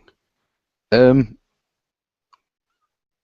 Not necessarily, because I mean, if you understand it, then obviously there's something that picks up on it. So, I mean, by sixth sense, you imply that that sense is a thing in its own right. So, you know, I wouldn't say it's sort of a bad analogy, but yeah. Okay. I don't think I get it. It's understandable. But yeah, I haven't had a revelation, so. Well, you have a revelation every time you come to understand how the parameters in which you exist work. So, for example, I mean, it might not be a divine revelation, but it might be an understanding of truth. That's sort of what I'm alluding to there. This is pretty much a dead end then, because it's something you can't explain to someone who hasn't had the experience. To a degree, I suppose. It's, I mean, I suppose given the right words and the right context, I probably could communicate it to you, but I don't know. I suppose. Which god do you believe in then? 'Cause I've heard you talk about magic and stuff. You've also said that Yahweh is evil.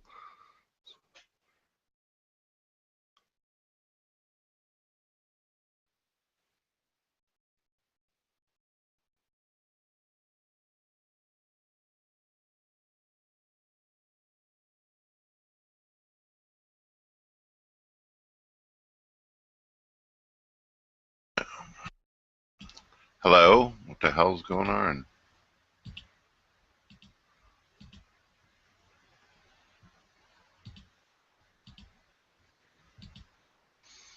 Hey, how did this happen? Can you guys do me a favor? Can you go out and come back in? Can you hear me? Oh, jeez.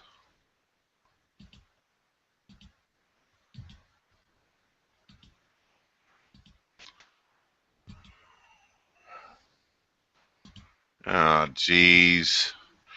Nadia, can you hear me? Nadia. Oh, jeez. Hold on a second here. No, I'm not. Something's wrong. I'm trying to get a hold of Nadia. Unfortunately, my mod status is no longer there. I can't, you are in moderated video call. It's not allowing me to open up the control panel. So the person whom you're trying to reach is currently unavailable. Please leave a message after the beep. Damn it. Yeah, Nadia, if you pick this up, for some reason something glitched with the Google Hangout and I'm not able to broadcast some of the individuals in the room. Please do something. I can't open up the control room anymore. All right.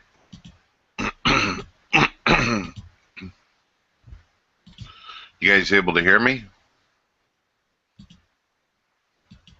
Okay. Shit, I don't know what to do. Even if I reload my own, I won't have mod status. I won't be able to broadcast people. Let me see. Palm Jam, do you have a moderation ability?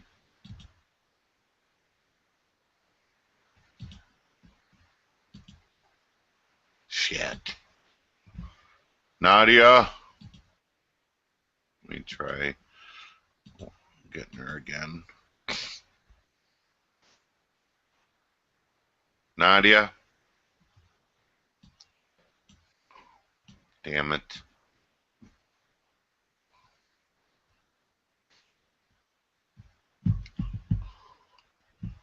The person whom you're trying to... Try again. Just give it a moment, I'm trying. This sucks. I don't know why Google's been doing this over and over and over again. The person whom you're trying... Nadia, can you hear me? Nadia? Nadia, can you hear me? Shit.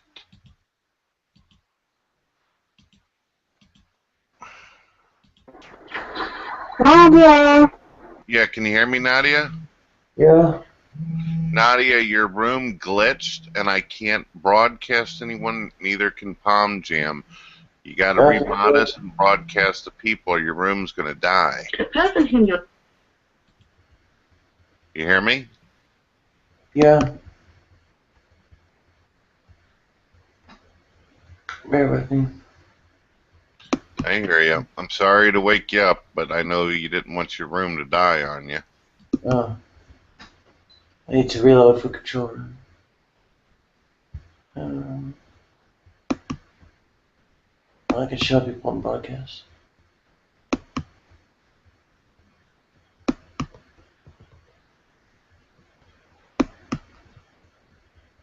Alright, here we go. Commando.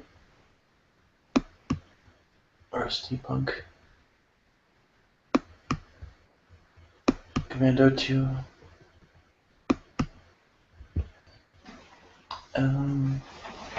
Now those actually got broadcast. Broadcast to me either. I don't know what the hell is wrong.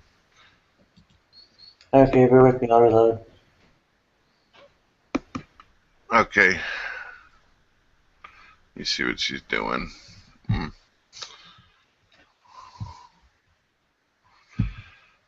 Jeez, I didn't want to have to wake her up, but I didn't want her room to die either.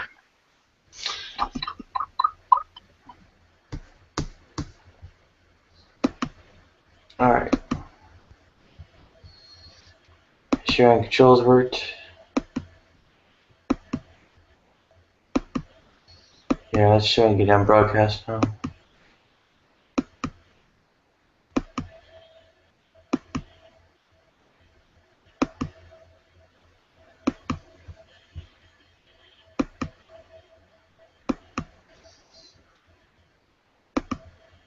Everything's back.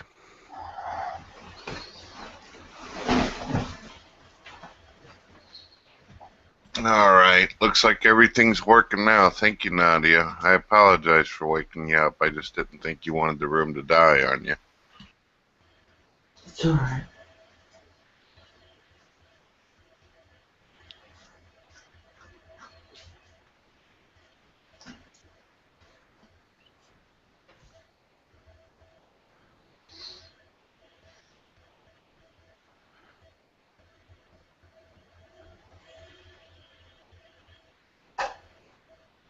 I'll be right back, guys, and get me something to drink. I apologize for the issue.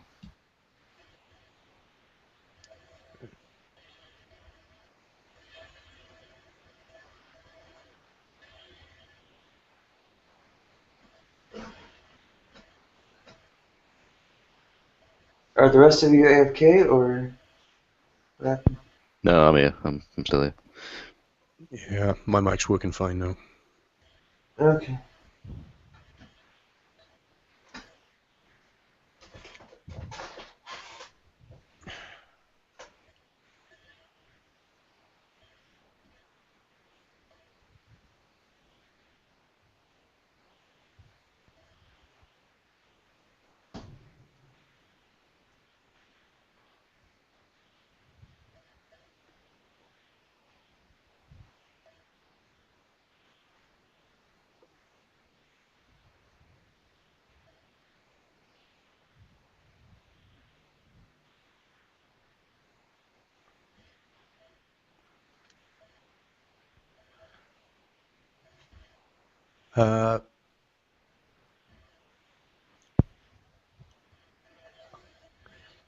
I asked you about which god, I think, and everything cut out then. Ah, right, yeah, that's where we were. I lost my train of thought when that happened. Like. Yeah.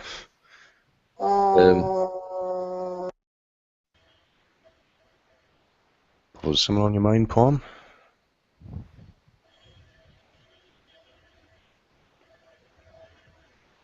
Anyway, okay. No, you asked me what sort of gods I understand to exist. I understand there to be 7. One of them sort of above the rest. This is where the Jewish and Christian interpretation of Yahweh comes from. Okay, do you know each one individually? They do have names. Could get you a list of the Elohim. So, for example, you'd have Gabriel, Samael, Raphael, Ariel, etc. So this is polytheistic then? I suppose, yeah. It's sort of both monotheistic and polytheistic in the sense that the main sort of leader of them, if you will, is sort of the dominant, sort of factor. So I suppose it's both, but yeah, I suppose polytheist is easiest to run with. Oh, okay.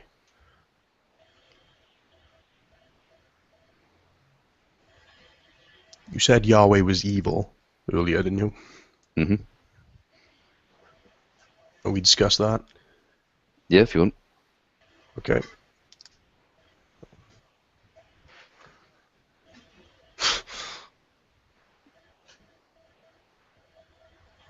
I mean, all you got to do is read the Old Testament, really, and it's sort of self-evident. Yeah. I mean, I don't think any sort of, religion gets the moral, understanding through Old Testament law. It's ridiculous. So, I mean, all you got to do is read. I mean, if you flip through Leviticus and,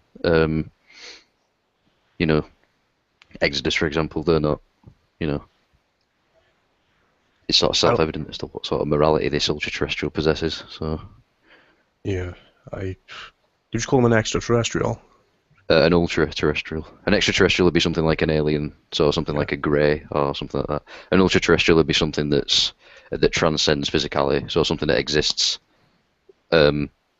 outside of the universe, whilst also simultaneously intervening within it. Okay, I misheard then. I suppose I don't disagree with you that he's evil. Mm-hmm. I think you don't believe he exists, do you? No, I do believe he exists. Oh, you do? Well, that's the disconnect for us, I suppose, then. Okay. I suppose I could sort of ask you then, where do you think all these sort of, religions and traditions and factions and gangs sort of come from then? If this ultra-terrestrial wasn't real, I mean, why would human beings attribute all these negative things to, some sort of deity then? Do you not think there's a reason for that? Do you not think there's a basis, behind that? I think it is human nature to do our best to avoid admitting we don't know. And I think that's been embedded ever since any form of society has existed. That someone has needed to be in charge and someone has had a need for power. Okay. So, I mean, not to ask like the sort of, stereotypical question, but like I'm presuming you subscribe to the Darwinian sort of understanding of evolution then. Darwinian at this point is a meaningless word to me. I know Darwin had a certain perception of evolution, but that's not the prevailing model today, because we found that Darwin was wrong about certain things. Okay. It has the model has changed since then. So what do you mean by Darwinian evolution exactly? Well, Darwinian evolution implies that the sort of everything shares a common ancestor, and from this, we get specific species and kinds, if you will, that all sort of share the same ancestry or whatever. I do subscribe to that, yeah. Okay. I suppose my understanding of evolution is quite different to the creationist and the atheist, I suppose. Mine's sort of in between. I don't believe creation is a viable sort of way to sort of understand how this came into existence, but at the same time, I don't think we all sort of came from nothing and came from a rock. So I believe there's sort of, there's a bit of a balance there. Well, I don't know who's saying we came from a rock, or nothing for that matter. Well, okay, from an atheist worldview, you'd have to believe in spontaneous generation if you're going with the naturalistic. You know what that is, don't you? I know it's emergence worse. of My apps are sore. Nadia, you got to Okay, stop playing over the audio. Most amazing workout, and I've just worn a belt around the house. Nadia, you're playing audio over it. It could cause you problems. Okay, spontaneous generation basically states that life came from non-living. So abiogenesis, basically. Yeah, so I mean, whenever he states coming from rocks and all that kind of stuff, you know, I mean, that's pretty much what you guys are saying. Well, rocks is kind of a distortion of that. It's well, I suppose not really. I mean, the rain fell on the rocks, and then we get life from a soup. So in a sense, like a rock would be a sort of key component as to how this sort of thing arose, wouldn't it? I mean, that's what I mean by coming from. I don't literally mean like a rock turned into a chimp and hey presto, here we are. I just mean like it's a fundamental part of this process that sort of Well, yeah, sure, but I suppose it's more of an oversimplification than a misrepresentation. I suppose. I'd agree with the fact that it's a simplification, but I mean, in a sense, it's the same. It's the same thing. I sort of see what you mean by oversimplification, but I'd probably rather say that it's a simplification as opposed to an oversimplification, because it is what you believe. I mean, Well, no, it isn't. That's saying I believe people came from rocks. That's an incomplete statement. Right, but what I'm saying is what I've done there is sort of take out the specifics of that and sort of put it down to a simplification. If you get what I'm saying, it's not an oversimplification. It's sort of But I see what you mean. I see what you mean. Like, I'd say we came from chemicals then. Simpler chemicals. Okay. And I recognize abiogenesis as a distinct possibility. I'm convinced it can happen, but I wouldn't go so far as to say it is how life arose initially. So what would be your sort of idea of that then? And I'm unconvinced of any theory, to be honest. I don't know how life arose specifically to begin with. There are a few distinct possibilities I recognize as distinct possibilities, but how it actually happened, I don't know. Okay. So, could you not sort of apply your own understanding then? Could you not sort of, understand? I mean, first of all, come to understand the parameters in which you exist, and then have a look at what, the whole philosophical side of it, and then sort of, come to a. Do you see what I mean? Could you not sort of formulate your own sort of theory as to where life could have come from then?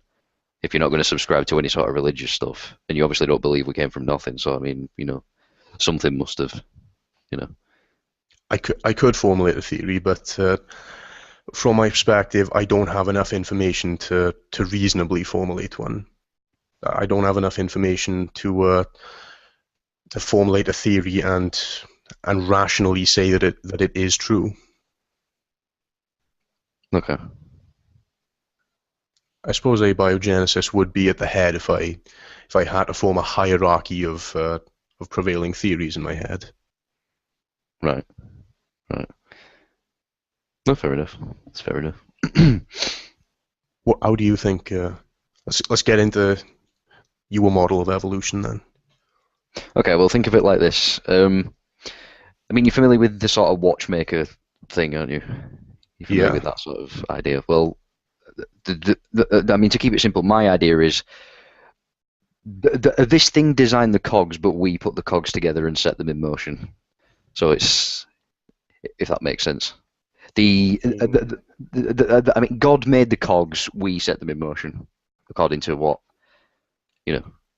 according to the mold of the watch, if you will, if that makes any sense. Do you mean we as human beings set the cogs into place, or are you using the motion of the cogs to mean evolution? I suppose, yeah, the motion of the cogs would be what you would understand as evolution. Okay, so it's fused with our own sentience. So it's not as if this is just sort of happening for no reason. And I believe that the nature of an ultra-terrestrial being can intervene with that anytime it wants. So, I mean, for example, think of it like this.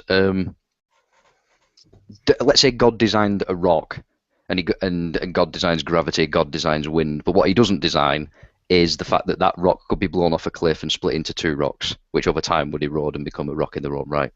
He doesn't have control over that, but he is the thing that made the rock. And if that sort of makes sense, if that's a decent analogy there. So he set in motion a system that could evolve in any way, and sort of let it go from there, kind of thing. Yeah, sort of, and then over time, sort of intervenes when it sees fit, if you will. So it's similar to creation in a sense, but creation oversimplifies it, doesn't it? It says, oh, God made this right there, and that's how it is. Well, yeah, which I don't believe at all. I mean, that is, sort of stupid. I get why, a lot of people refute that, and it's right to refute that because it's not that simple. But at the same time, it is quite, we have reason to believe that, something intelligent has intervened with the progression of, how this all came about. Have we? Well, indeed. I mean, we have, I don't want to jump to the Bible as a valid source, but we have things like the Bible, we have scriptures, we have philosophy, we have, a profound understanding of our own sentience to sort of understand, well, wait a minute, something's obviously influenced this. So it's scriptures and an understanding of our own sentience. I suppose, yeah. So how do you put those together and get to an intelligent being intervened? Well, scripture is sort of a commentary on our sentience, isn't it? And through our understanding of the parameters we're in, we can sort of, correlate our surroundings with this sort of profound insight and come to a conclusion that, something has intervened in this process. Well, tell me about the reasoning then. How do you mean the reasoning for? Well, we look at our current state, and how do we go from there to an intelligent being has intervened specifically? So are you referring to like me talking to you now, sort of current state? No. How do we go from here to No, you were saying you extrapolate from our state of sentience that an intelligent being has intervened in our evolution. Right. Okay, so how do you go from that to an intelligent being? Is like I'm not seeing the line drawn. I'm not seeing the line of reasoning there. Okay, I suppose that's probably me wording it wrong or not explaining myself properly. Wouldn't really know how to carry that on, and probably have to sort of rethink that. But okay. Yeah. Can I try something on you there, Steampunk, as well as Commando? Go ahead, Brett.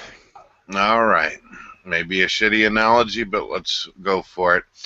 If you were to wake yourself up and find yourself in a machine-like body, how would you go about establishing that you were created?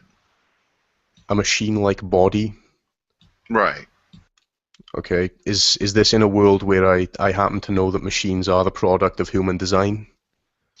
Well, this is kind of the concept. I don't know if you'd ever seen, let's say, like the movie Transcendence. You ever seen that? No. I heard it's a shitty movie, though. Well, the idea is that the information of the human being was passed along into a machine that could actually hold the information of its consciousness.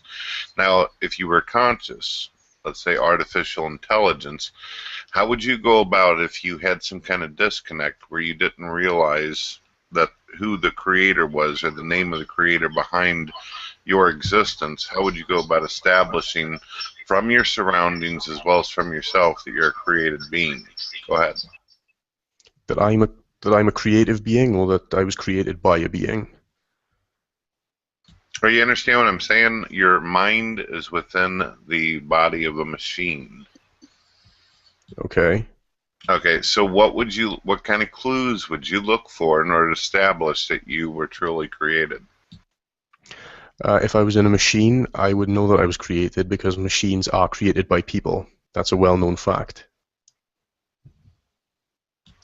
Okay, with the disconnect of you don't know who actually put you together.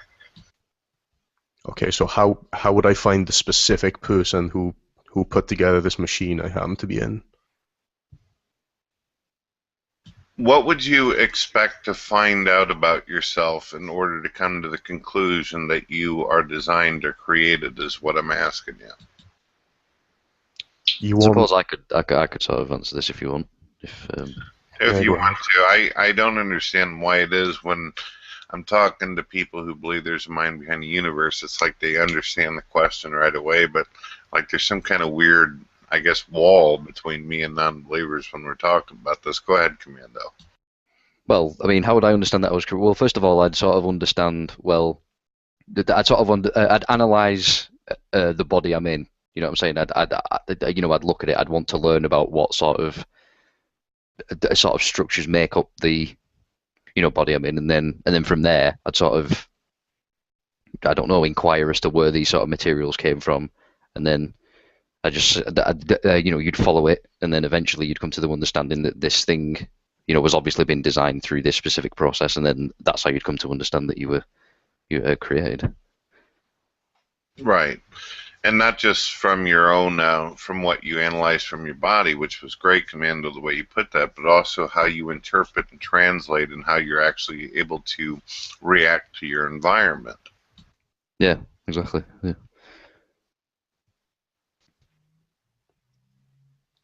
Sorry for interrupting, by the way, Steampunk. If you were going to reply to that, like.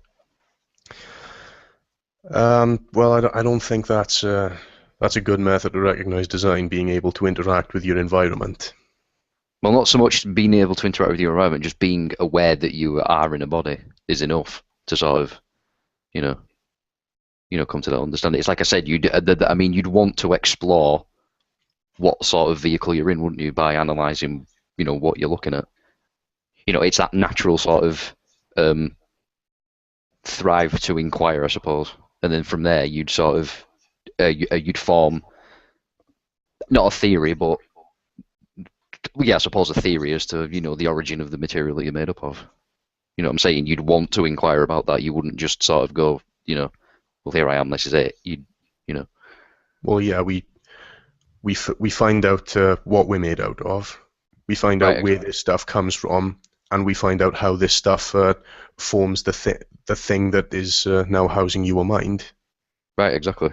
And if that method of and if that happens to be designed by human beings, then I'd conclude that this body was designed. Yeah. Right. Yeah. Exactly. I suppose that's what I was getting at. Yeah. A lot of scientists out there that are actually atheists, whenever they describe the anatomy and the body of the human being, they describe us as biological machines. This is how they interpret it. They say that we literally have an internal processor in our brain and our mind can actually interpret and understand and comprehend the very environment around us as well as our own being. That is how we have the sentience in the first place. In order to be able to have this, I'll give you an example of something. If I were to tell you right now, if you were ageless and timeless, how long do you think it would take for a computer to build itself without any assistance whatsoever? What would you say? How much time would you need? How much time would I need for a computer to assemble itself? Yeah, I'm basically stating, as you're ageless and timeless, this makes it where you can observe this event happening. So how many years do you think that you would need before the computer just comes into being by itself? I don't know. I don't know that a computer has ever done that before, so I don't know where to start with that. But just from a perspective of probability, I'd say in the billion years figures. Okay. So you do realize that you are 1,000,000 times more complex with more extraordinary abilities than any computer out there. Thank you. I've got a decent sort of thing to add to that. Like, where do you think the artificial intelligence of computers sort of originates? Where do you think that comes from? Like, for example, I mean, like Microsoft source code, for example. I mean, where do you think that sort of comes from? If you get what I'm saying with that. Where does it come from? I don't know. I'm not a computer engineer. So you don't have any sort of, I mean, do you not want to know? That's the sort of, where I was getting at there. Like, how do you think we've managed to I mean, create these devices that are obviously intelligent, and we can sort of create, mini universes in them. I mean, do you not think that's sort of, quite profound? Do you not think there's a, higher aspect to that as opposed to it just being, a tool or whatever? Well, yeah, I do think it's profound. I think it's an incredible thing. It's a landmark in the achievement of human beings. But I'm not sure what you mean by higher aspect. Do you think there's been some kind of divine intervention with our ability to create this stuff? I do indeed. I believe what we're sort of experiencing, like on the internet, is a very sort of watered down the aspect of what our sentience should be able to do, which has been sort of compressed into a technological device. That's what I believe. This sort of is. I get it. So, sorry. It sort of correlates with the profundity of what I was getting at. Okay. But your initial wording was, where did it come from? Mm-hmm. Exactly, that's what I'm saying. Where do you think we got the, sort of idea to stick a load of, chips together and run electrical currents and, I mean, where do you think we sort of got that inspiration from? Do you think that was just, the evolution, like one day the monkey, picked up a bit of sand and heated it up and, I mean, do you believe that? Do you? No, I believe a very intelligent human, a genius, took what human beings already know about electronics and engineering and created a version of a computer that is much simpler than what we've got today. And that's been an idea a lot of geniuses have picked up and run with to bring us what we have today. Okay, so what would you constitute as a genius then? Someone who views the world in a completely individual way. Right. Okay. They are, like unhindered by common views or common sense. It's it's a way of thinking that. Right. So a genius couldn't be an atheist then, could there? Why is that? Well, because there's a collective of minds that sort of subscribe to the atheist memes or ideas, isn't there? So a genius, by that definition, couldn't be an atheist. It's like you said, someone that doesn't conform to the, ideas of a mass. You've misunderstood. I didn't mean a genius can't agree with anyone on anything, because opinions aren't the same thing as state of mind. Okay, so go on. You were saying. No, I finished. Oh, okay. My bad. You asked me if I genuinely believe that the people created computers on their own. Well, not so much on their own. I mean, do you not think? I mean, where do you think the sort of? Okay, where do you think the inspiration for the invention of that came from then? You think that was just one day, someone thought, oh, I know, I'll get this and do this, and this is how it happened. Do you not think there's any sort of? Well, you obviously don't. That's a bit of a futile question. You don't think there's a higher aspect to that, do you? So that'd be a bit of a pointless question. I think the first thing that was describable as a computer was designed with a set goal in mind. I'd agree with that. All right, guys, we're having an issue again. Damn it. Can't open up the control room, so I can't broadcast Palm Jam. Oh, darn. Nadia, are you there? Damn it, these Google Hangouts are stupid as hell. Nadia, are you there? Shit. It's going back to sleep. Nadia, your room is glitched again. Nadia, your room has glitched again.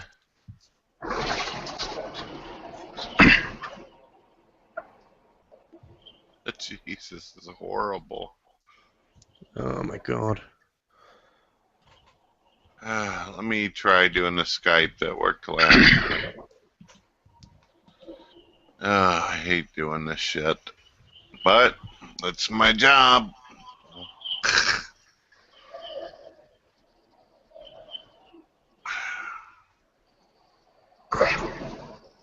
Google's so much ass. Nadia? Sort of. It only just cropped up. Is it just today that they've done it? It's been having some issues all week. Nadia? It's you and him. Is your stuff working? The person whom you're trying. Do me a favor real quick, guys. Can you cover your ears? In 5 seconds, I'm going to be loud. 5, 4, 3, 2, 1. Nadia! Nadia! Nadia! Let me try doing this Skype thing again. I'm sorry, guys. I'm trying to get this fixed. Nadia! Nadia!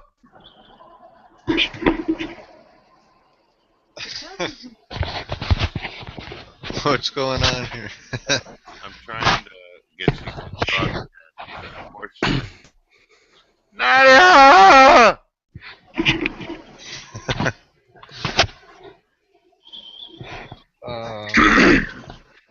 The person whom you're trying to. Alright, one more time and then I give up. Nadia! Nadia!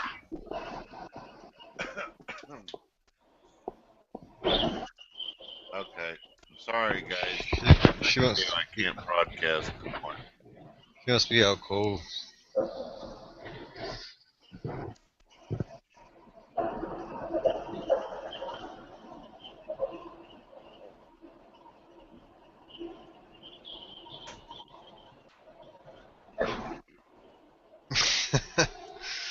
Alright, unfortunately, the people who are not broadcasted, I can't do shit for you.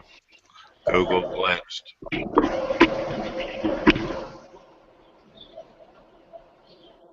Can Nadia usually hear the computer like, from her speakers, or? See, I was able to get her up once earlier whenever it did this, but not this time. I'm going to try Skype one more time.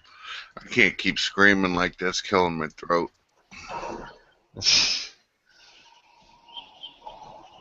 Sucking dick. Nadia, your room glitched again. Your room glitched. I can't broadcast people.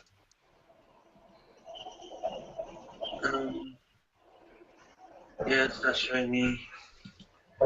Give control about. Shit. Do you want me to just leave you alone and not wake you up and just let the room die, or do you want me to wake you whenever this goes on? Just let me. It's good. Hang on, when I reload.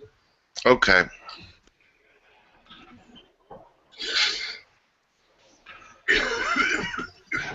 You okay? She's reloading because she's having issues. She had to do that last time too. Nadia, kick Brett. He interrupted my beauty sleep. I was trying to get her to wake up to fix the room.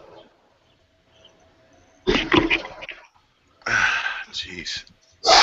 Well, you got older.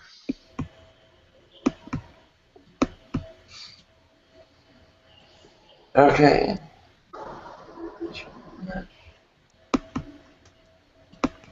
See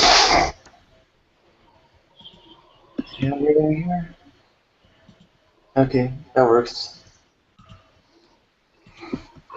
Fortunately, it doesn't appear to be letting me do the show broadcast thing. Your name has to be broadcasted. Yeah. Here he is. All right, there we go. Good. You managed to do it after enough tries. Thank you, Nadia. Now, if this happens again, do you want me to let you know or just let you go ahead and sleep on through? Yeah, let me know. Okay.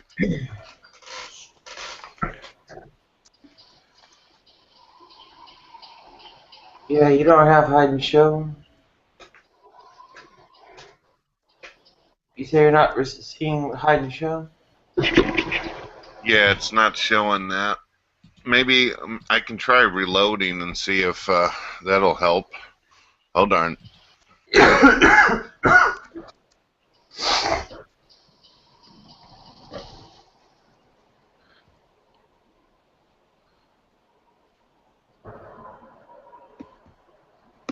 Okay.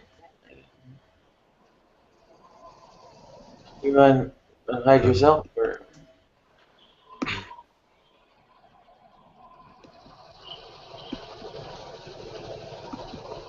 I'm working on it.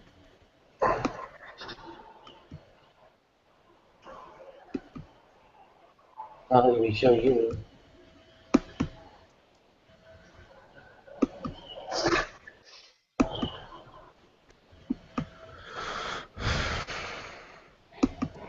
I'm gonna have to reload to show you.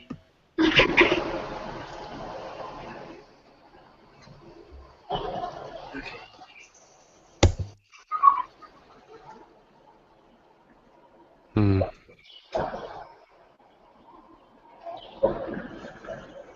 I'm shitting up, man.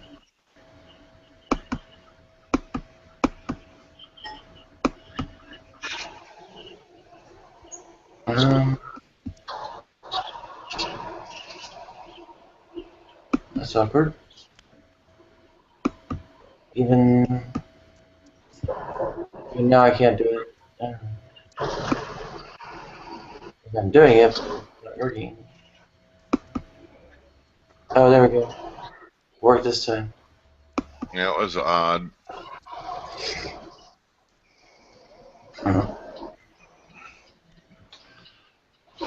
How much more time we got on this one? 2 hours, 15 minutes.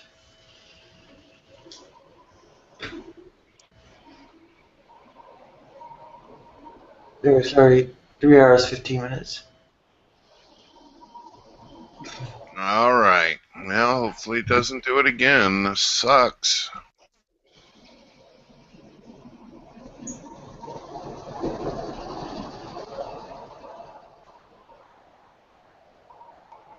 The hide and show, is it working? Let's see. Yeah, it's allowing it now. Okay.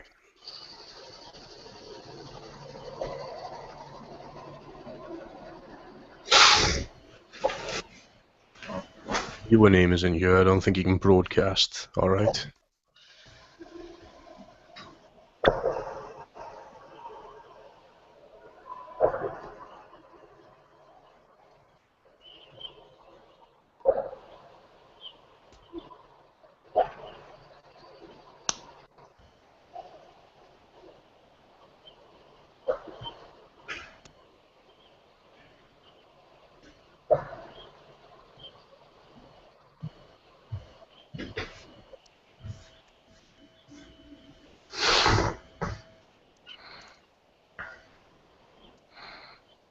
Yeah, ringing my phone doesn't do much. It's on vibrate because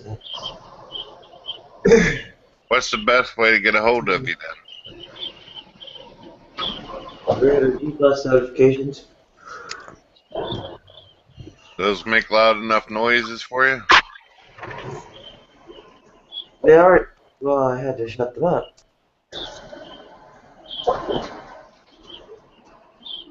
So my I'm phone. saying if your room glitches, what is the best way to get your attention? Probably yelling on the hangout. Was the yelling helping?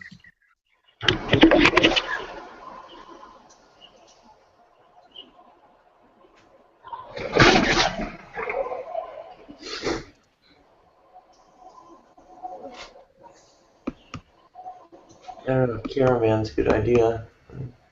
I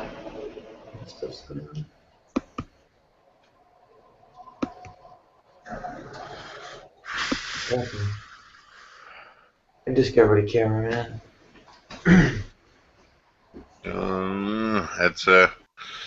That's kind of tricky there.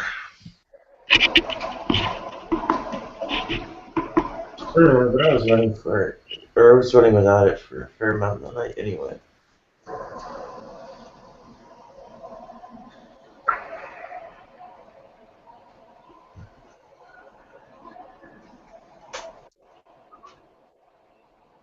Well, good morning to all people who have finally gotten broadcasted.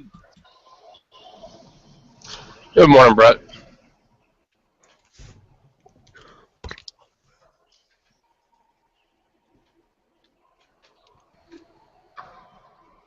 Should we pick up the discussion where we left it off, or have we got something else to cover?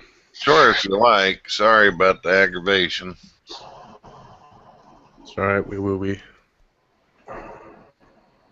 I can't remember. Lost train of thought again. Machines, design, environmental. Oh, that computer thing you were talking about. You know, how long would a computer take to design itself? It couldn't, because it's not biological. If you stuck a laptop in a room and with power supply forever, there's no way it could reduplicate itself or do anything to evolve.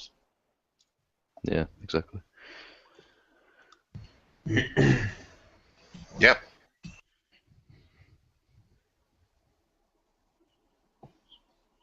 It's a tool that relies on a program sentience.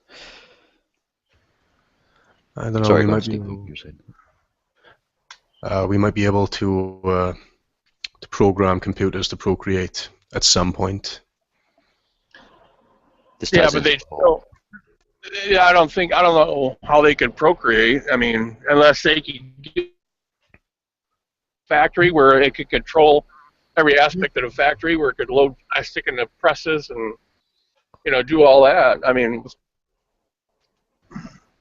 without being a biological, you know, organic life form, there's no way it could actually build itself. Yeah, we can recreate a lot of features of biological organisms mechanically now. Well, I'm skeptical of the idea that there are certain aspects of biological organisms that we'll never be able to recreate in machines. Yeah. It could happen, is all I'm saying.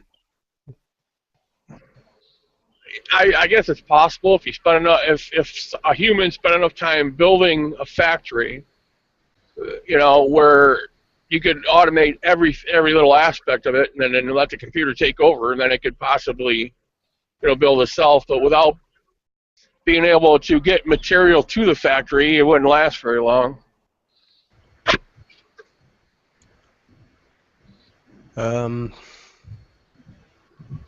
Program a computer to naturally recreate the materials.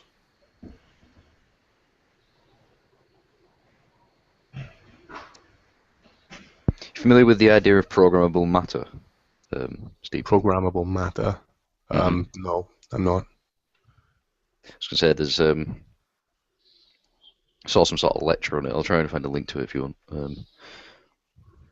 This guy was basically talking about the ability to program, you know, atoms and such and matter, and it's quite interesting. Yeah. Well, what does that mean? Program matter? That's quite self-evident. Program the fabric of what we're sort of made of on a sort of nano level. That sounds pretty cool. Indeed. I'm trying to find a link to it now if I can.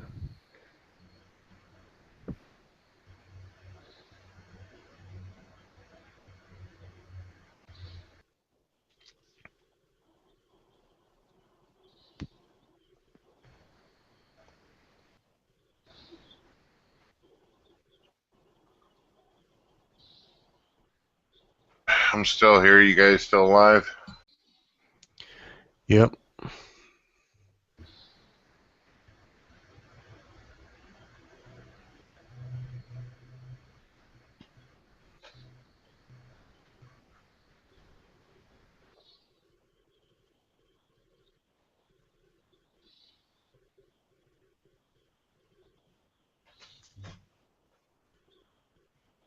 Can't find the YouTube video, but there's There's a wiki entry on it there.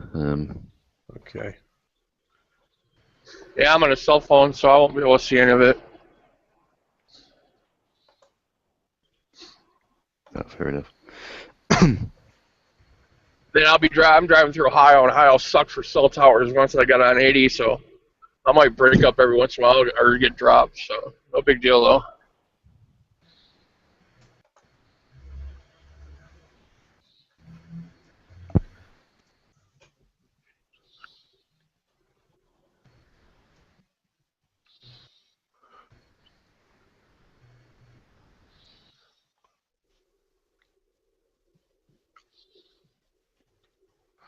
All right, Commando, programmable matter is matter which has the ability to change its physical property, shape, density, moduli, conductivity, optical properties, and programmable fashion based upon user input or autonomous sensing. Yep. Is that what you're talking about? Yep. That's what it says in the wiki, doesn't it?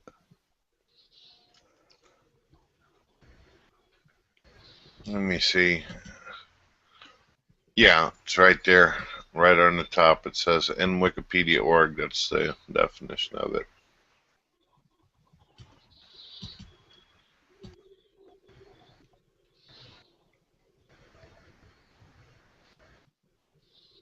To sort of like, continue what I was on about with the CERN thing. I believe that this sort of, technology at this level ties into that. It ties into this cybernetic agenda to sort of awaken the universe, if you will. This is sounding a lot like stem cells to me. It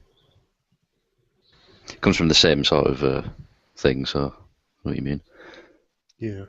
It's the same level of like technological progression, etc. So.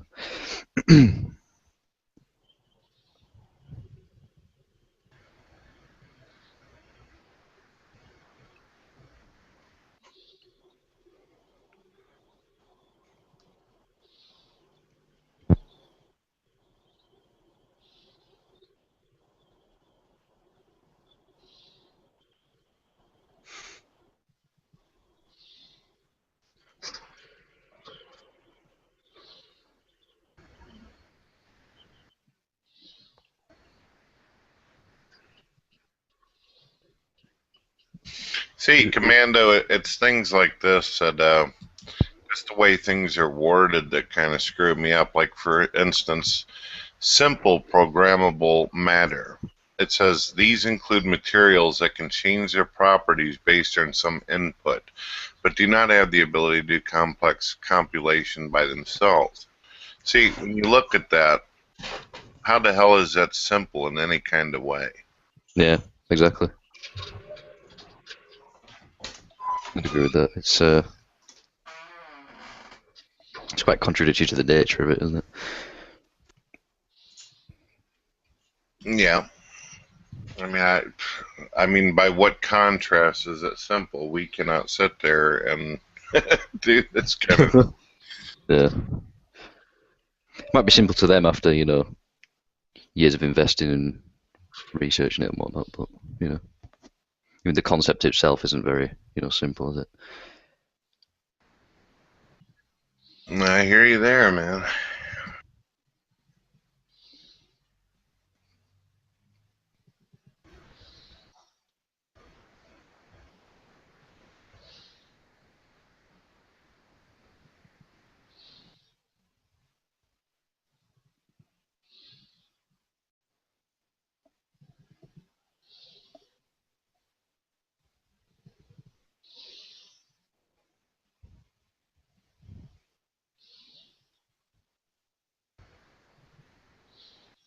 How do people manage to get themselves to a point where they look at themselves and they look at this universe and can't think to themselves? They actually convince that they're the only living intelligence. I don't know how that's possible. Neither do I.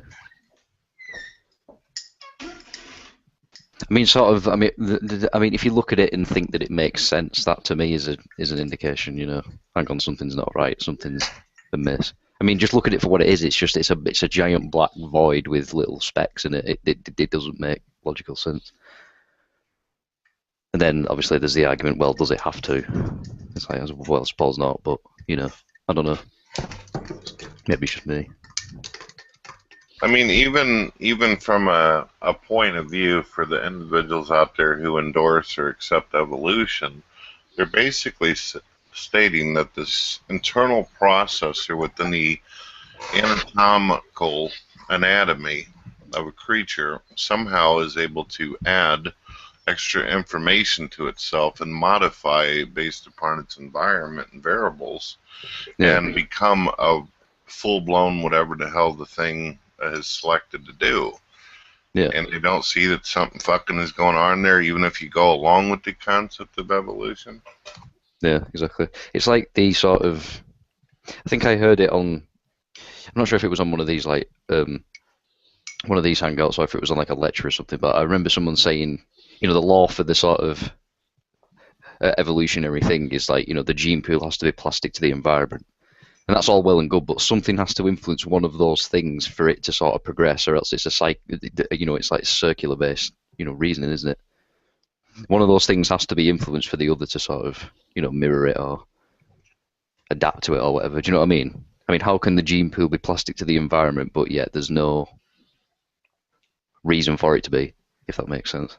She probably doesn't, but.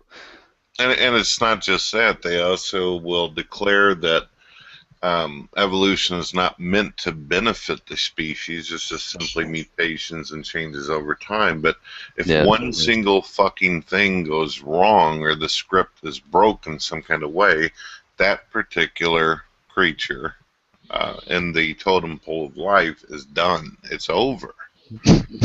I mean, it's fucking amazing that it got it right a trillion times over for us to exist today to even be having this fucking conversation. That's a miracle in itself. Exactly. Well, I mean, that and that, if you got a population of 100,000 and 10 of them develop this thing that'll knock it out, you still have 900, you know, or 9,990 others that can carry on. So just because you get some that'll knock it out isn't going to knock out the whole population.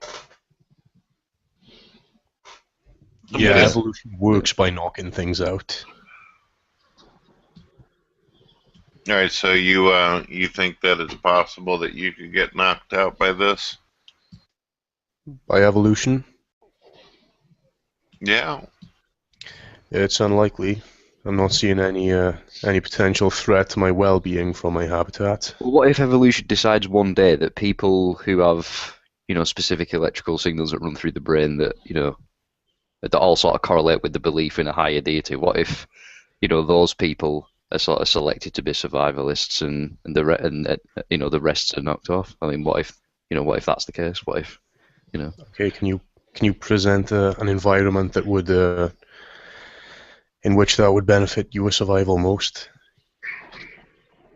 That's a reasonable question, I suppose.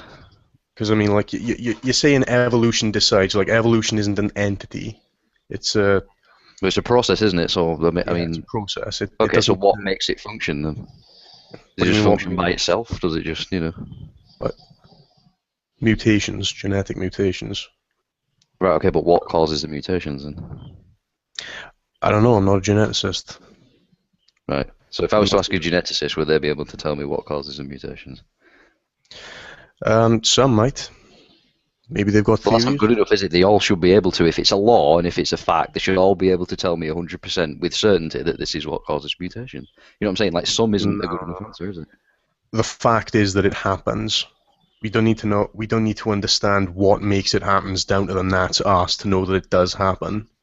Well, why not? Isn't that the very sort of idea of, you know, wanting to push this atheist message? I mean, isn't that sort of what you're arguing here, that we should be looking into that? We should want to know what causes we should. things. Yeah, we should be looking into this, but you were saying it can't be a fact unless we know how it works. And that's just not true. Well, it sort of is, isn't it? I mean, if you don't know how it works, how can you say it's true? Like, Because we see it happening, we observe it happening, and we see that it consistently happens. It's a predictable system. Evolution is not observable. We cannot see this evolution taking place. Even Darwin himself said that.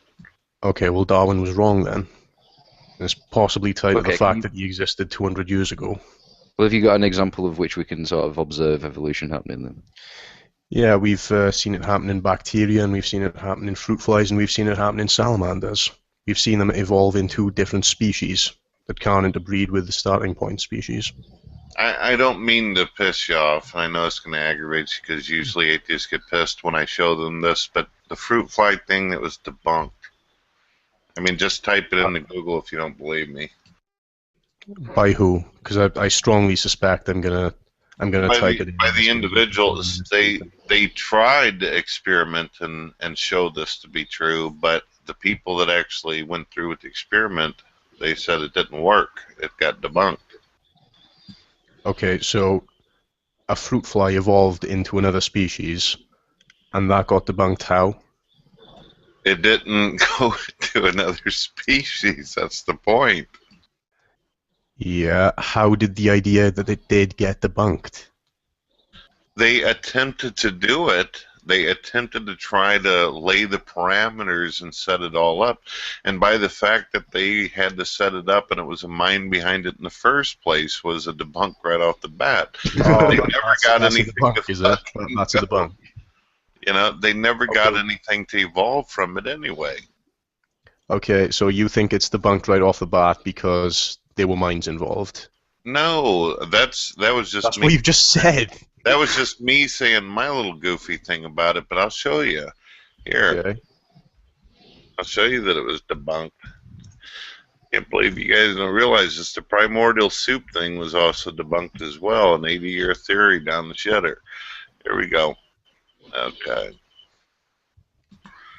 I don't know what the hell you're talking about with primordial soup, by the way. You don't know what primordial soup concept is? Here you go. Let's have a look. You mean abiogenesis? Yes.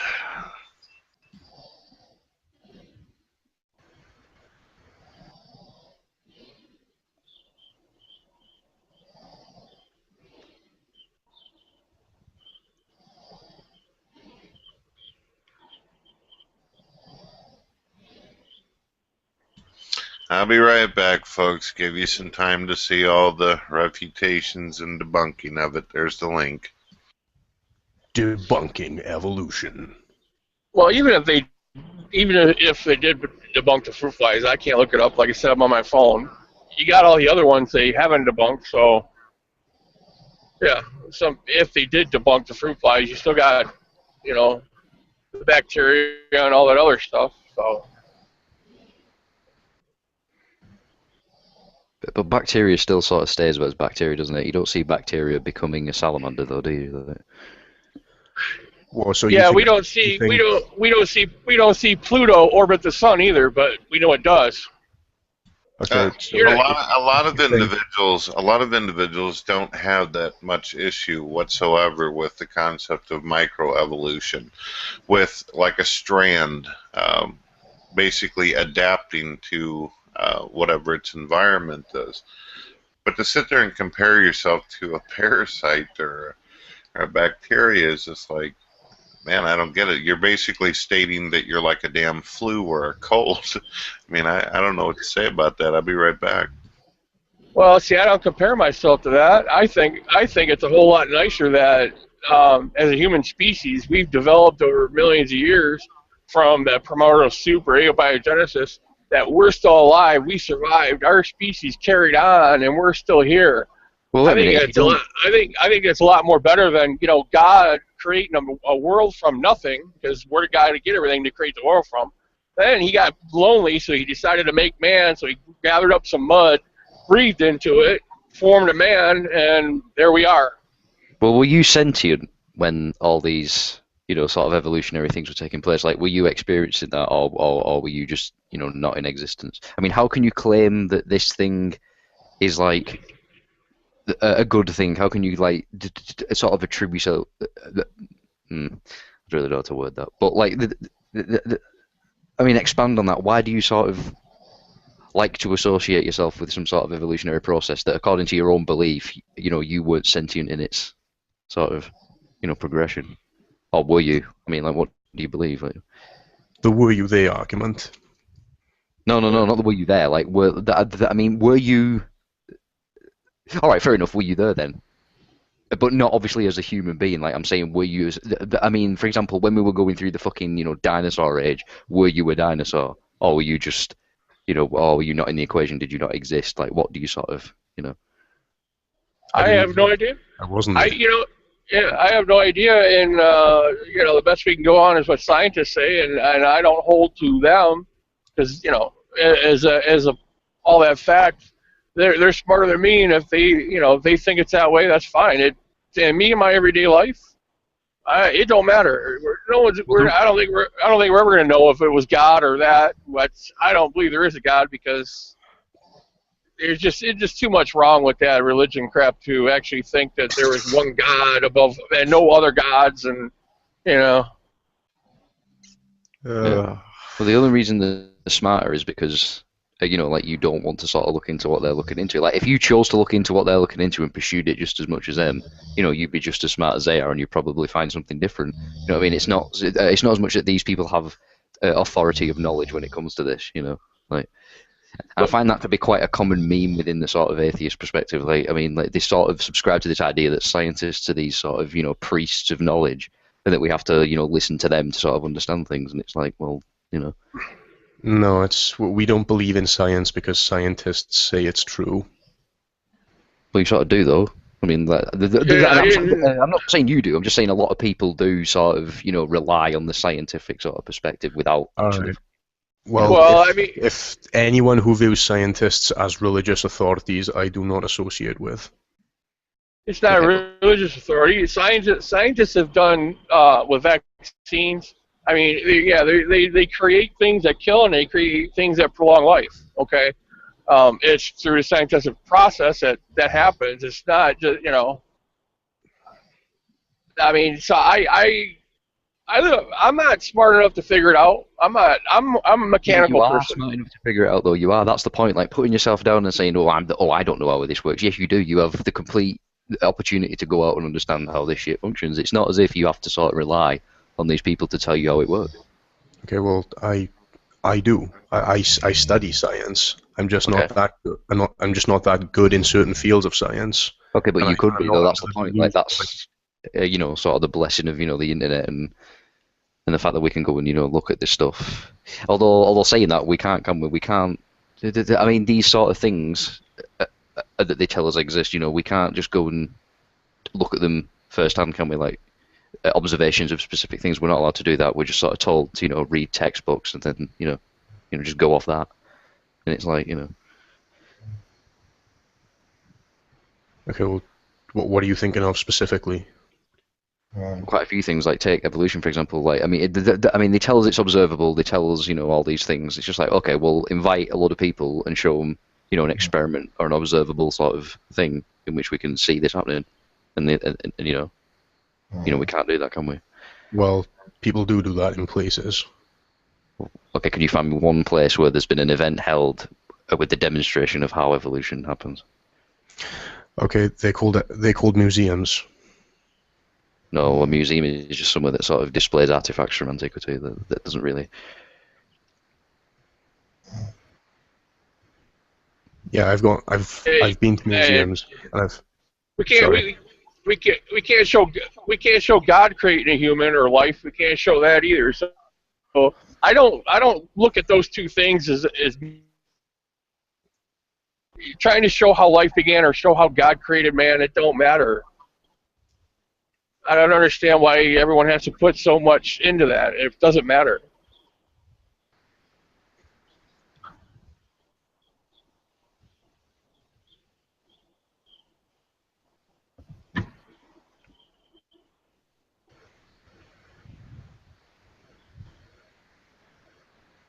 How it started. It doesn't. It's the progression after it started. And what we what we've done in the last, couple thousand years. That we've been writing things down, and how we're living our life today is what matters. Not what happened millions or 6,000 years ago or billions of years ago. Yeah, but the fact that we can sort of come to understand it is a sort of testament to it mattering. I mean, it doesn't matter. I mean, that's great for some people. I suppose fair enough if you're not sort of fussed and you're content with what you have. That's fair enough. You know what I mean? No one can really sort of say. It's great for some people who I think that need that because they need to know because they're afraid of dying or whatever it is, or they want to live on and they want to have the correct afterlife.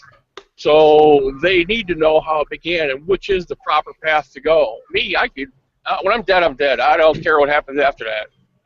So I don't need to know what is the correct path where it began. I need to know what's going on today.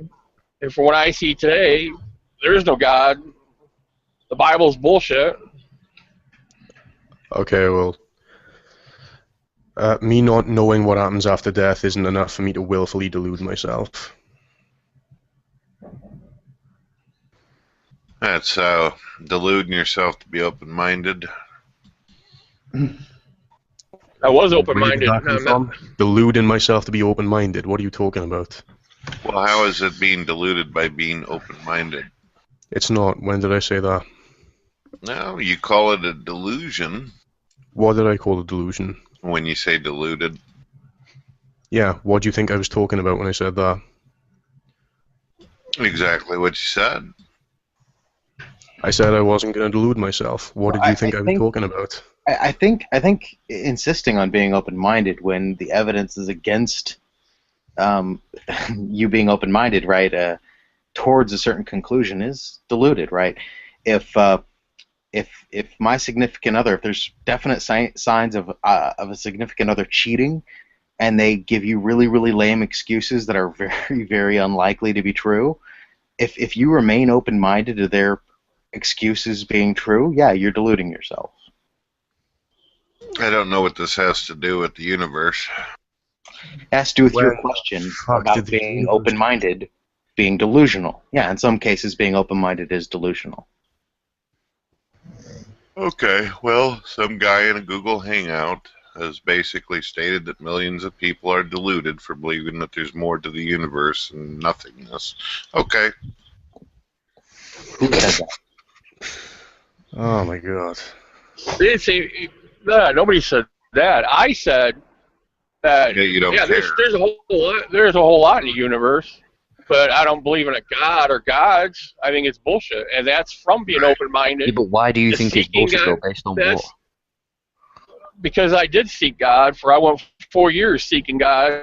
I mean, I tried for 4 years hard, and then I looked at other things. I watched all that stuff because I don't have time to pick up books and read them.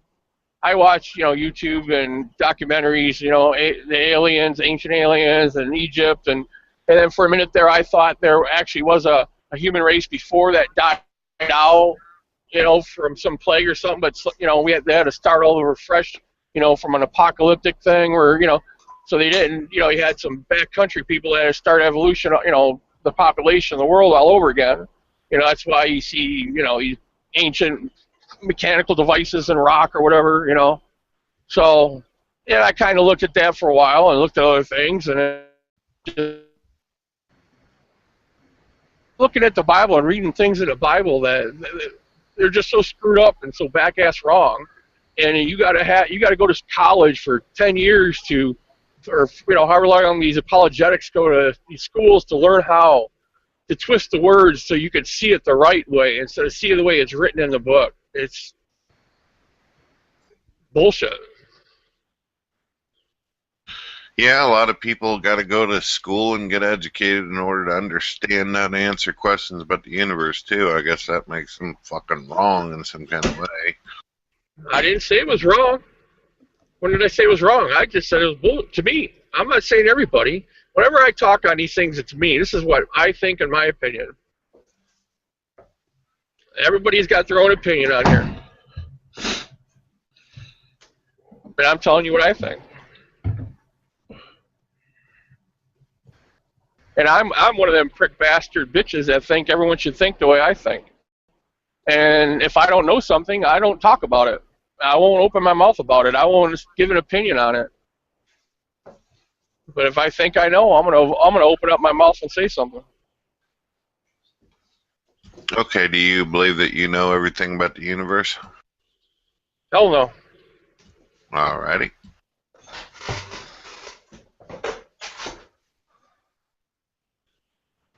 I don't know crap about the universe. I know there's stars and moons and planets out there. That's pretty much all I know. I didn't look into it. It never affected my life. It was something nice and pretty to look at, but how it got there and why it got there, I don't care.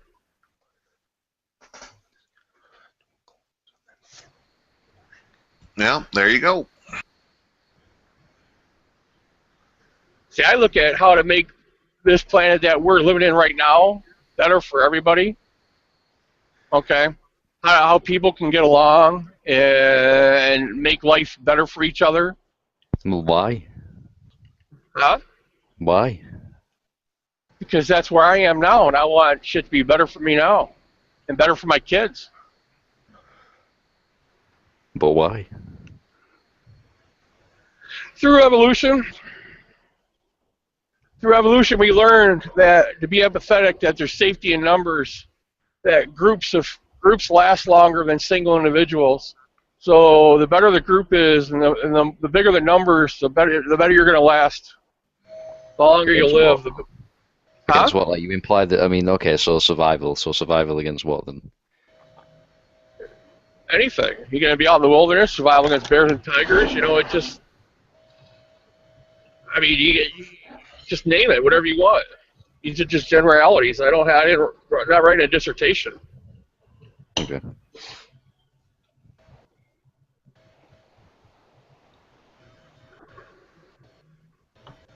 And I think if we got rid of religion, that'd be one less thing for people to fight about.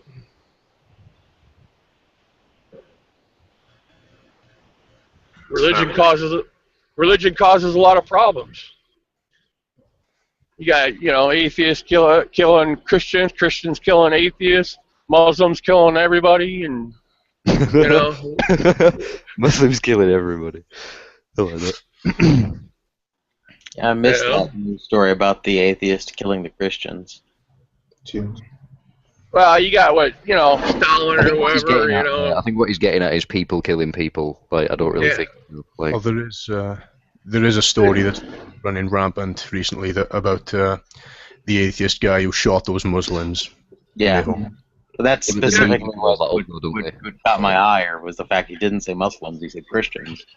I was wondering if I missed a news story or something. There was Israel Keys. He tied up women and then would rape and murder them and then dismember them. That was an atheist doing that. Yeah, but that's not what I asked about. I was asking him about him saying that you have atheists killing Christians. It's not typically something you see. If there was a current news story about that, I missed it. Well, nothing new. I'm just saying, whether Hitler was atheist or Christian or Pol Pot or Stalin, it just and Christians killing Christians, and it's just people killing people. And I think if you get rid of one reason why they do it, Does it not make you ask why, though? Does it not make you ask why these people fight over these, ideologies and beliefs and such? Do you think they literally just do it just because, it's something to fight over? No, I think a lot. Me personally, I think that the reason Christians believe the way they do, and Muslims, and it's the afterlife. It's preserving life. People want to preserve their own lives. People, okay, so do you not think there's some sort of, do you not think that sort of comes from somewhere then? Do you not think, or do you really think humanity is still this basic to be fighting over something that we just know for a fact doesn't exist? It doesn't really, in these times as well, with so many followers who sort of, subscribe to these religious beliefs and whatnot. Do you really think this sort of originates from nowhere and we're just fighting over it and it just needs to be got rid of? I don't know if you need to get rid of it. If you want to make it a hobby, go ahead and make it a hobby. Just Well, do you like not think that's anything. what it is already? Do you not think people sort of utilise that hobby then, if you will, to sort of, expand on territories and sort of play the survival game you were talking about before? I mean,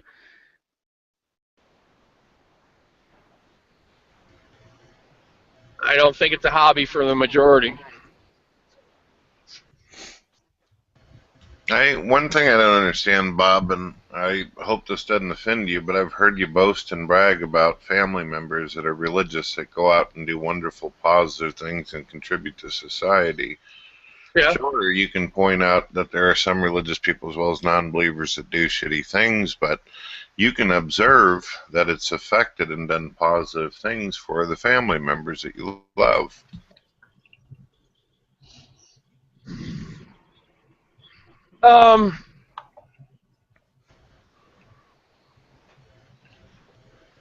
It depends on how you want to think about it and what positive things it does.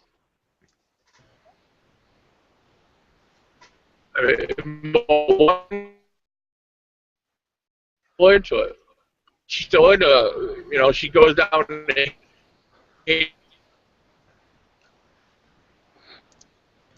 she does stuff all year long with her church. She's church every Sunday. So I talk to her about stuff in the Bible, and I ask her about stuff, but I don't press her or say anything. I think a lot of it has to do. The reason is a lot of it has to do with the psychological way the brains form. Some people are more prone to certain things than others, to believe things and want to believe things more than others. so religion's just attributed to sort of, nothing more than just a psychological dysfunction. Then there's just no real sort of. I said some. I didn't say all. I said No, I think some of the reason is. I won't argue with that. Just like I've explained this before, and this is the best analogy I got. Me and my brother grew up in the same household, did the same foods all our whole life, from the time we were little. My mom cooked the same foods for both of us. He loves liver. I hate liver. Liver makes me want to throw up. He loves liver. He can eat all day. So there's something there between the two of us. We were both fed the same stuff. So, and we grew up in the same house. So, there's some chemical reaction in our brain and the way our taste buds were formed, the way our body was formed, that he likes it. And I mean, I'll throw up on it. It'll make me throw up. I've tried it different ways, and there's no way I'm going to eat that crap again. But then there's my cousin. Well, he's cousin by marriage, more or less, and he used to be able to eat apples, apple pies, apples no problem. Now, he's allergic to apples, so his chemistry and his body changed, and he's allergic to apples now. He'll swell up, like an allergy. He had to go to the hospital and close his throat off.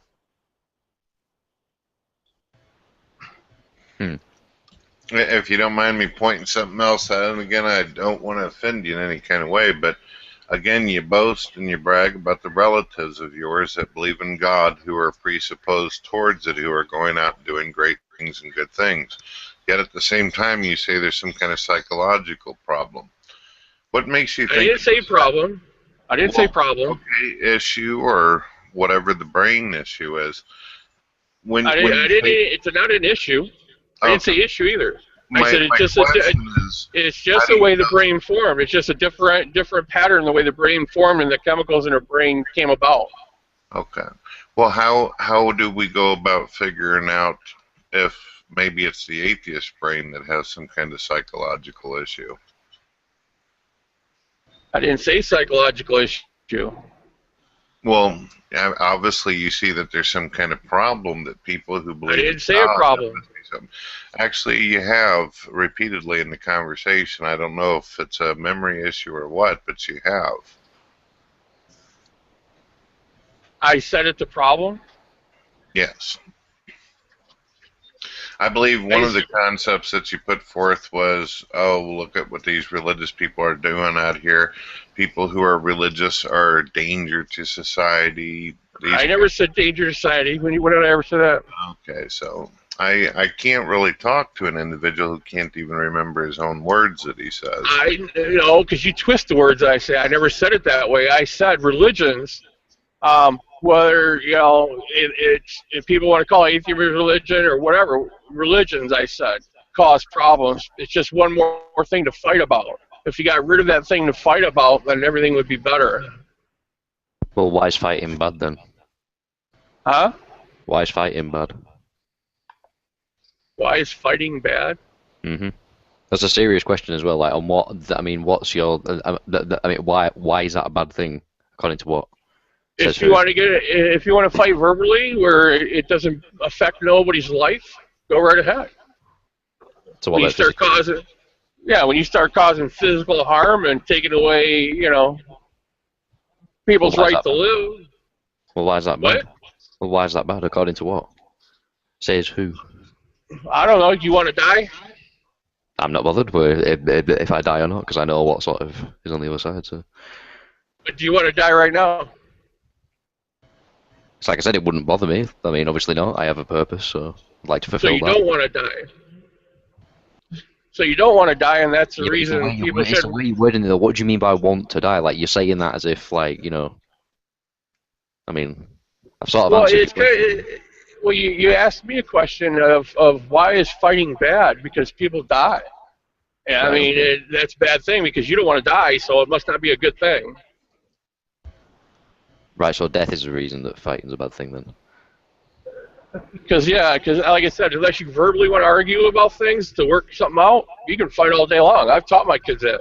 You guys want to argue with each other, go ahead and argue. That's how you work things out. Once you start getting physical, that's a whole different story.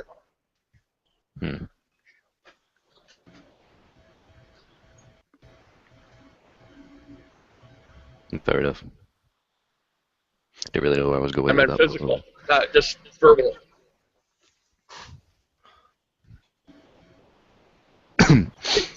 People are always going to have differences because people are different. Everyone's brain's wired different. So there's always going to be differences about everything.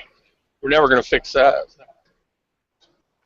So do you not think evolution could fix that by making us all sort of uniform over time then? Do you not think it could do that?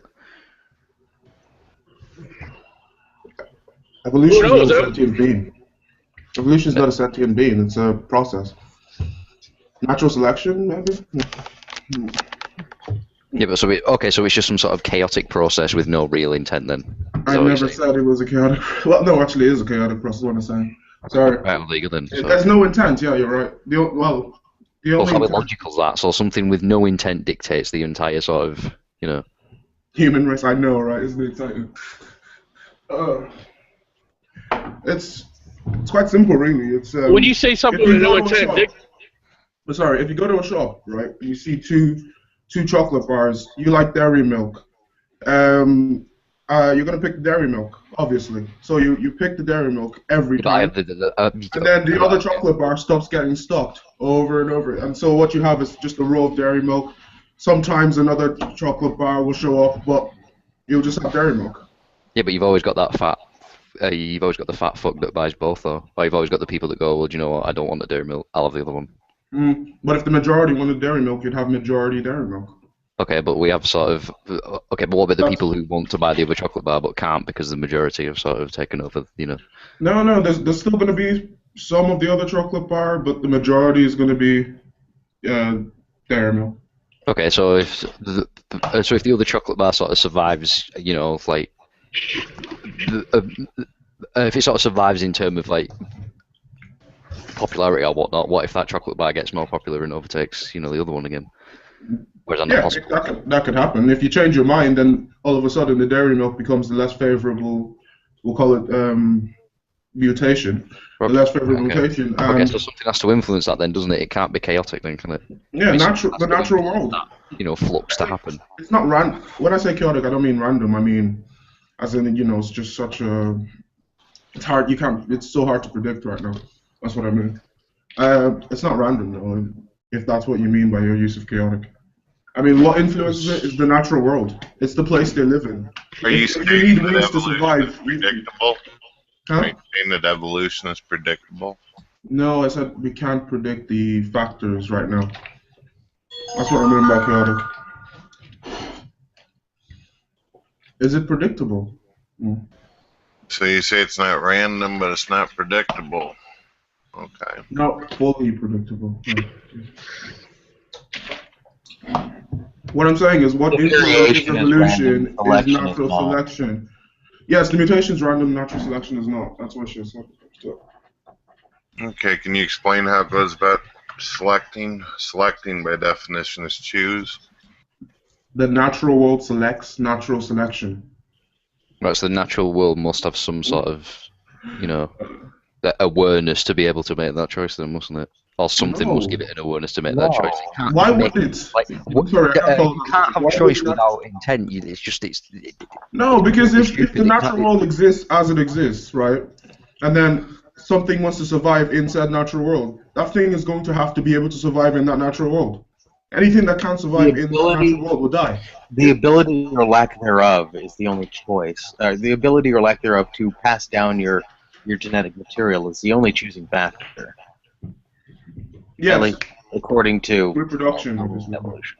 We're ignoring things like horizontal gene transfer. Can you explain There's a how myriad of factors, this system? Can you explain how this system understands without consciousness that doesn't you need this? understand. Listen, It doesn't understand shit. before you interrupt. How does it go about selecting and comprehending that it needs to do this in order for you It to doesn't survive? understand, nor does it comprehend. Listening. That's the How answer. does it go about selecting? Just repeating the question over and over again doesn't change anything. You aren't interrupting me whenever I'm talking. Are you scared of the question? Is that the problem? That's that you the want me to question. That's finish? the question. Go ahead. Okay. How does it understand or comprehend or select based upon the environment if it is not aware of what is happening in the environment? Because some creatures are able to pass down their genetic material and others aren't, depending on the environment that they're in, without the environment being aware of this in any way, shape, or form. It's not an answer. It's Thank you, sir. Thank you. This is a So simple understanding that some creatures are more fit to their environment than others. That's not an answer. That's just circular reasoning. It's not. Okay, how is it circular reasoning? It's like I said. It's the whole gene pool and environment argument again. You still haven't explained why it's circular reasoning. Yeah. I've just said it's the whole gene pool. Well, you're just saying circular reasoning, and then you right, okay, but what Brett asked was, what is the thing? Actually explaining to anyone's understanding how it's circular reasoning. Well, if you'd let me finish, like the thing Brett asked was, what is the thing behind that makes what you're talking about sort of function? No, that's not what he asked. He asked, how does the environment do that? How is it consciousness of this? And it's not. Well, I'm going to use the word mechanism. What is the mechanism for its selection?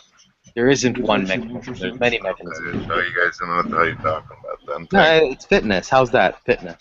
It's mechanism. What is the mechanism that influences the selection? The ability to pass on genetic material. Yeah, pretty much. Oh, jeez. It's circular, isn't it? Oh my god, stop. This is what, like... Circular reasoning, that's hilarious. It's just a very sort of bleak, depressing outlook to have, really. It doesn't matter if it's bleak or depressing, it doesn't make it any less true. Wait, what's bleak and depressing? I don't... It's not, but he says evolution is such a bleak outlook. It doesn't make it any less true just because you don't like it, the conclusions it leads to. I want to know how it's bleak for a start. Yeah, it's certainly not bleak. There are certainly theists who believe that God is only made greater in His glory by making complex creatures with evolution in mind. Mm. No, I'd like to hear from the Gothic portrait what's bleak about evolution. Well, you obviously realize that the Christian who believes in evolution is stating that there's a guide behind the selection, as where you're stating that it just fucking does it somehow without a mechanism. I find it funny how you refer to me as the Gothic portrait, like coming from someone with like... Not really, Brett, because, I mean, there are certainly people who believe that that the evolution itself is unguided but has a purpose behind it, right? Like a really, really complex Rube Goldberg machine. Yes, but those who actually believe in evolution that also believe in God believe that God is guiding this. No, they don't necessarily. That's what I just explained. God doesn't have to go into evolution and guide things to produce the animals that he wants. He just has to enact the first cause to get the animals that he knows are going to come about, because he knows all future actions. It doesn't have to be guided as it's going on. It just has to be started the right way. What is the mechanism that is guiding the selection? Oh my fuck. Listen, the mechanism that guides selection is the ability to reproduce in one's environment. That's the only factor. Okay, let's go with that then. Why don't you explain to us, was reproduction from the first organism, or did it evolve later? I don't. Reproduction was from the first organism. Okay, how did this process get Not there? necessarily sexual reproduction. It's not necessarily sexual reproduction. It could be Automatically have asexual. that ability to replicate itself right off the bat, the first Hold on, organism? I'm trying to hear what the other guy was saying, Brett. Sorry, it's not necessarily sexual reproduction. It could be asexual. Oh no, I didn't say sexual reproduction, but it's No, it's Brett. The question seemed to phrase this like it was sexual reproduction. No, the first reproduction was supposedly a self-replicating cell. It would have to be, wouldn't it? Yeah, it would have to be. Okay, so we're saying that a lot of processes, just to be able to sit there and self-replicate, was there from the get-go. So tell me something. If the first organism was so simple, would it not be such a simple process to self-replicate? There is nothing simple whatsoever about reproduction and replication. How do you know? If you understand. Because it's not simple. So you know it's simple because it's not simple. Said it's not simple. I didn't say it's not because simple. it's simple. Right, so you know it's not Okay, simple why don't because it's you not simple. go ahead and explain the entire process of how this all came to being? Can you make a replicating system yourself? Can I make a replicating system myself? Yes. Can you actually make a replicating system? I believe there's a computer program online that does that for you. Okay, isn't can it? you actually make a computer program that replicates? I'm talking from scratch. Does anyone remember that game? It's pretty much, it's on the internet. How Isn't about it? Conway's Game of I'm Life? not talking Yeah, about that's a the one. fucking game That that's pretty much, already yeah. made. I'm not talking about something that's already made. You building it from scratch. Can you do that since it's so simple? Can you make a car from scratch? Exactly my point. Can you make a car from scratch? Exactly my point. No, because it's So not cars don't simple. exist. It's not Hey, Brett. simple. That's So, hold on, Brett. everybody. Cars don't exist. Slow down. Hold on. So, Vindex, that's exactly Brett Keene's point. Cars are hard to build. You can't build one, therefore we know there was no first car. I didn't say that. I That's said what you're it's saying. not simple That's exactly to what build a you're car. saying. Nobody would sit there and state that. Brett Keane, have you observed the very I'm first sorry, car that's ever been you built? do not understand science. Have you There's observed nothing the very first simple car that's about ever the been way a built? cell works or replication ability. Hey, And the Brett, I fact can that make a cell. Is that alright? Okay, you see what I'm talking about, Commando? They're not interested. They don't even know the science. Yep, you're 100% correct. So Let why me don't try you to just highlight answer the what question? might be the problem in your Can question, you Brett. actually build a self-replicating system? Let me try to let me just try to You let me, can't. allow You me just to try talk, to talk, explain talk. why That's where your why question might be going atheists on. is the minority. Go for it, You guys are The irrational. You fuck don't is the make point sense. here? You don't make sense. Yeah, Go for it. your I'm inability to sitting here understand talking about your a Hang on a inability to second. understand system. Brett Keane Hang does not on mean a second. About a fucking video game All right, on the hang internet. on a second. Hang on a second. Hey, listen to this.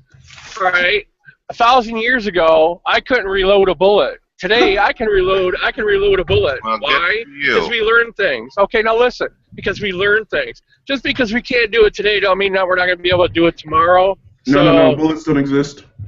No, bullets don't exist, I'm sorry. That's your argument, Brett. I'm serious. It's so stupid. Oh. Yeah, but bullets You are can't invented by make it today. All right. So, Commando, is a replicating system simple? No, of course not. So why are these individuals think that this is funny to talk about this for? I don't know. Hmm. If you just done broadcast, wow. Oh, just for a moment until they can control themselves. I'll be more than happy to redo it here in a moment. But I'd like to be able to have an intelligent conversation without, can you build a car? That's the point. I can't build a car because a car is too complicated to sit there and build for me. I'm not a mechanic. And I also realize that self-replicating system or even a replication system is more complex than a car. So why can't you get that? What's the fucking problem? What do you think, Commando? Are we ready to broadcast this individual so he can go again? I mean, I don't have mod controls, so I'm sort of indifferent to it, really. Okay. All right, let's start with this one first, see if he can handle himself. I didn't want to have to do that. I'd like to be able to talk with these individuals.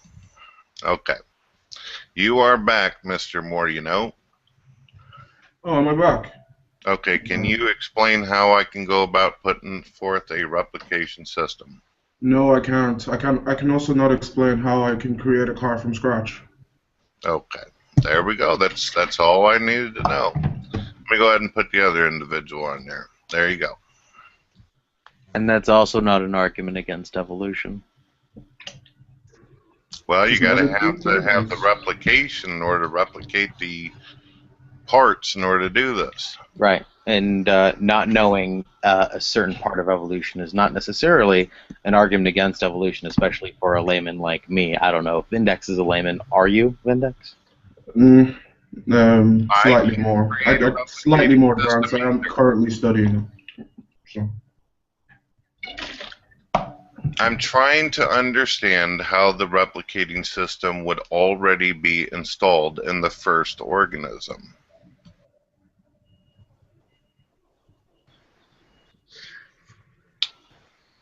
No idea. I would assume that it would be something even simpler than quote-unquote organism. It would be simple replicating molecules. Well, if it was simple, why can't we recreate sort of self-replicating devices now then? Maybe we will in 10 years or 100 years. We don't know. There are things we couldn't do 1,000 years ago we do today. We don't know what tomorrow's going to bring. Right. Okay. So it's not a simple. It's not a simple concept, then, is it? Like, I mean, if it requires, sort of research and progression and whatnot, it's not a simple thing to sort of understand, is it? Well, yeah, I think. What's with the Sorry. It could be. It's just not something that we've yet have discovered. There's certainly. I mean, chemistry is a complex system. Even though chemicals can come together to create something that's fundamentally simple that reproduces, doesn't mean that it's just easy to trip over and fall and find upon. This thing could be really, really difficult to figure out exactly what would create such a thing, yet the mechanism of itself could be really simple. I have no idea what it is. Maybe it's really complex. Maybe that's why life in the universe seems rare. I'm not sure. I'm just not willing to give up and say God did it. Well, I'm not trying to say that if you can't answer the question, then voila, I win. This must mean it's God. I'm trying to understand this just as much as everybody else. I'd like to understand why the replication system was set in place from the get-go. I'll be right back, guys. So does he always unbroadcast people he doesn't agree with? Yeah. I know when I'm trying to have intellectual debates, I usually cover the other person's mouth.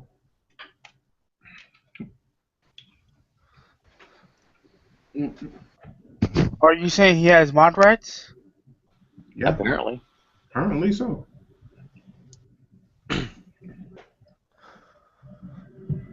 Yeah. I haven't walked out of the room yet. I will say I have no interest whatsoever in putting any of you out. I just want to be able to have a good conversation without us sitting there fighting like dumbasses. Be right back. Well, that would be a change for the better. I'll remain skeptical. Are there any questions still left on the break-in?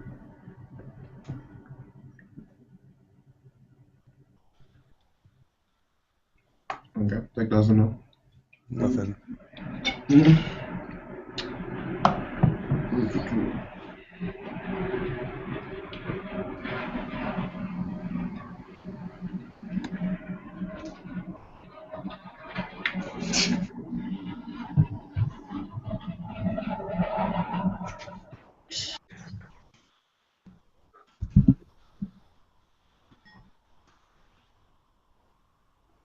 Hey, We it's have over. a theist in the room.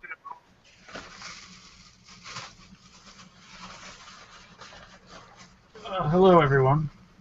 Hey, what's going on, Ocean? Much. Hello, Ocean.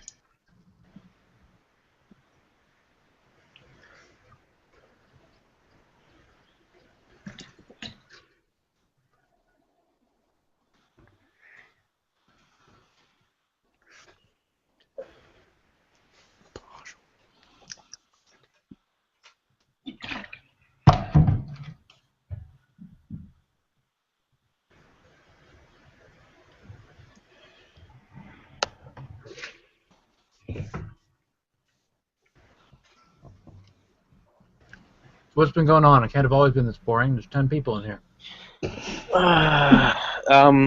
Yeah, I don't really know where to begin. I mean, you were asking some pretty simplistic questions about evolution a second ago.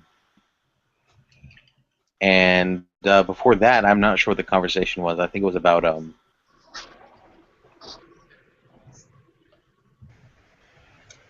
yeah, I kind of came in halfway through the last conversation, so I'm not really sure what exactly it was about.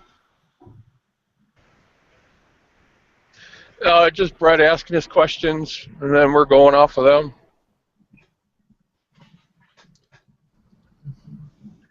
Your name. I haven't seen you around. Yeah, how you doing there? My name's Bob.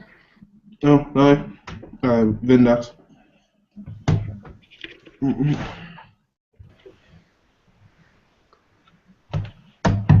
So is this room mostly theist, atheist, what?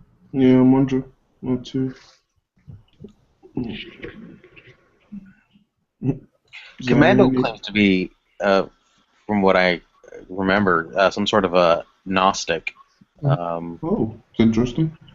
Is that right, Commando? Yeah, I was gonna say, like, just to reply to your side chat as well. It's like I said, like, I'd have a problem if he kicked you from the room, but I can sort of understand why he sort of, unbroadcasted. Like a mute would have been good enough. So sort of see your point there. But. Well, unfortunately, the mute only works for like a second until the person unmutes themselves.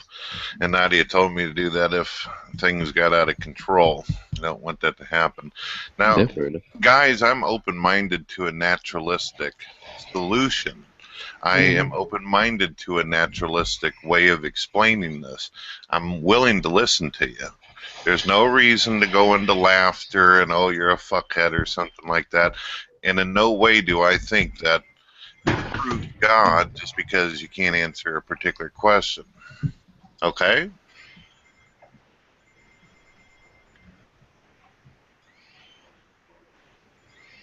Is there anything else left to cover?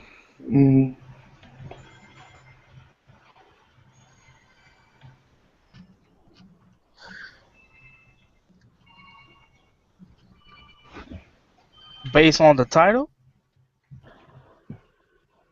I think the title has something to do with LGBT rights, I think.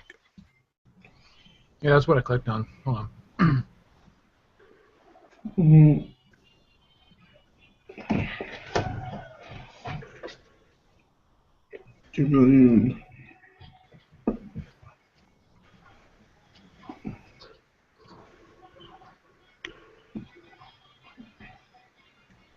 My thing with evolution,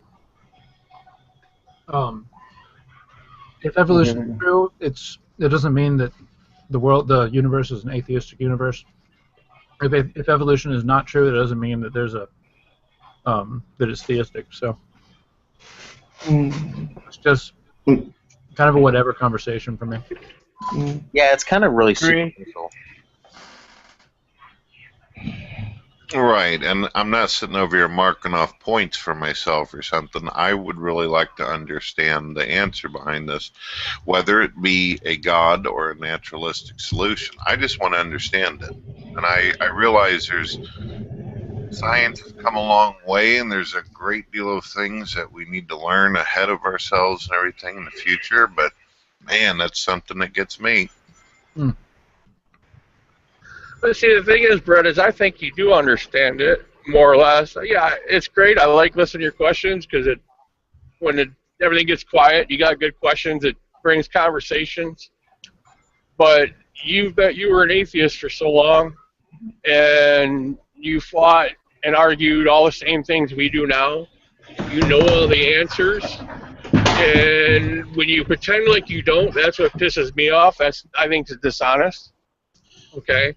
So, but it is great that you keep the rooms going, you keep them alive, you keep the conversation going, you put your voice out, you put your thoughts out. But that's why I have a little hostility towards you, because I don't like dishonesty. Well, I didn't know the answer to the first replicating organism whenever I was a non-believer. That wasn't something that I argued on. No, but there's I other. don't think anybody at this point has it, but I'm not willing to assume that there's not somebody out there that might have a theory on it. Yeah, that's fine. I didn't say just that question. I said, a lot of your questions. Have you really not read any of the theory? I mean, if you're that interested on them, there are theories that you could read up on. Well, no, go ahead. I have sat there and read about different concepts such as the primordial soup, also the vents in the oceans and all that kind of stuff, but it doesn't really get down into it. There's a lot of individuals where they're in the dark on this. So I'm sitting here putting forth the conversation. Just because some guy on Wikipedia or on Google doesn't necessarily mean that an individual that comes in this hangout may have an idea on it that might make damn sense. Well, yeah, that's not the problem. It's like I said, it's great when you ask the questions, but when you know answers to things and you pretend like you don't, that's what people get hostile. That's because that's dishonest. Okay, yeah, with the beginning of abiogenesis, you know that. Okay, but now with the stuff about atheists this and atheists that, you were an atheist and you know it's all bullcrap. And when you put them questions out there like that, that's what pisses people off. Okay, if you want people. When I was a non-believer, I never claimed to know or have some kind of information that stated that the universe didn't have the possibility of a God. When I was a non-believer, I stated at that point that I didn't feel like I had enough observable evidence or information to go forward with it. However, I did end up having a personal experience which changed my view on that. But a personal experience doesn't do anything for you or anybody else. I get that. Well, no, I believe you had your personal experience and it changed your mind. Like I said, I believe everyone changes. It's called like the 7-year itch. Every gene in your body and that dies off and gets replaced. Your body replaces itself. So every 7 years you're changing. Like I said with my cousin with the allergies. Okay, so but bringing it back to the other thing is it's you did the blasphemy challenge. So it's not that you didn't know what there was. At one point you did the blasphemy challenge, which is supposed to be like the worst thing that's unforgivable. Okay.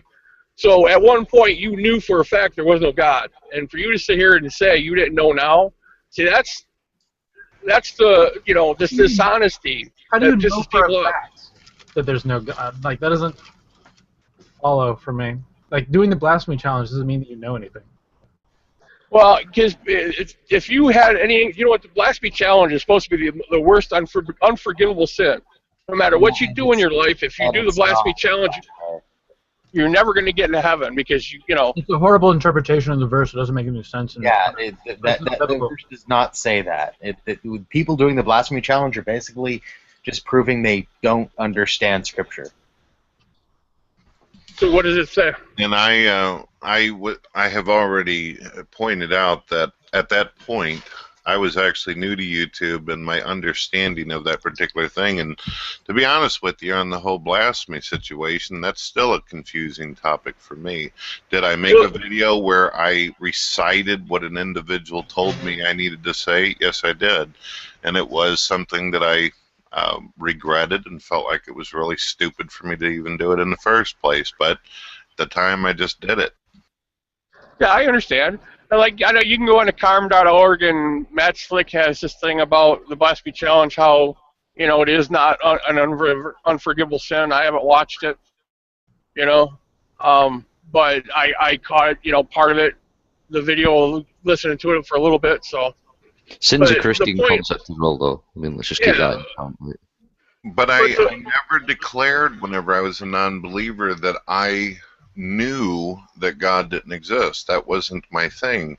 I was stating that I didn't see any reason to entertain it because I didn't see any evidence at that time until my personal experience, which again I will say does shit for anybody else because it was personal. Okay, but the thing is too, like I'm bringing it back to the other point is you've gone through these all these arguments, the atheist arguments. You've done them all. You did how many videos? Yeah, a lot of them got taken down. A lot of them, you know, but there's still videos out there, and people remember. And when you act like that, never. Like, I'm trying to figure out why that's valuable. He used to hold the position, right? He made videos on the position. He's changed his position since then. I appreciate what I was saying is right. Listen. We were talking about people laughing and arguing and laughing, and Brett, you know, hit him from broadcast. Okay, that's what brought this up. Brett, they were arguing, and Brett says, you know, I don't, you know, calling him an idiot and a fool and stuff like that. And I'm explaining why people do that is because he's being dishonest, because he knows all these things, and when he does stuff, you know, and it's being dishonest, people are not going to respect him and treat him decently for being dishonest. I don't think which is what I'm trying to explain. I don't think he's being dishonest, and I've seen him around since he was an atheist as well. Like, I'm aware of his past work, but I don't see he announces the only inconsistency that I see is something that he's announced. Like, he's changed his position. That's it. Okay. Like, that's, you know, yeah, so he asks questions and argues against, he holds the other position now. So, yes, he'll bring up some of the same arguments that he used to argue against as an atheist. He thinks he was wrong then.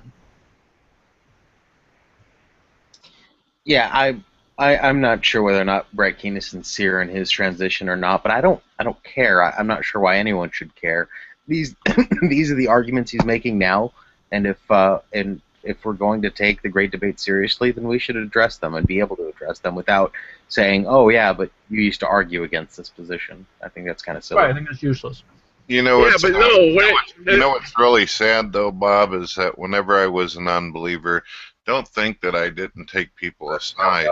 Don't think that I didn't take non-believers aside onto Skype and in conversations and say, look, I don't understand something. I don't know how to explain something. I didn't feel like I knew everything, and I tried to ask people questions. You know what I got when I was a non-believer? Oh, Brad, don't be a fucking idiot. What are you even asking about shit like this for? Hey, I tried to learn while being a non-believer as well as being a theist. Go ahead. What is it? This one is Nadia, your mic's open. you know, probably the $9 one, and Nadia.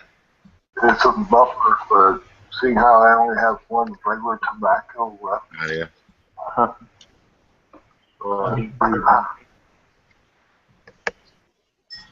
Is it fair to say don't forget about the audience who may not know these questions?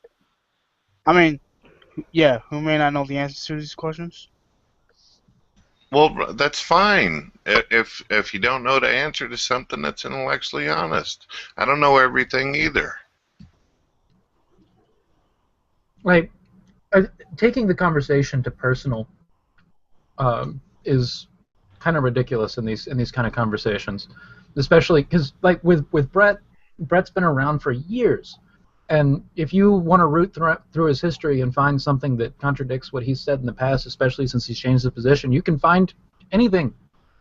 Okay, listen, the reason I brought this up again is the conversation was going on about the first replicating gene, and Commando and Brett were talking about how it was simple, and Seth and the other guy were talking about they're arguing about it, and they started laughing and talking, and Brett started trying to jump in there, and they were talking over each other, and Brett hit him from broadcast, okay? So they couldn't be heard anymore. And then when they brought him back in, wait, listen, I'm not done yet. When Brett brought him back into the conversation, or before he did, he goes, I'm not going to sit there and listen to a couple of people laughing and say you're a fucking idiot and you're fucking this and you're fucking that. And I'm like explaining to him, this is probably why people do that. Okay, what part of that aren't you guys hearing from me? Am I not explaining it clear enough? Am I an asshole? Am I a dumbass? It's a bad reason. I'm hearing your explanation, but I'm saying it's a really shitty reason. It's a really shitty reason. I didn't want to sit there and do that. I wanted to be able to have a conversation and us come to some kind of conclusion, or at least come up with some kind of good idea on why these things happen with the replication system of the first organism.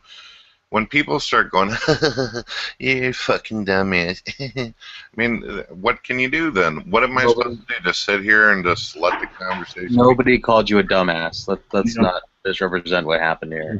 If you really want to know these things, why don't you go ask I don't know, an abiogenicist? I don't. Look at someone who actually studies this. He's asking people. Yeah, but we're not freaking... Like, come on. We're not qualified scientists here. I mean, go ask one of them whose field it is to answer these questions. Those people are few and hard to come by. There's papers online. Papers online, but when you have like specific questions about a concept, maybe somebody else in here has actually read it and can explain it. And the most interesting papers are behind paywalls. Right? Yeah, a lot of them are too. I forgot for you guys. And I've said the questions Brett asked, a lot of them were great questions because I'm new to this thing like 6-7 months ago, 8 months ago. Okay, so all this stuff is new to me too. Okay, but the thing, and I said Brett's asking great questions. It's great. He keeps the room going. He's got great voice personality on there to get people talking and talk about things. But what I said is again, because he blocked them and people, because he's saying, because I didn't hear him because I'm on my cell phone, so it's hard to hear. I didn't hear anybody say fucking dumbass or anything like that either. He blocked them because they were laughing or whatever, talking, and then I was trying to explain the reason why. If somebody does say this to you, Brett, is because some of the things you know already, and you play like you don't. He plays like he doesn't know the things. Okay, if he were to come at the question Bob, and nobody was through it.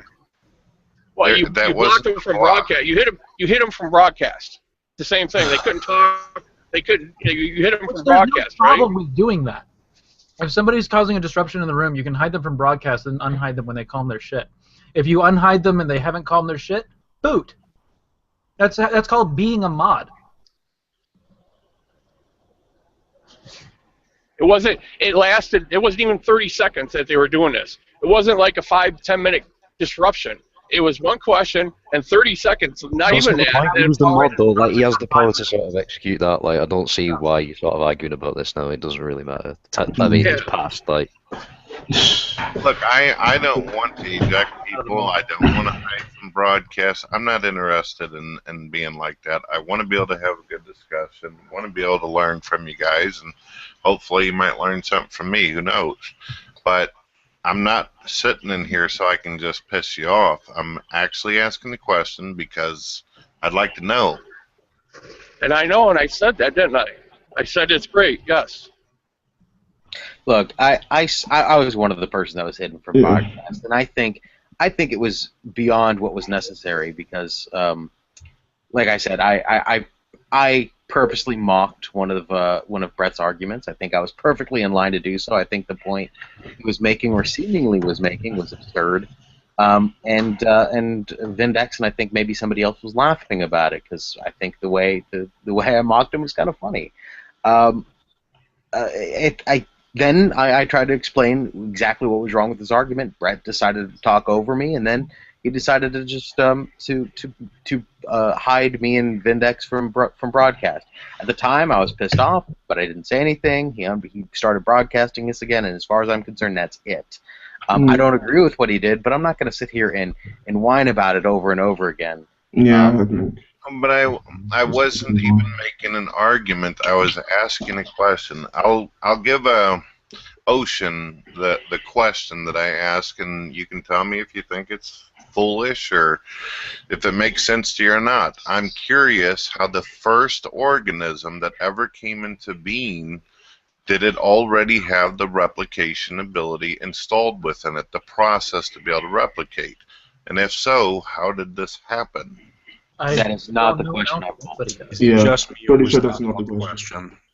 That is the question I asked. Commando, is that what I asked? That was the original question, to be fair. That That's was the original question, yes, but that is not the question I mocked. And you either Brett, you either understand this and you're lying, or you don't understand that that's not the question I was mocking. I think everyone else understands that is not the question. Well, what you was the asked that I'm question you were mocking again, just to sort of I don't clear it? remember, but it certainly wasn't that. Yeah. Well, that's the only question I can remember him asking, to be fair. So. Well, he went off on a tirade about himself. Sorry. We were going back and forth about trying to support certain arguments and trying to answer other questions. And one of the questions she asked, I can't remember what it was, but the way I mocked it was explaining that something about. Oh yeah, he was asking. That's what he asked Vindex if he can create a self-replicating molecule. He didn't say molecular system. And then I said, yeah, that's a really good point Brett made. Vindex can't make a car either, so cars don't exist. Yeah, that's what I laughed at. It doesn't even matter. Like, just it's not an argument what I'm putting forth, guys. It's not a debate. I'm not doing Hitchens versus Craig here. I'm just simply asking, how do you think that came into being, the replicating system in the first place, in the first organism? Yeah. The answer is I don't know for me. Well, I don't know either. Yeah, that's fine. Okay. Sorry for being an asshole causing all this problem. The next question is, if there was only one religion on Earth, only one religion, and nobody ever conceived of a different religion, I've asked this before, would you believe it? Depends on the religion. Huh? It depends on the religion. No. There's only one religion, and throughout whole history, there's only been one religion. Doesn't matter which, Hindu, Muslim, right. Christianity. It still but there's depends on the only religion. been. Like, you can add whatever caveat you want to that, but like, what is this religion? What are its beliefs, its tenets? Do I find them convincing? Those are all questions I would ask about it. But see, no. The point of if you can only believe in one religion, you have no concept of a different religion. I mean, would you believe that religion to be true? You don't have to follow that religion, but would you believe that religion to be a true religion? Whatever this religion is would have. What you're asking. It depends. Oh, sorry. It depends on the claim it's making.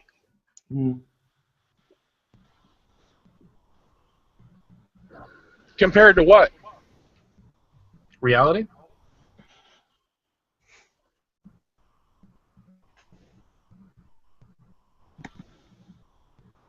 You're not telling us anything about the religion. You're just saying there's only one. If it was there, it's like, well, okay, well, if there's only one option, then I might take it, depending on what that option is. Just like, if there's only one food, would I want if you think, like I said, if you think about it, throughout history, we've come up with different religions because there was different options. If there's no other option, then somehow the only way there could be one religion is somehow like morality. We know it's wrong to kill. So somehow we would know that there is only one, God or whatever. There's only one. That nobody ever even considered starting another one because it was an absurd thought and nobody would have done it. I'm not saying you have to follow. I'm not saying you have to follow it, but would you believe it to be true? You're still not. To be true kind of entails following it to an extent. I don't know. This is very odd. Yeah, you're not. It really depends. What the religion is and the qualities of this religion really matter. Yeah. I think Ocean's analogy was really good. It's like you asking if there's only one food in the world, what would you be having for lunch, and would you like it? It really depends. Well, see, that's different. I mean, because that's something you need. That's something you have to do. Okay, you don't have to do religion. You don't have to follow it. It's not a have to. It's whether or not you would like it. Like, if there's only one food, would you enjoy it? food sustains your life. Religion doesn't. Right, but Yeah, but whether or not we'd If there was follow the only one, religion still let's change it to depends. something that's completely unnecessary. Then, if there was only one movie on the planet, would you enjoy that movie? I guess you either would or you wouldn't. You would enjoy it or you would not enjoy it. But you wouldn't be looking for another movie. You wouldn't go see. You wouldn't wait around to see another movie because there is no about other the movie. movie before you can say you would like it. That's what I'm trying to say. Like with the religion, would I follow it or would I think of it as a true religion? I still need to know more about what it says, what it is. Right. If there was anything else about it. If Back to the Future was the only movie ever, would you enjoy that? See, that's a more specific question. Well, like if that would be like saying, if Christianity was the only religion and there was no other ideas out there, then would you follow that? That makes it more specific. But see, I know. You're breaking up. I'm sorry. He's auto-tuned. Movie, and I know it to be true. I know it's there, and I know it exists. I know it to be true. That's what I said. Because right now, everyone has a different concept. Some people believe Christianity. Some people don't believe Buddhism or Hindu, or some people don't believe there's a Christian God because there's different religions. If there's so many different religions, why would you just believe one? Actually, I'm sure there's a better way to. I'm sure there's a better way to ask the question. I'm just trying to figure it out. There is, but you're not hitting it. I'm not a philosopher. I'm a dumbass. But to me, part of my problem with religion is there's so many different religions. Okay, there's so many different concepts of religion that if there was one God who wanted everyone to be with him, there would only be one religion. He would only allow one religion. Okay, whether you follow that religion or not, he would only allow one religion because he wants people to come to him. So and basically, if it was true, there wouldn't be any reason to look for any other religion. Like your mom, your mom's your mom because that's what you know. You're not going to go walking down the street and asking other people, "Are you my mom?" Are you going to go look for a new mom? Unless you were told your mom is your adopted mother, that's your mom. There's no reason to believe that someone else is your mom. I keep running into variations of the argument from divine hiddenness. It's one of the reasons why it's my favorite argument. I like it too. It applies great to Christianity. But I don't know. I guess it's one of the reasons why I'm not a Christian. But it doesn't really apply to other religions very well. I think it applies well to monotheistic religion. Like monotheistic stuff, yeah. Like Mormonism, all your big Abrahamics. It applies really well. Yeah, I think the strength of the argument is when it comes to those particular God concepts, theistic God concepts, classical theistic God concepts. I think that the argument should be convincing for going through the motion Christians, agnostics, and soft and hard atheists. Basically, everyone who's not totally convinced and convicted.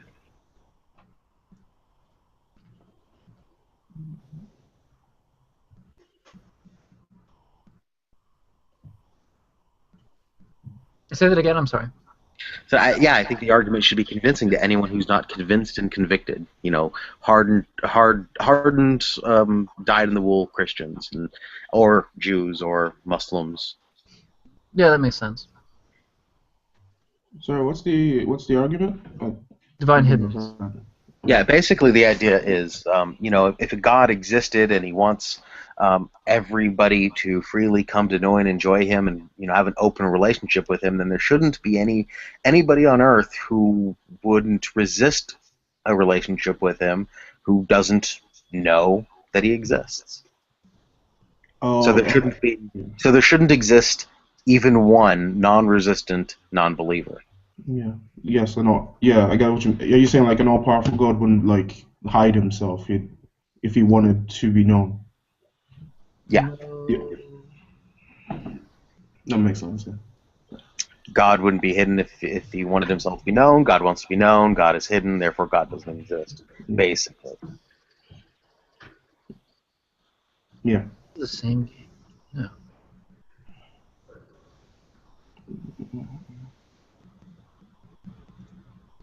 Oh.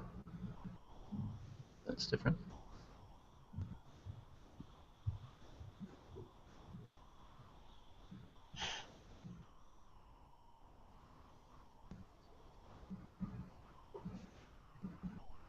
Shit. All right. You guys mind if I ask you a question about the subject at hand? Can I stop you? I suppose. Is there something you'd like to say? No, go ahead. I was just teasing. Okay.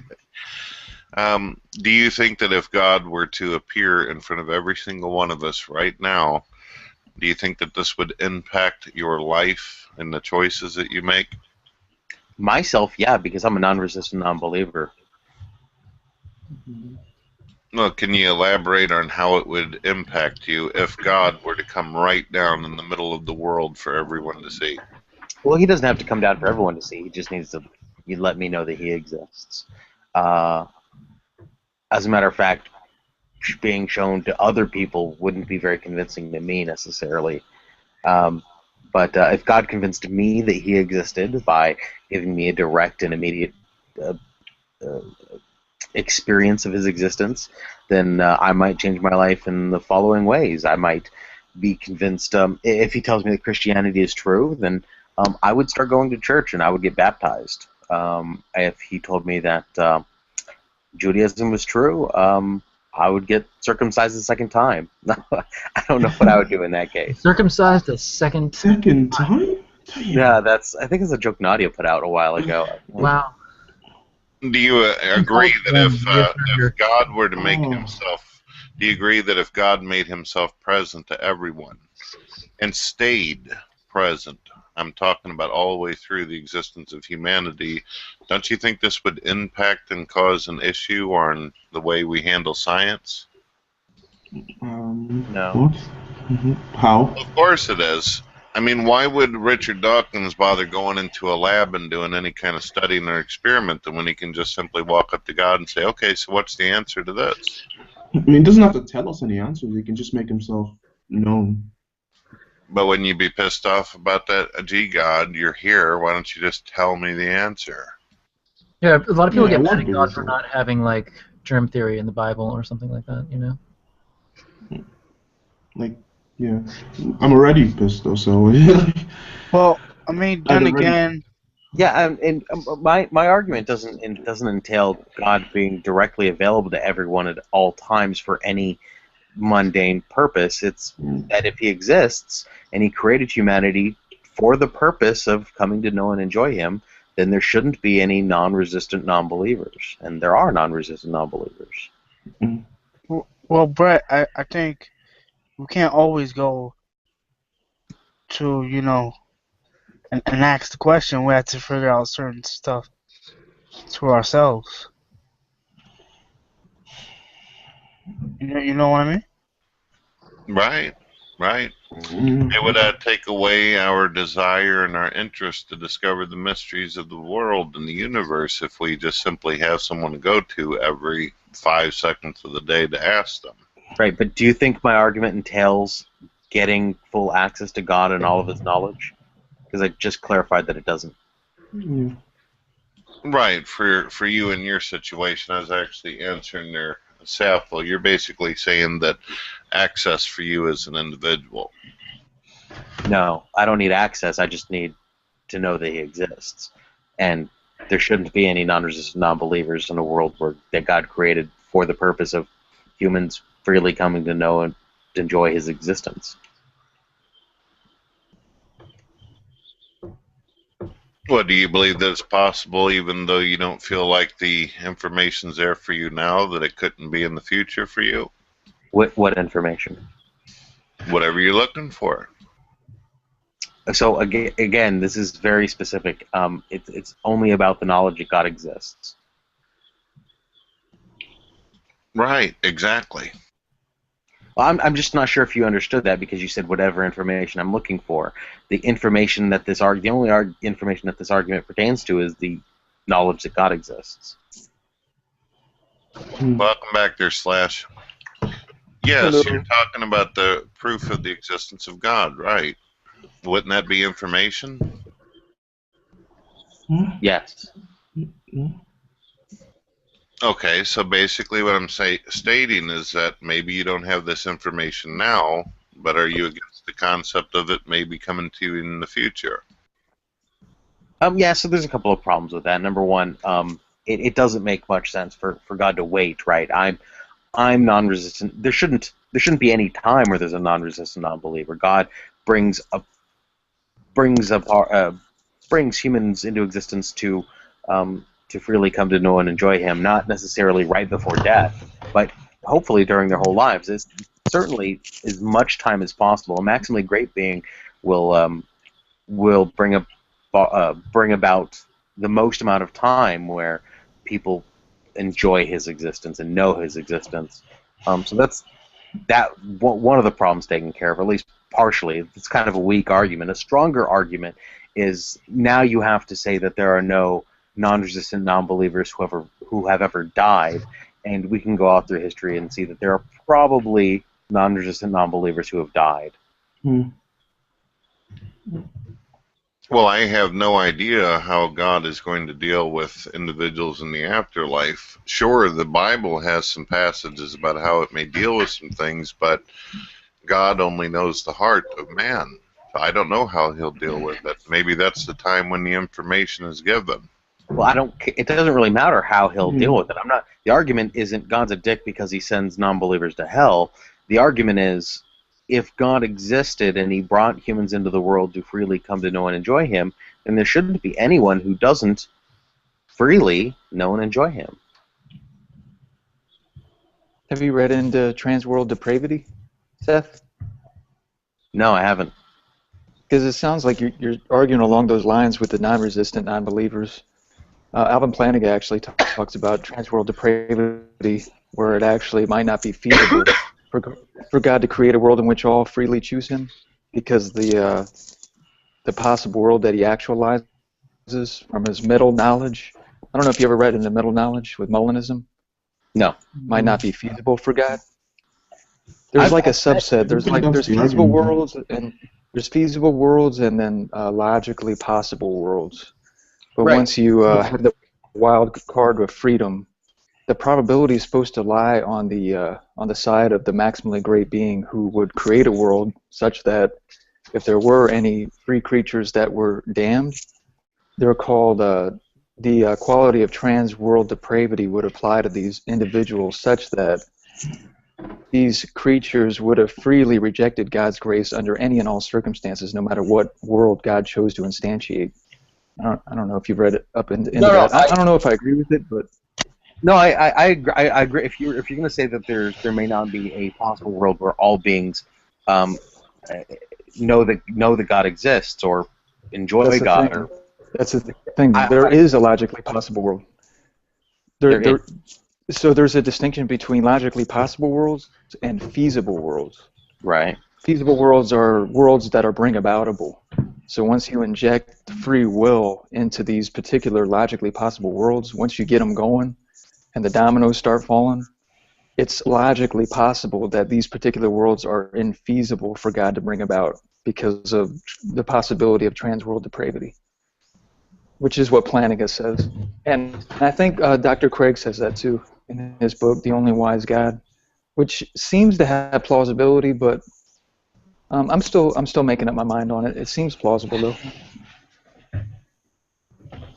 Well, I've read some of Plantinga's work. I really like Plantinga. I like William Lane Craig slightly less. Okay. But I'll definitely give that. I'll give that a listen to. When I first looked it up, the first thing that came up was his free will defense, and I don't think that's right. The free will defense is basically just attacking the logical problem of evil. Right. So they're trying to flesh out the hidden premises that would make the proposition that God is all good, all knowing, and all powerful, and the proposition that there is evil. He's trying to flesh out some implicit proposition which would allow those to have logical coherence. And I think what it boils down to for Dr. Planning, I think for Dr. Craig too, is that it's possible that God has morally sufficient reasons for permitting the evil. And as long as that's possible, there's no logical contradiction. Yeah. Right. That position is called skeptical theism, and it has its other consequences. But agreed. But I think it's Paul Draper and I forget the other guy. I think it's Richard Gale. I think a lot of people are kind of going away. I don't know how strong the skeptical theism undercutting defeater is, but I think that a lot of atheologians are kind of leaning more towards the probabilistic argument from evil. Is that your experience, or? I missed the last part. I was looking up something on your profile. What was the last part? That they're leaning more towards advocating some form of either the evidential or the probabilistic problem of evil instead of the logical problem of evil, even though I'm not one of those people that think that the logical problem of evil is completely dead. Because I know Peter Van Inwagen actually said that, but the literature is still out there. I really like the logical problem of evil because it's a lot simpler for people to understand. Yeah. When I'm, it's kind of the first step in tackling these arguments, and most Christians I've talked to haven't really been presented with a strong logical problem of evil. So I like starting there with, not with people like you, and not with like people like Jimmy something, I can't remember his name, or Matthew Bell. There's a bunch of Christians on here. I don't know if you're a Christian or not. You seem well read, whether you are or not. But there's a lot of people who I wouldn't try that with. If I was going to argue against a better read Christian, I would try an evidential problem of evil. Yeah. Have you read the dialogue between William Alston and Draper? No. With the probabilistic argument? That's pretty cool. They go into evidential problem of evil, not logical problem. I haven't really read a lot of, just because the literature is so scarce on the logical problem of evil, it's kind of planning I wouldn't call it a death blow, but yeah, it's almost take it seriously now. Now you're right. It's mostly the evidential problem of evil and the probabilistic. Right. At least that's my understanding. Well, why haven't I not seen you in a hangout before? You seem really well read. Yeah, I'm this too. I'm like, who are brand you? New. Where did you come I'm brand from? new. I actually, my first Google Hangout was actually this morning. Who is your daddy and what does he do? No, I really enjoy this. I'm very computer illiterate, so it took me like a couple months to figure out how to do this. Well, I circled you. I want to make sure I've got you in the right place because I'm gonna go to sleep here in a second. Just so I make sure I put you in the right circle. You're a Christian theist? I am, yes. Okay, yes, then I got you in the right place. But yeah, I think what who is your heavenly Father and what does he do? But I don't know if you did you want to talk about the evidential problem? I'm not really as widely read on the evidential problem. I've read a couple essays, but I wouldn't call myself literate on it as much as I'd like to be. But I would, except like I said, I've got to get going here right now because I got to get some sleep before I wake up for work. I got to go in like 10 minutes. It was a blast meeting you all. I'm definitely going to invite you to my next hangout. Sweet, awesome, thanks. Hey, Seth, I will say perhaps this is the information you're looking to access. I'll see you later. Yeah, yeah. Like I don't ever get that when I bring about the argument from divine hiddenness. See you guys. The argument from divine hiddenness too is really related to that too, with Molinism and middle knowledge and all that stuff, which is philosophically pregnant with other metaphysical and epistemological views and stuff, but you can kind of go at it at the same angle with divine hiddenness too. What's so cool about Molinism is that it's really fecund in the way it solves a lot of theological and philosophical problems. But I'm not going to say that there aren't any proposed defeaters out there for it, like the Truthmaker defeater. But Molinism is pretty sound to me. I don't know. Does everybody know what Molinism is, or? No. Nope. My bad. Yeah, Sorry it's about something that. I'm definitely going to have to look into, though. William Lane Craig is a Molinist. He's the one that's popularized it the most. He's kind of resurrected it. But I think Planting was the first to kind of get the ball rolling, and then Dr. Craig kind of articulated it more fully. I get a little And, itch whenever See, with Craig, I've watched his debates and some of his arguments, like visual stuff, but I haven't actually read some of his literature. I need to, though. I will say, though, there is a marked distinction between the philosophical sophistication of his writings and then the rhetoric that's pretty apparent during his debates. Because during his debates, I'm just like, do you really want to say it that way? I mean, you wrote about it so much better in these other places. Why are you saying it like this? So it's just kind of frustrating watching his debates, honestly. But I don't want to make that a cop out and make it say that, oh, if you only read his stuff, he's right. But it is definitely a lot more developed and sophisticated.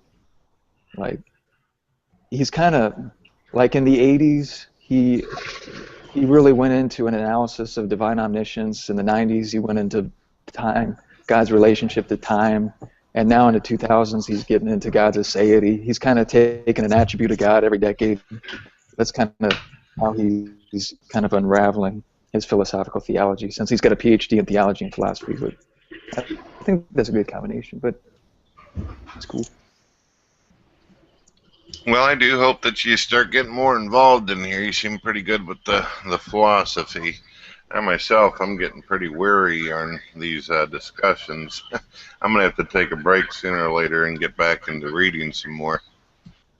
That's cool. I don't have it at all like known by heart either. I'll bump into a wall. If somebody asks me a good question, I'll be like, whoops, yeah, I got to go back and read that too, actually.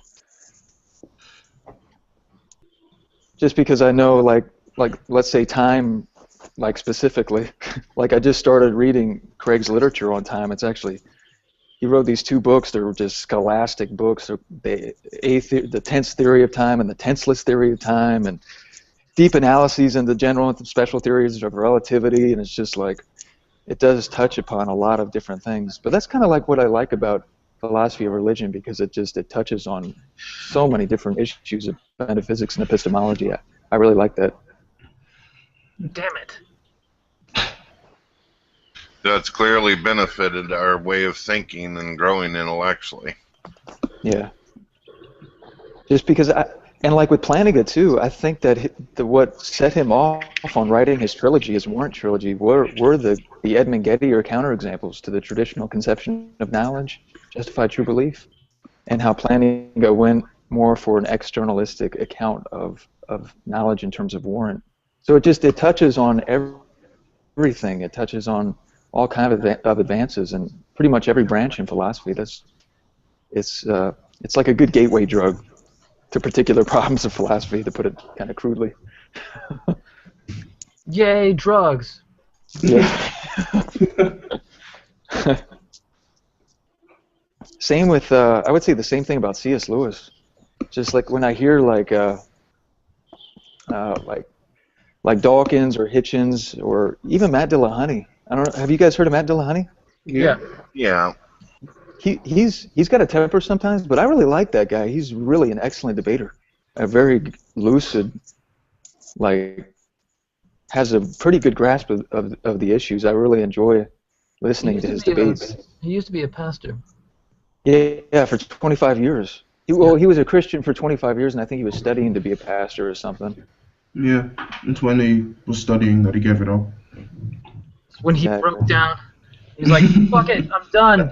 But that does give him a very unique perspective. I really like that, because he was once he was convinced that he was a Christian, that Christianity was true, and then he said he didn't have any kind of emotional or kind of dramatic experience. He just kind of was rationally assessing the truth claims of the Christian faith, and he just kind of had this rational dissent from the truth of the Christian truth claims. I mean, it was kind of an undramatic. Upon leaving Christianity, it was very similar. That it was not like really emotional.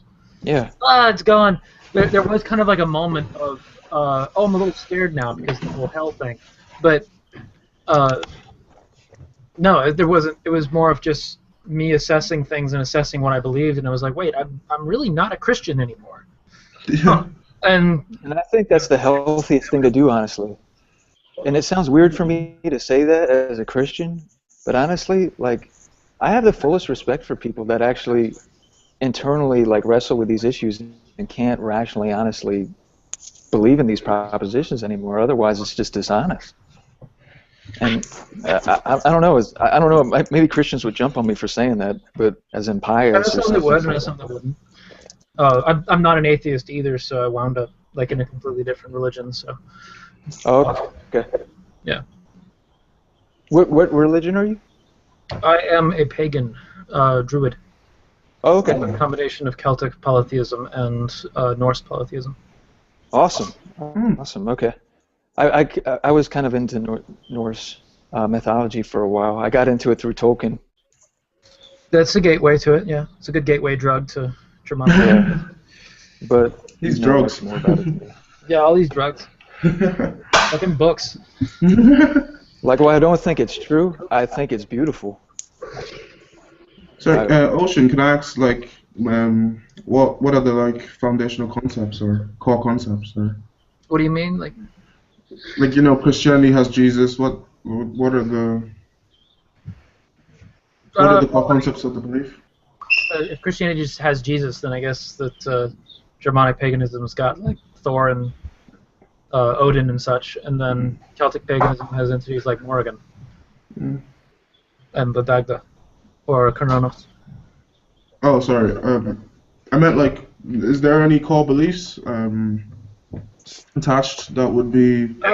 The ones that I go with are generally have great respect for nature and have great respect for human rights. Oh, okay. Okay. I was just wondering if it was, because I've never heard of anyone pagan before, so I was just wondering. Good morning, Nadia. Morning. No, that is Nadia. Her hair is down. I didn't recognize her. Sorry. From this morning, my bad. It's what? Where are you from? I'm in Italy. Okay. I'm in the Air Force in Italy. I'm about to leave, though, in 2 weeks. I'm about to PCS, so... Where are you headed next? To Texas, to Dyess Air Force Base. Gotcha. I'm Georgia, so... not military, but... my brother is looking at going Navy. Awesome. Yeah. That's cool. But I think, just to get back to Matt Dillahunty, I just think he's...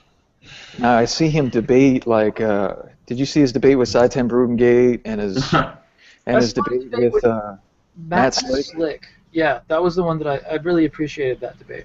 It was so telling because I think Matt Dillahunty really is a wake-up call for just popular level, shallow apologetics and how they're just inadequate at the end of the day. Matt Dillahunty is the answer to that.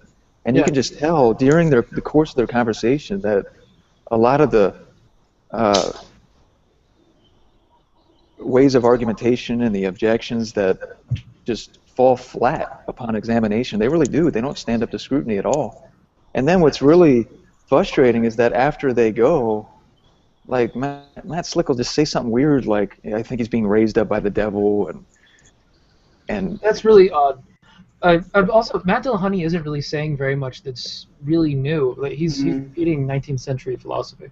No, yeah, exactly. I mean, Matt Dillahunty is the master of logic. He's really good at pointing out logical fallacies in arguments. He's extremely good at it, and that is an excellent tool. That's an excellent foundation to criticize opposing viewpoints.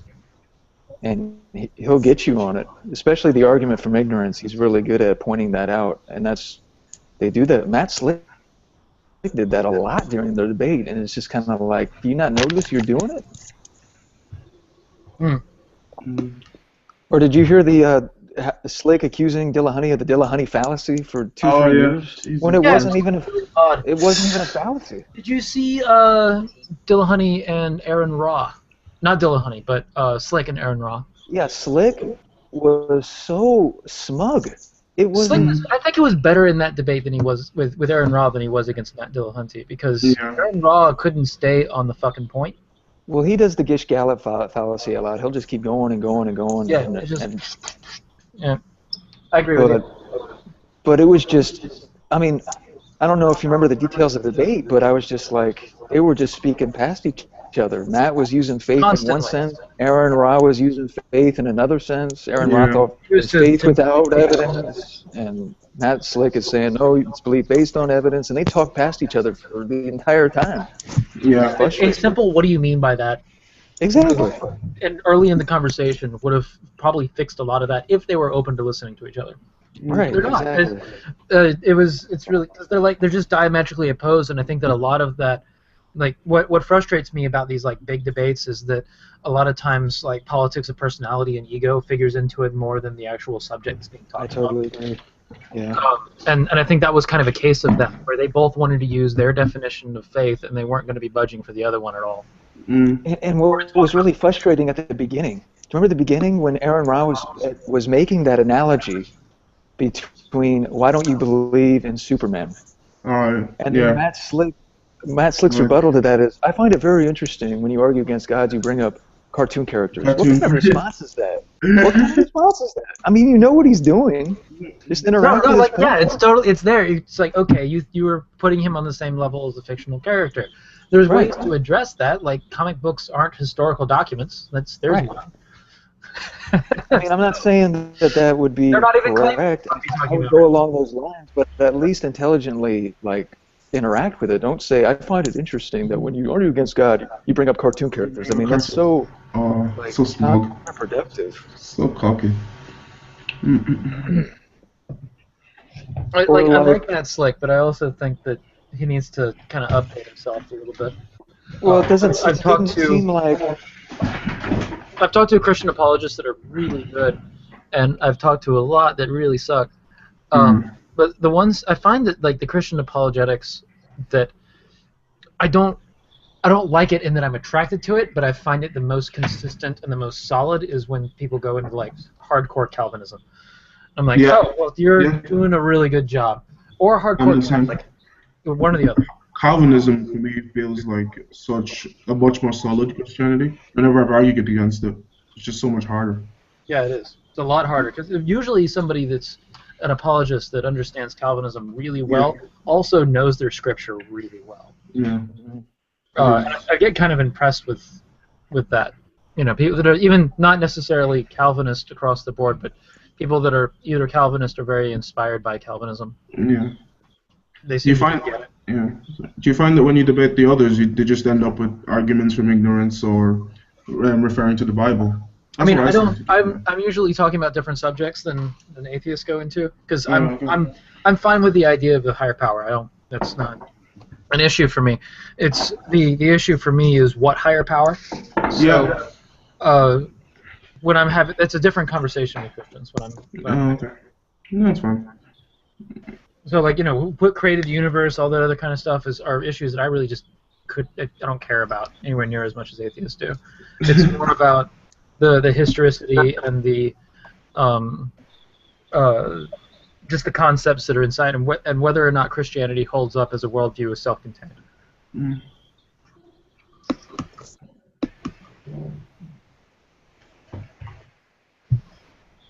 I do think that there are serious philosophical issues, though, with a maximally great being that's all-powerful, all-knowing, and everywhere, all at the same time. I have issues with that. I prefer more limited gods.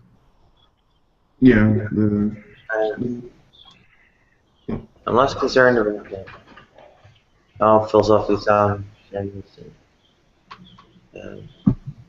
or other religions, and what kinds of social impacts they have. A little bit what's going on with the anti-LGBT affairs and so on, or it's a big deal to go on about.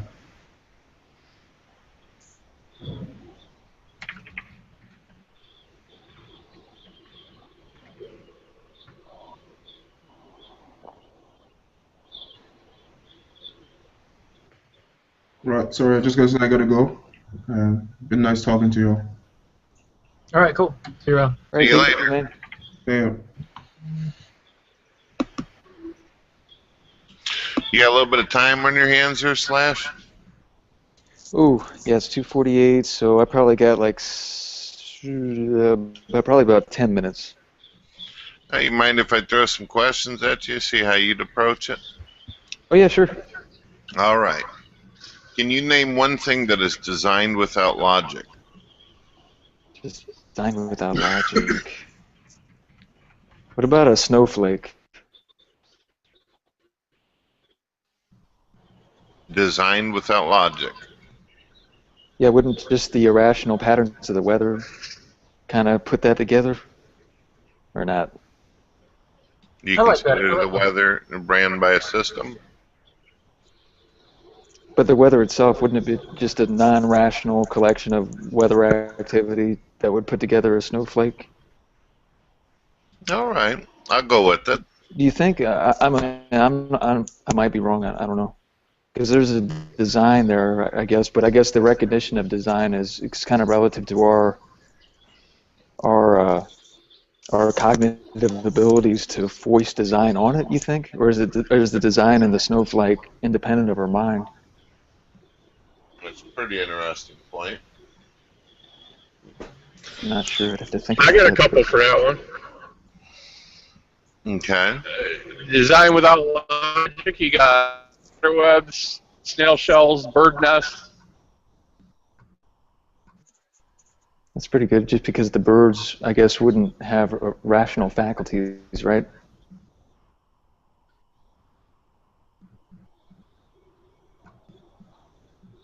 Yeah, or a spider. I mean, a spider even got a smaller brain than a bird, so. And they build webs, and they can build trapdoor spiders, build a trapdoor with a hinge, you know. I wonder if scientists would say that they have rudimentary faculties, though. Not enough to call them rational, but something such that they have some sort of means-end kind of mechanical relationships in their minds to allow them to make the web. I don't know enough about spiders, though, to say either way. Yeah, but is that logical? I mean, is that just some trying to think like a natural, a genetic thing that's because like the black widow spider, when it's born, there's no parent there to teach it anything, but it knows right away to climb to a top of the tallest branch or tree it can find, shoot a web in the air, and cast itself in the wind to transplant themselves in different areas. Yeah, I guess the next question would be, are those decisions completely dominated by instinct, or are they doing it for various ends? And then if they're doing it for various ends, whether or not there presupposes some sort of rational faculty that they might not have.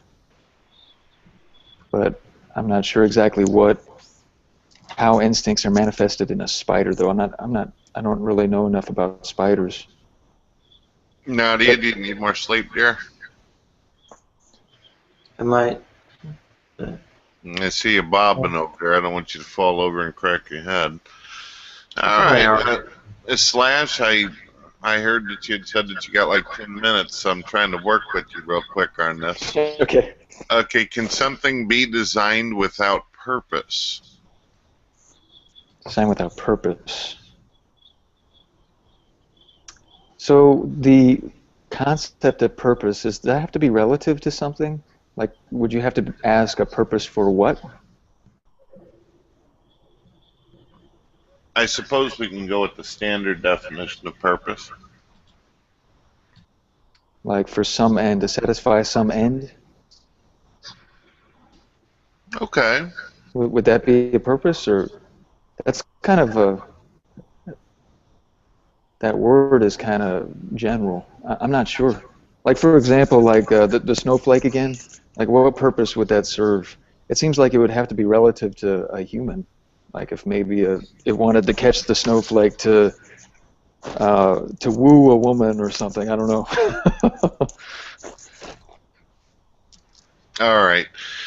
Let me try this on you. And I've got tons and tons of questions I've actually put together, as well as some questions I've heard in the past that I actually put together in kind of a notepad. All right. Is the universe logical and rational? I guess I'd have to ask in what sense. Does it obey logical laws? Is that what that means, or are you talking about the actual makeup of it? Well, basically rationalized, mathematically coherent. Well, there does, like among philosophers, there does seem to be some kind of eerie way in which mathematical language seems to latch on to reality. You know, have you ever read into this? How it seems that the language of mathematics seems to be, that reality itself seems to be ready-made to be explained in terms of mathematics. But there's still debate on whether or not that means that it's inherently logical, or it's just that our cognitive faculties have made it latch on to the universe. I guess it just depends on what kind of metaphysic you hold. Like if you hold to a Christian worldview, I mean, it's pretty, it would be pretty compatible with that worldview to say that God made the universe such that mathematical language would correspond with it. But I think it just depends on the metaphysic you have. If you're a naturalist, then you could just explain how mathematical reality by just utilizing some sort of anthropic principle or something. That it appears rational because these are the only minds that we have to work with, and our minds happen to be structured in such a way that it uses mathematics to explain reality, make predictions and stuff like that in a scientific language game. But that is a huge question.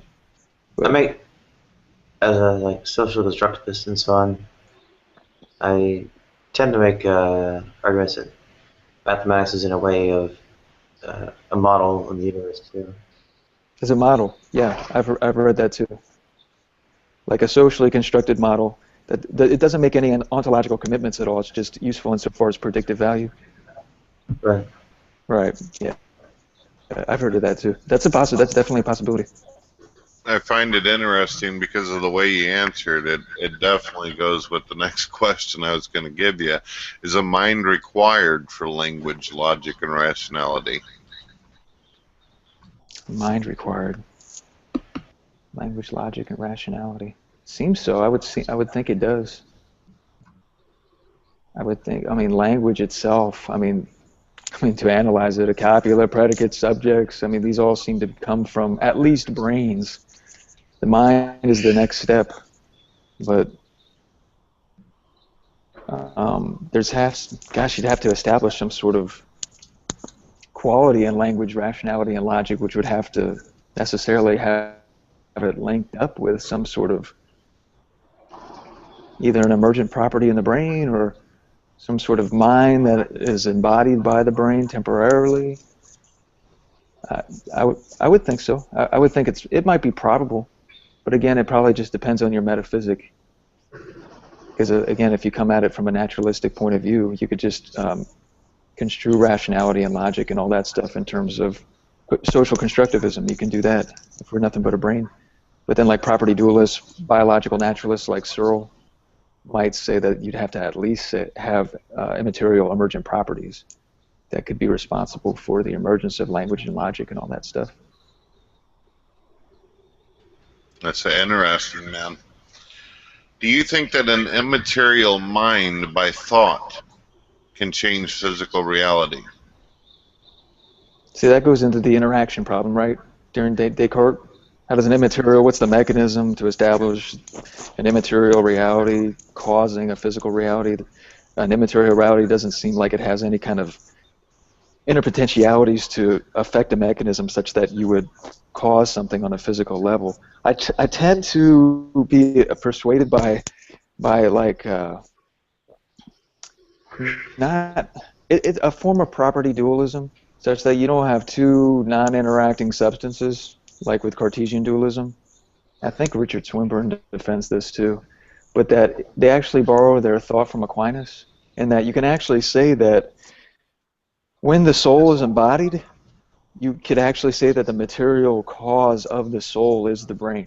And so that you can accurately say that what is the soul made of while it's embodied? You could say it's made of the brain. But it has interpotentialities in the disembodied state that become actualized once it's disembodied. That's a separate metaphysical baggage issue. But if it is if the material cause of the soul while it's the brain is the brain itself. There's no interaction problem. But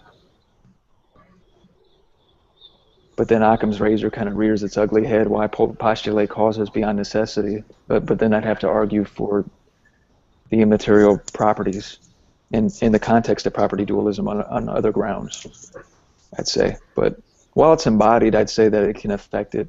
But then you have to get back to, the interaction of immateriality and materiality par excellence, like when God, who's a disembodied mind, created the universe, right? So if some sort of argument proved that that's the case on that huge level, then it seems like it could be possible on a micro level in our cases with our particular souls, if substance dualism is true. But then you'd have to say the same kind of thing with miracles too. I mean, that's an immaterial reality causing things on the physical level.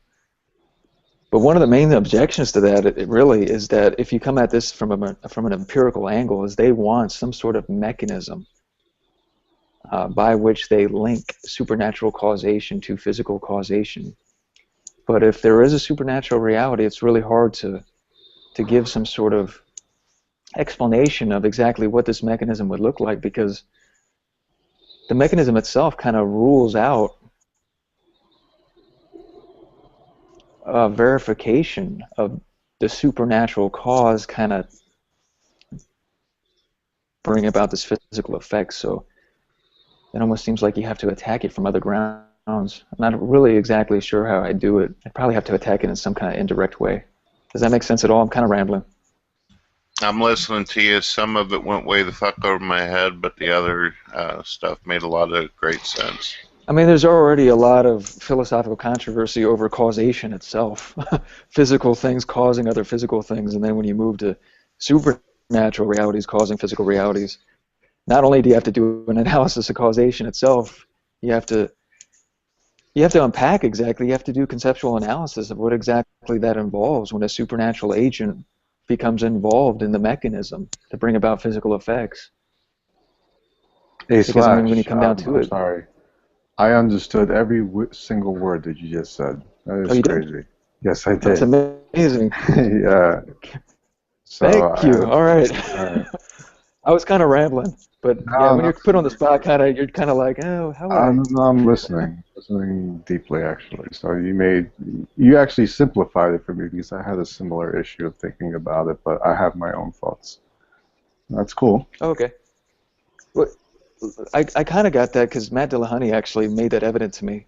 One of the main reasons why he doesn't believe in the miraculous is because he doesn't see how you could demonstrate a causal link between supernatural reality and physical effects. Like, all we have empirical awareness of are the effects themselves. And so, I think a lot of things starts up supernatural, because I think the word miracle itself, it just means to wonder and land. I think, we have to come up with the mechanism first, but I think that wonder part, that first initial part, it is something what you get this. Some people look at the stars and get this spiritual sense in a way, and this wonder, and then hence the mechanism of thought and trying to construct it and trying to put it together comes into play. yeah, definitely. That makes sense. But no, it does. It does, and it does begin. I would say it begins psychologically with wonder, but then metaphysically, when you try to unpack exactly what a miracle is, you'd have to say something along the lines of, like Voltaire said, it was the violation of laws of nature, right? But then a lot of his opponents during that time came along and said, well, it's not necessarily a violation. I mean, it depends on one's metaphysic. It's more of a suspension of the law, because all laws of nature have some sort of ceteris paribus clause, other things being equal. Like the law of gravity, right? Correct. Like, other things being equal, this phone will drop to the ground. And what does other things being equal mean? That means if I don't catch it. So if I catch it and I make the phone go up, opposite the way that the gravity would have brought it, if I wasn't suspending that law temporarily with my physical activity catching it, it would fall to the ground. But all a miracle is when a supernatural agent does the same thing. So all it does is reverse necrosis and all that, like, in particular resurrection. It would have to reverse that, And so the laws of nature that would perpetuate necrosis and all the different things and decomposition and all that are reversed. And it's not that that law is violated. It still holds, but it's suspended because it's no longer the case that other things are equal. There's some sort of thing interfering with it in sort of the same sense as me picking up the phone. But that's not immediate. That's not totally immune to criticism, though. That's kind of just to kind of get at what I mean by it, even though it might be wrong. Well, I think the issue too is that people, there are some will keep it suspended and lock it in a way of further inquiry, and I think that's what I have the issue with. But the other issue is to totally just dismiss it, So, but definitely nothing should be stopped for inquiry. No, oh yeah, definitely not. I agree. From sorry, there was a little bit of delay there. Slash as well as green, so if you don't mind me asking, and just in case, because it is early in the morning. And I gotta go after this one. Okay, no problem. Okay. I appreciate the time you've given so far. Definition of supernatural attributed to some force beyond scientific understanding and the laws of nature. Would you state what the current model of the universe that humanity goes with at this point, that it falls into supernatural origin, based upon the fact that time and the laws of nature didn't come until following that of the acceleration and expansion of the universe? Now this gets really complicated. Cutting edge cosmology is actually extremely complicated. You can say that time and space came to a beginning at that origin, but what's really interesting is the activity at that singularity, because it's pretty much a consensus among physicists that the general relativity and the laws of physics either break down or you have to transition to another form of physics to explain what's going on during that singularity before Planck time. I'm not speaking in too much jargon, am I? Yeah, you're doing fine. Yes, Max Planck, right? Right, just the 10 to the negative 43rd, I think it is, before the actual bang, I guess you could say, to use that Big Bang terminology. I haven't studied a lot of these models in the depth that I would like, but what I've been reading a lot up on is, though I disagree with the metaphysical implications that Alexander Vilenkin takes his theory, he calls the emergence of the universe some sort of quantum nucleation event, that because the laws of physics in terms of general relativity break down, and there's some sort of quantum entanglement going on in the singularity, that it bursts forth, and the expansion after a contracting phase, if I'm remembering it right, there's some sort of expansion that's a result of the nucleation event that Vilenkin's talking about. He calls it nothing because at that singularity there's no space, time, or matter. But the construal of space, time, and matter is that you no longer have space, time, and matter in terms of the general laws of physics. But you don't have nothing. You have fluctuating fields of force and energy and stuff like that. It can't be explained in terms of the physics we have now. But I think something along those lines happened at the singularity, and I think they're doing work right now of what came before. They don't want to say it's God, and I don't want to say that they have an anti-theistic bias, but they're using physics as far as it'll possibly go. I have no problem with this at all.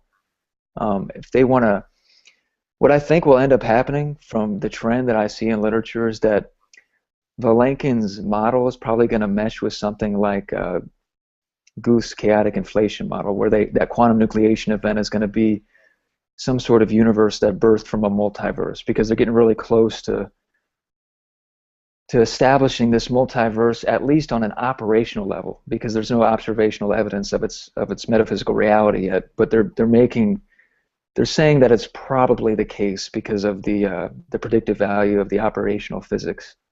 But I don't know. Then you get into the philosophical questions. I mean, did that multiverse, is it past eternal? I mean, That's the thing.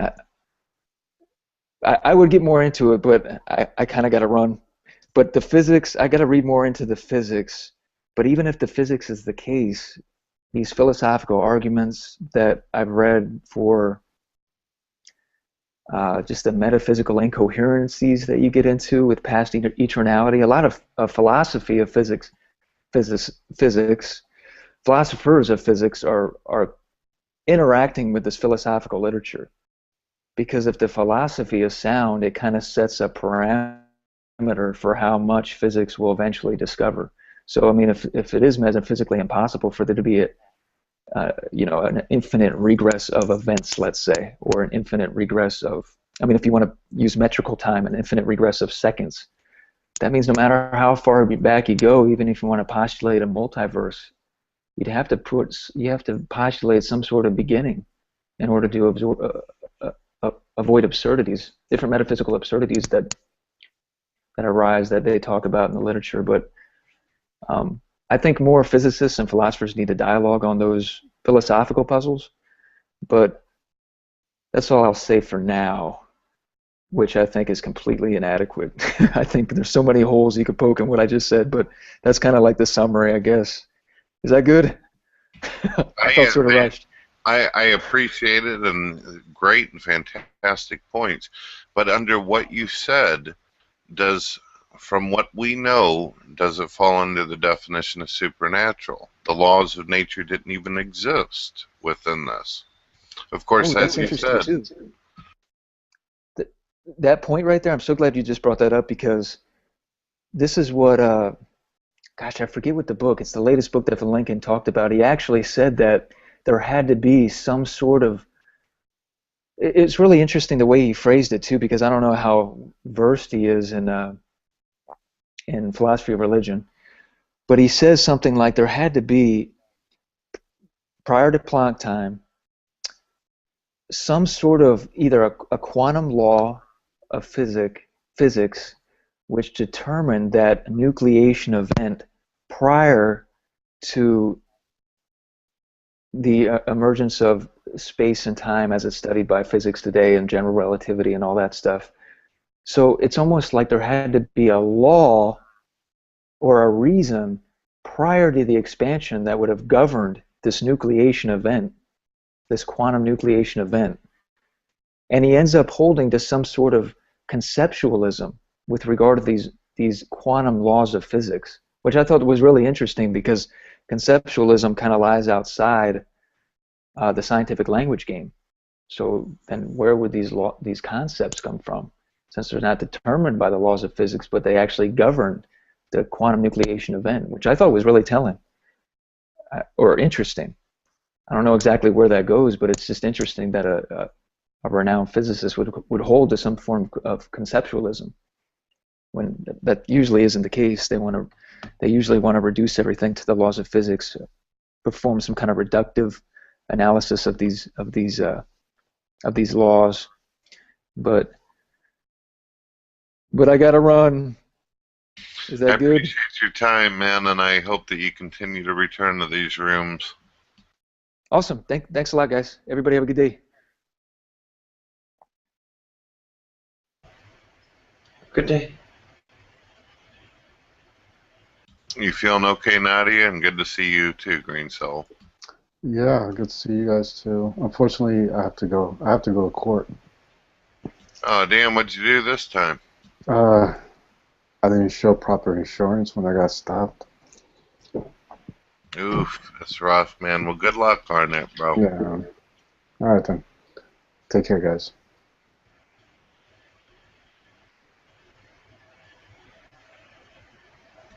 I think we're alone now. Dun, dun, dun, dun, dun, dun, dun, dun, dun.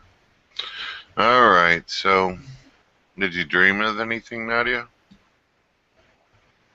I never remember.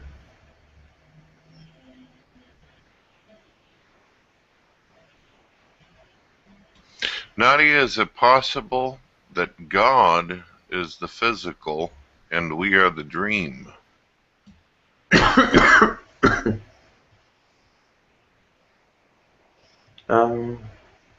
Seems pretty doubtful to me. Well, how would an immaterial being be able to prove the physical deity? It wouldn't. Yeah, very good. Commando, are you still alive over there? You're not fapping, Yep. are you? No, I'm still here.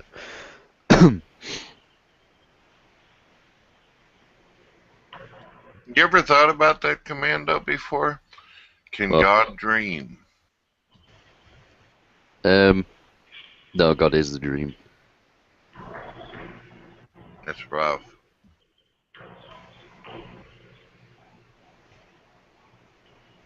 Well, I mean, this depends which God you're referring to, obviously. But Well, you said God is a dream. Then you would have to tell me what God you speak of and define how you. well, the good God then, the good God. That is the dream. The dream is the good God. Hmm. So I suppose it goes for the malevolent God as well. Like these things don't, have to dream because they are their own dream. I'm about to ask you a tongue twister, Commando. Is it the good God having a dream of a bad God, or is it the bad God having a dream of the good God? Probably the first, if I was sort of to expand on that. You do realize that you're more than welcome to take time before answering questions like that. I know that was crazy. Yeah, I suppose it'd be the good God dreaming of the bad God, if you will, if that's. Sounds like our buddy Bob's over there choking to death. Are you okay, Bob? Yeah, I just had to clear my throat.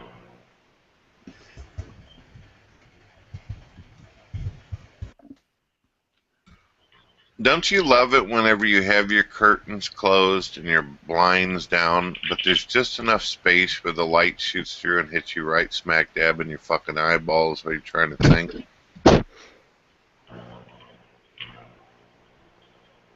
This means that I literally have to sit here and be fucking tortured, or I gotta get up, which I don't want to do, and close that son of a bitch. I'm trying to debate and argue with myself if this is something that's extremely necessary. Yep, it's fucking bright. I gotta do something. Be right back. Yeah, I don't have that problem. I'm usually behind the wheel when it happens.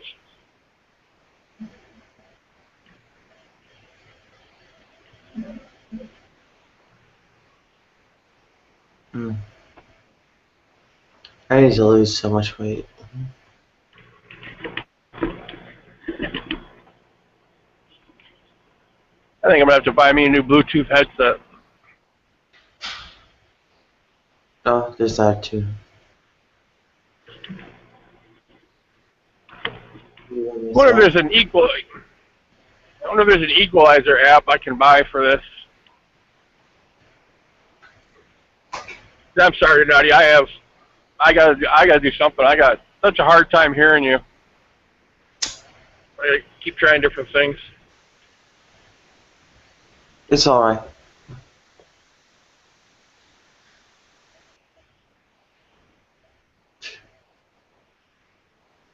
Gotta stay awake for the changeover. How many minutes? About 42 minutes. Alright. Well, I'm on my cell phone, so if I can get back in, I'll be going through Pennsylvania now, so getting them mountains a little bit. I might lose signal. If I get back in, I get back in. If not, I don't. But if you can remember to send me the link anyways. Cheers.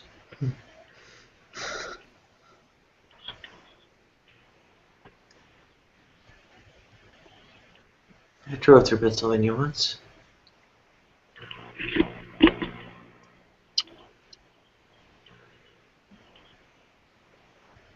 Yeah. Long time ago.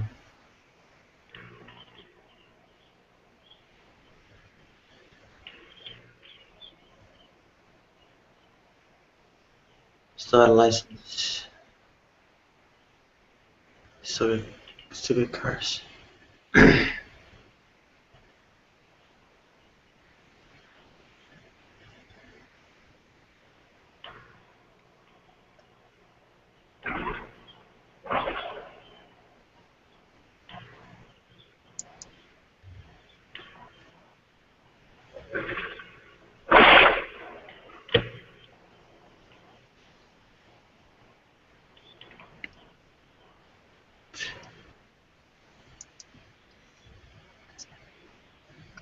Yeah. O'Brien's whole speech about what his concept of progress in 1984 still applies in the United States.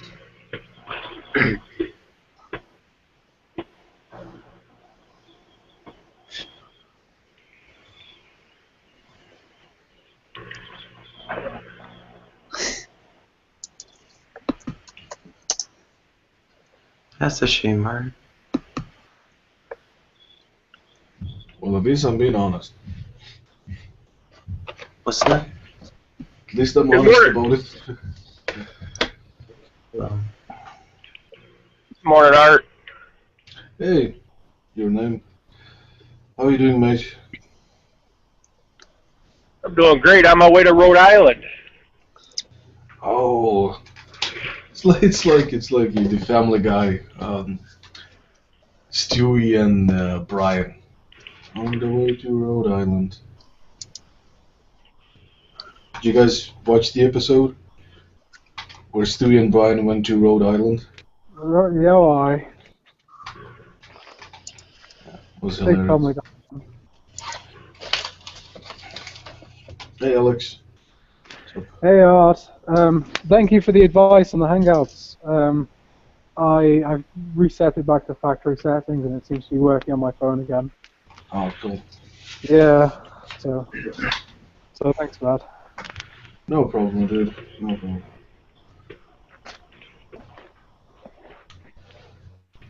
Ocean, dude, is that medieval too? that's Ocean.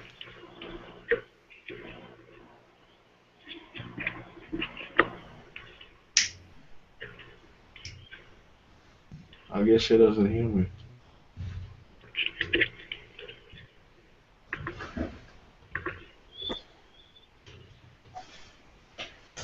I was kind of interested in guy's name who was on before talking. This idea of like supernatural versus natural. So, like, how do you recognize the supernatural? So if you experience something, so like your definition, Brett, like something that removes itself from the universe. So if we found a way to leave our known universe, would everything we then experience like afterwards be supernatural? Or is that sort of understanding of what is supernatural limited? Because if we experience a reality outside of what we know to be the universe, why can we not classify that as natural in its own environment, essentially? So, like, I think I'm still a little confused as to how you reach the level that would be classified as supernatural. How would you recognize that?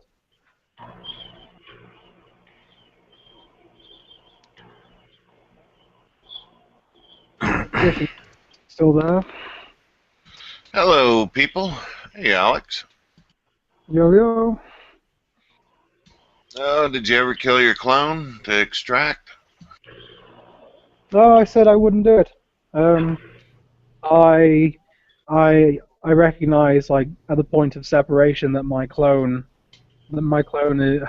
is a completely separate being from what I am. Its experiences would be different, and I don't think I could do it unless he was a dick, which there's a good chance of.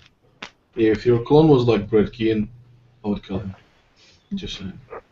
That is the second time in 3 days that you have put my existence on the line. Really? I don't remember actually. Yesterday you used bleach. Eh? What? Yes, you said something about drinking bleach. No, I said battery acid, and that was a joke, just like this one was.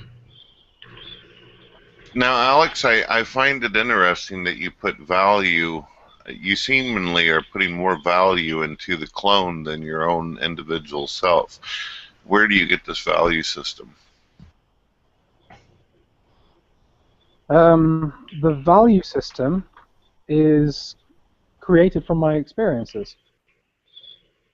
So I experienced a particular phenomenon, and it was, like I say, in the other hangout, like there's a cost-benefit analysis run where I weigh up the pros and cons from my own perception of a particular whatever state. And from my own determinations, I decide whether or not I value that as high or low or whatever. And then, of course, you get onto like the nuances of like how I value, like where those valuations are determined. And I would say, for the most part, it's a guessing game with me. Like, I can give. I can assign value, but the value that I assign is completely irrespective of what I view as valuable. So in that way, I suppose, like it is circular, but I have no other way of establishing value, I guess.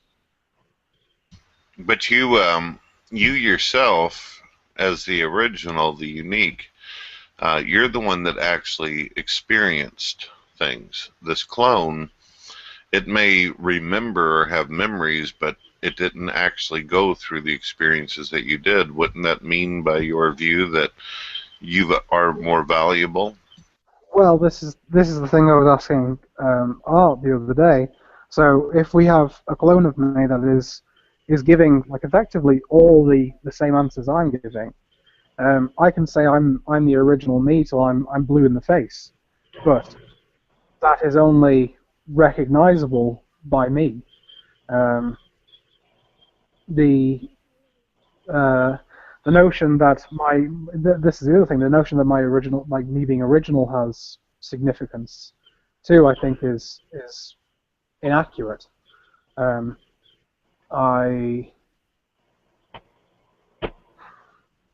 don't know. I suppose I put higher value on the lives of others than over myself because I'm happier to take risks with my own person. But like, if the clone is like, if the clone has all my memories and has all my thoughts and my processes and is capable of answering and recalling things that I am able to recall, then I have no way of differentiating between who is the original and who is not. Because what I eventually end up saying is I have memories of being the original, but then that would also be true of the clone. So we would be at an impasse, I think. If you had a partner that loved you, who do you think that they would value the most? The individual they never experienced or the individual they've always known?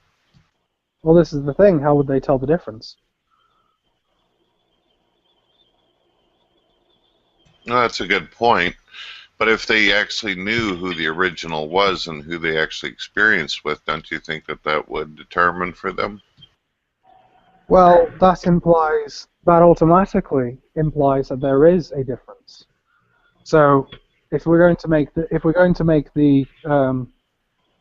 say that the original is fundamentally different than the clone in such a way that is recognizable, then I think it would be pretty obvious, like how we could recognize by that definition who was the original and who was the clone. I don't think I would assign any more value to myself because of it, but I would hope they pick the original, which I hope would be me at that point. But then the other me would say that as well. So who's to say? This is the thing. If you're going to postulate there is like this exact carbon copy, but then also say that there is a way of like distinguishing the difference. Well, there is a difference. The difference is, for example, one. Let's say that, I don't know if you're married. I assume from what you said yesterday that you're single at this point, right? Yep. Well, if you were to have gotten married, surely you realize that the difference between you and the clone is the clone didn't actually experience that. That clone wasn't there at that moment. They might be able to recall it, parrot it at you, but they're not the one that actually experienced it and gained the information themselves. Well, I think I disagree with you on that. So if you have what's the difference then? Let's take a simple example. What is the difference between experiencing how to count to 10 and having the memories of experience of being able to count to 10? So when looking back and saying, I have this knowledge of being able to count to 10, how is it that you are determining that what you experience or what you experienced was in any way more significant than having those memories artificially placed there? How is it any different? I'd ask. I mean, you can say that one is what it is and one is the other, but when we're talking about duplicating the scenario almost, or at least the information, then the information remains the same. Like I either have memories of being able to count to 10 or I don't. If I don't have. Did you break up? Count to 10, and I think it goes both ways. If I do have the memories of being able to count to 10, then regardless of whether or not I actually experienced it, I have the memory of experience, and the result is the same. Yes, but the difference is like this. If you don't mind me giving an analogy, are you familiar with the band Journey? Yes, I am. Okay. Let's say the band Journey comes up with several albums and then a greatest hits album. They are the ones that actually created the music. They are the ones that actually did the performances. The other individual is simply reflecting a memory that they never actually earned or performed or was a part of. You as the unique original were the ones that had that experience, performed the creation, and actually earned that right to even state that the experiences were yours. They did not. Well, I think you're separating out categories, like with regards to who's experiencing what or what the experience is. But the idea of greatest hits albums, that's given me an interesting way of describing it. So say you've got a band and or Journey or whatever, and they've created 5 albums, and then they create a greatest hits album, and though the greatest hits album contains songs from the previous 5 albums, and you listen to a song on the you listen to a song, let's put it that way. How are you able to distinguish whether or not the song experienced, like if you had no recollection of the album, or if you had no idea of the albums beforehand, how are you able to establish that you experienced the song from the original CD or from the greatest hits CD? Because if the song remains the same, then there's fundamentally no difference in where the experience has come from. So that's sort of what I'm saying here. So one of them, so I may be the original albums, and my clone may be the greatest hits. But if they contain those memories or those songs, then how is any difference established? Well, it's the contribution. You're the one that actually, this clone would have nothing. It's basically dependent on what it is that you accomplished and did. that it did not. It just can recall it like a parrot, and then vice versa. If you think about it, this clone can give you nothing in return of any kind of contribution because you've already had your experiences and you're already the first. But what I'm saying to that is, like, it depends on how we're establishing this clone of mine, I guess. But say the clone was to be recreated as I am now. I wouldn't be able to contribute anything to that clone because they would have experience, or they would have the recall of experience for my entire lifetime. So I wouldn't be able to turn around to it and say, did you know we were in Charlesworth Primary School? I know you got a little bit of information on me, probably Google me or whatever. But yeah, if I would say, do you remember, we used to be in this primary school, the clone would turn around to me and go, yeah, of course I know that. I have the memory of that. So what we offer each other, or what we are able to offer each other, would only be after that point of separation, where our experiences, or what we experience, it becomes separate. So I would say that I would have nothing to offer my clone, as it would have all the information within my brain, just like it wouldn't be able to offer me any new information, because in this scenario I am the original. Although once the clone and me are established, I still don't understand how you'd be able to say like I was the original and my clone wasn't, without well, some sort of empirical data to show that I was the original, I guess. It sounds like in every which way you're willing to sacrifice yourself in this situation for the clone. You give it more value somehow, like it's more beneficial in some way for it to exist, but not you. But if it truly is what you say it is, that you're both the same and the experiences mean nothing, then obviously your clone would have a lot of regret and remorse for the concept of you doing that, and perhaps it would also want to sacrifice itself. So would you attempt to convince it not to sacrifice itself and let you sacrifice yourself? Obviously this is going to go into regression if you are really this damn stubborn about it. Well, was that fucking confusing, or did that work for you? Well, I mean, like on the off chance that such a ridiculous notion were to happen, I think me and my clone would come to a very clear understanding of what we're going to do, and that would be to play endless pranks. Because there's two of us. So you think that both of you, under the same conditions, would try to basically fuck your way out of the situation? I ain't saying nothing to that effect. All right, let me add a little bit more for you, just up the stakes a little bit more. Obviously, death isn't the scariest thing for you, or you would value yourself over this. Now, what do you say that you take the clone home with you, and it just so turns out you're married? Your clone says, she's my wife. Would you allow your clone to be doing things with your wife, since you see yourself as the same as the clone anyway? Well, this is maybe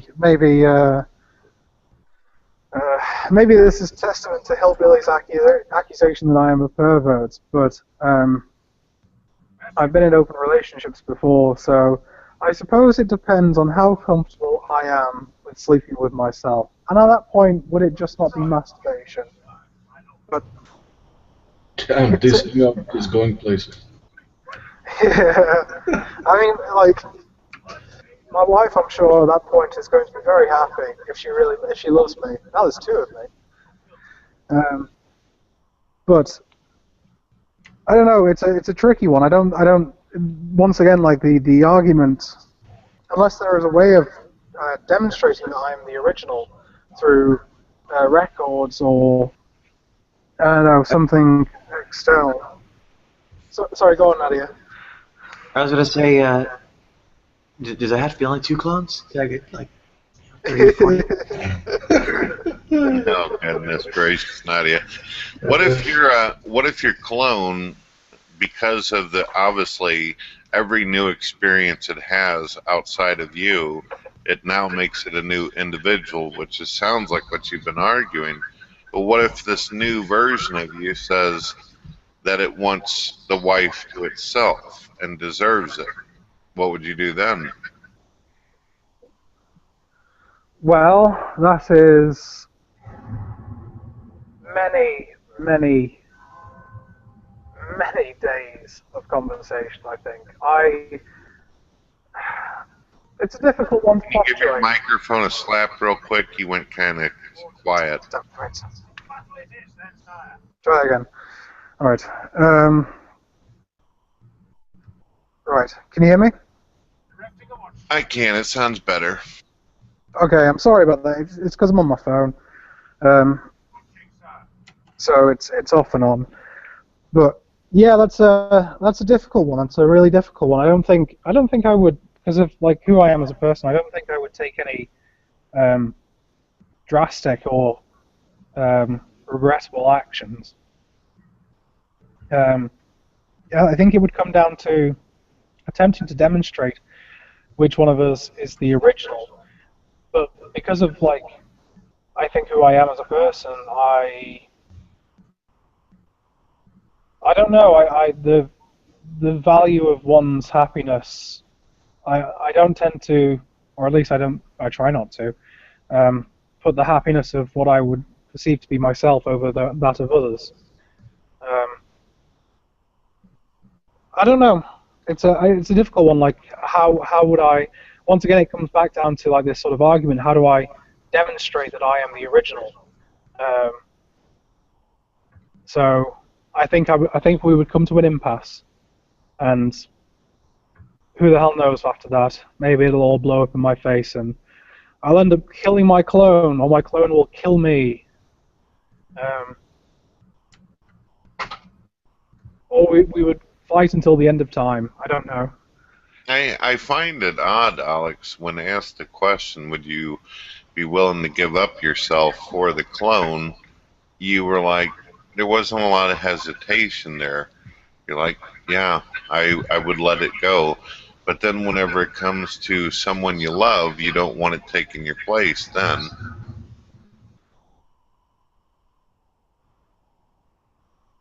It's not so much about taking my place, because see, I suppose there is the argument, or at least the perception from my point of view, that I would be the original. So I would continue to believe I'm the original, just as the other one would continue to believe that they are the original. So in that sort of standing, I think I at least have some right to be there, I guess.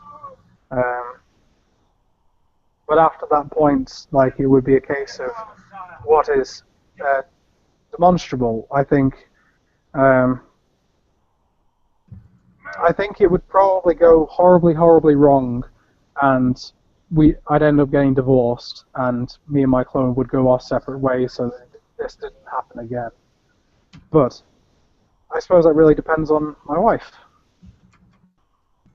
I guess, how she feels about the whole thing, or husband, or whatever.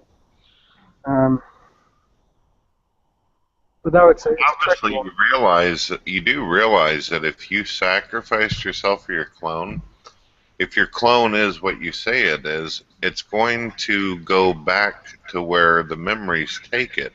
It's going to go to your wife. It's going to want to be the son to the mother, the father, and whoever your family is, because that's what it believes it is. Oh yeah, I absolutely agree with you like that. Which is also like one of the consolations as well. I know that even like regardless of what my decision is, my wife would be in good hands. So, and then it would be a case of her happiness over mine. I think I would be willing to step down, or at least one version of me would be willing to step down, knowing that the other will be there. Does that make sense? Yeah, unfortunately, your phone is sounding kind of funky, and there's like an echo coming out in the room from somebody, so it was hard to understand your last point.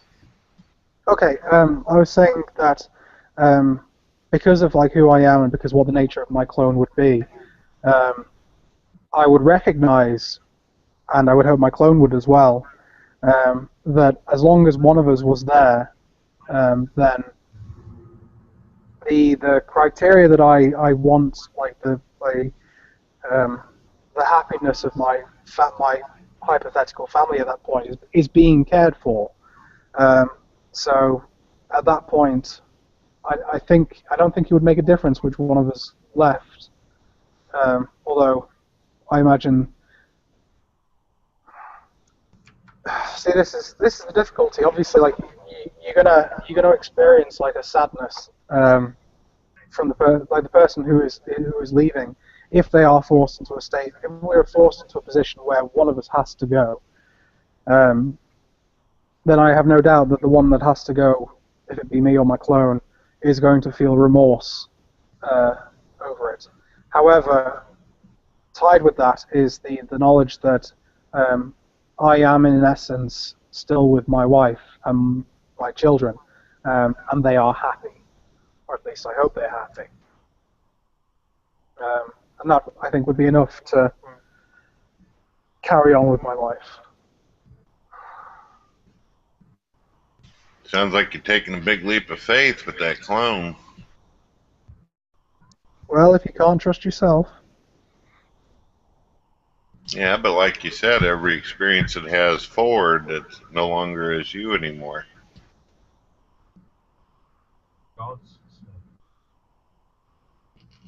Right, but there is already a set of experiences there that at least allow me to predict on some reasonable scale how my clone is going to perceive and behave. So, yeah, like all the experiences thereafter obviously are going to be different, and there's no way of like really accounting for what my clone would experience like after separation, or how it experiences. But I can only go off like what I believe I know, and it would be what I believe I know about myself. And if I believe that the clone has identical traits or identical personalities to what I am, then I would be relatively confident in trusting it. You ready for a different subject? Because we could go all day on this back and forth, but want to try something new? Yeah, I mean, go for it. Anyone else who wants to have input, or I'm just working him, and so like shooting the breeze is all good. What's up to you? I don't mind continuing the subject. I was just wondering if you were bored or tired of this particular subject and ready to move forward. Well, there reaches a point where what can be said, or the answers that are given are only assumptions. Like, they're only like base assumptions of what I would hypothetically do. How I behave in the actual, like if that actual state were to occur, how I would actually behave is very much up for debate. It's all well and good me saying this. I may experience something different. Unfortunately, your microphone went out. Oh, kill this guy.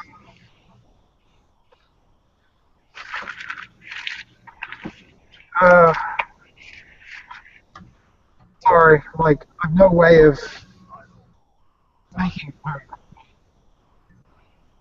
It's all good. Yeah, like, it reaches a point where you can't really say either way, because obviously the experiences become different, and the hypothetical is very far removed from reality at this point. Which is why I was more interested in like the supernatural conversation. Like, how do you establish what is supernatural? So, like from your perspective, Brett, like, do you when you experience like the world and you walk out and everything, do you view it as natural? Yeah. Right. Okay. So, say we're in the future now, and we're at the point where we've explored the majority of the universe. And we're now actually working on technology that allows us to separate ourselves from our known universe. Doesn't matter like where we go afterwards, but it's a state outside of the universe, and we're able to experience that. If it doesn't fall within what you recognize as our universe, would you then say that it is supernatural, or would you continue to view it as natural to its own settings? I suppose. Unfortunately, Alex, you weren't in the conversation just a little bit earlier. You came in just after it was done. I was actually getting into that. I guess I could throw it out there. I actually see with the current model of the universe that it is supernatural in origin, by definition of supernatural.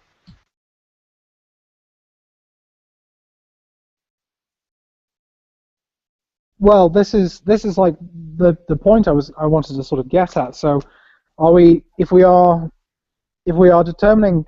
describing supernatural as anything that is outside of universal parameters as we know them, then the moment before Planck time, which by definition falls under that category, is that then supernatural because it is outside of our of what we describe as natural, or is our understanding of what is natural somehow too narrow? So that's what I'm trying to get at. So, like, what is recognizable as supernatural, essentially? All right, I'll put this forth to you, why it is that I hold this position on that. The definition of supernatural is attributed to some force beyond scientific understanding and the laws of nature. Well, according to this model of the universe, nature and time and space itself did not come until following that of the singularity, the acceleration, expansion of space.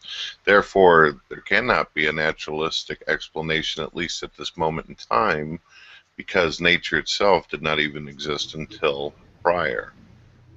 The definition is just bad. I mean, basically it says that whenever we don't know if there's a natural explanation, it must mean that it's non-natural. That's an argument from ignorance. That's not. It's not the scientifically part that's the issue for me. It's the part of the laws of nature. Obviously, the singularity, the laws of nature didn't exist until the acceleration and expansion of space. That's whenever the properties set down and had its constant. And then we were able to go mathematically with creating these laws. Right, well, that's not like... Go ahead. Sorry, go on. No, go ahead. Yeah, okay, so like that's sort of what I'm trying to get at, Brett. So if there is it seems to be like what we recognize as natural law. So in a universe, as an example, where gravity works backwards, where matter is no longer attracted to each other, it is opposed. In that universe, the way that gravity works, respectively, would be considered natural to that universe. But because we don't recognize that as a natural attribute, then would you still view it as supernatural, purely because it is not something within our understanding of how natural law works, essentially? Well, that's the point of the concept of the definition in the first place. That was the part that Art was obviously getting on to, was that it's something that is beyond scientific understanding. Obviously, there's a lack of knowledge there. And then, of course, there's the laws of nature that did not come into being from what we know, and this is speaking from what we know. Laws of nature didn't come until the acceleration expansion. Unless you can show that there's some kind of other kind of laws going on within a singularity, that's pretty much where we're stuck at. But I'm all ears if you got something for me.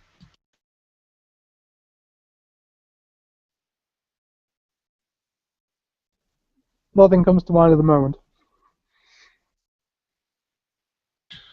But I want you to realize that I'm not saying that, oh, because you can't answer this means I'm right kind of bullshit. That would be intellectually wrong. I'm not doing that. I'm just stating that for me, it falls under the definition of supernatural.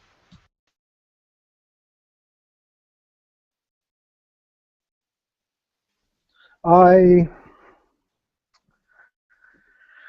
think if you're going to make that sort of separation, I think what we are, it seems to be a very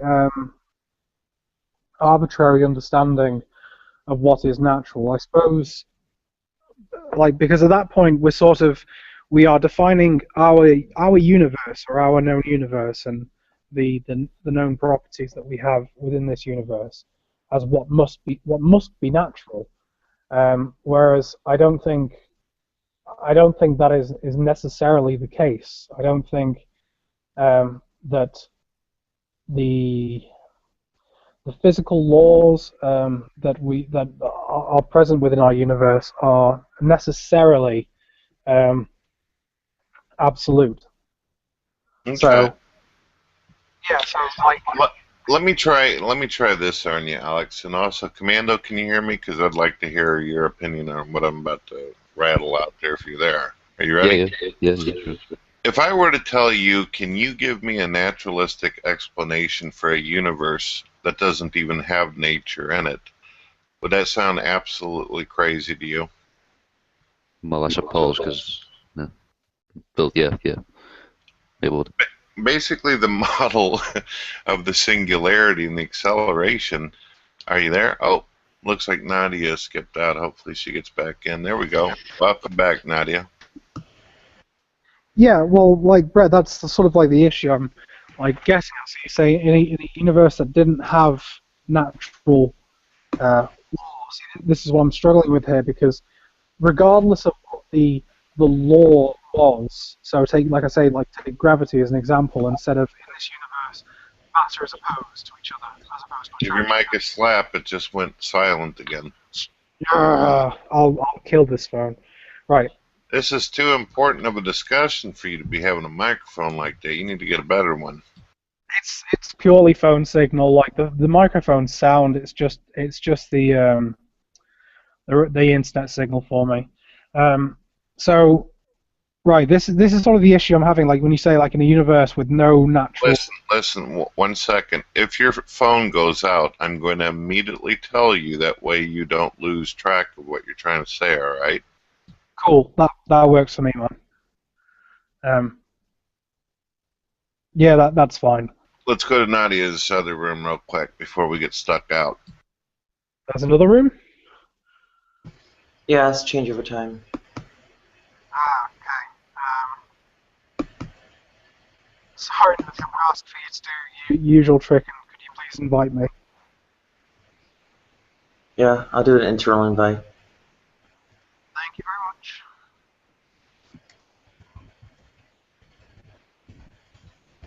All right, welcome in there, Ocean, as well as Art.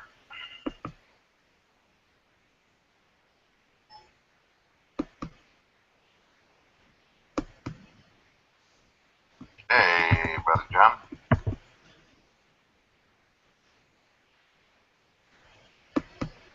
Ocean, are you so into that video game you're not able to hear the conversation? Because I do enjoy hearing your input. Definitely a minute. Yeah. All right, cool. So, but you know, Ocean. must fall. Ocean, can you hear me? Yeah. So Is that medieval too? yeah, it's medieval too. Oh, cool. I haven't played that game for ages. Yeah. Well, you're playing for the Brits, I see. Brits are right. So.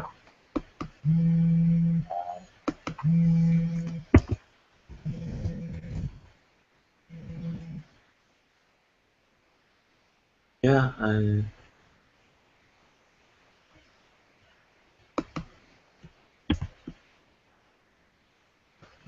Correct. I am the right one. Okay. I'll come back to the old one. Yep, you're in the right one. Fantastic. All right. I just don't understand how you think that you can obtain a naturalistic explanation for a universe that doesn't even have nature in it yet, or laws of it. Right. Well, this is what I'm saying. Like, I think this is where the problem is. So, when you say has nature in it, what you seem to be doing there is you seem to be equating nature with everything that we respectively observe within our universe.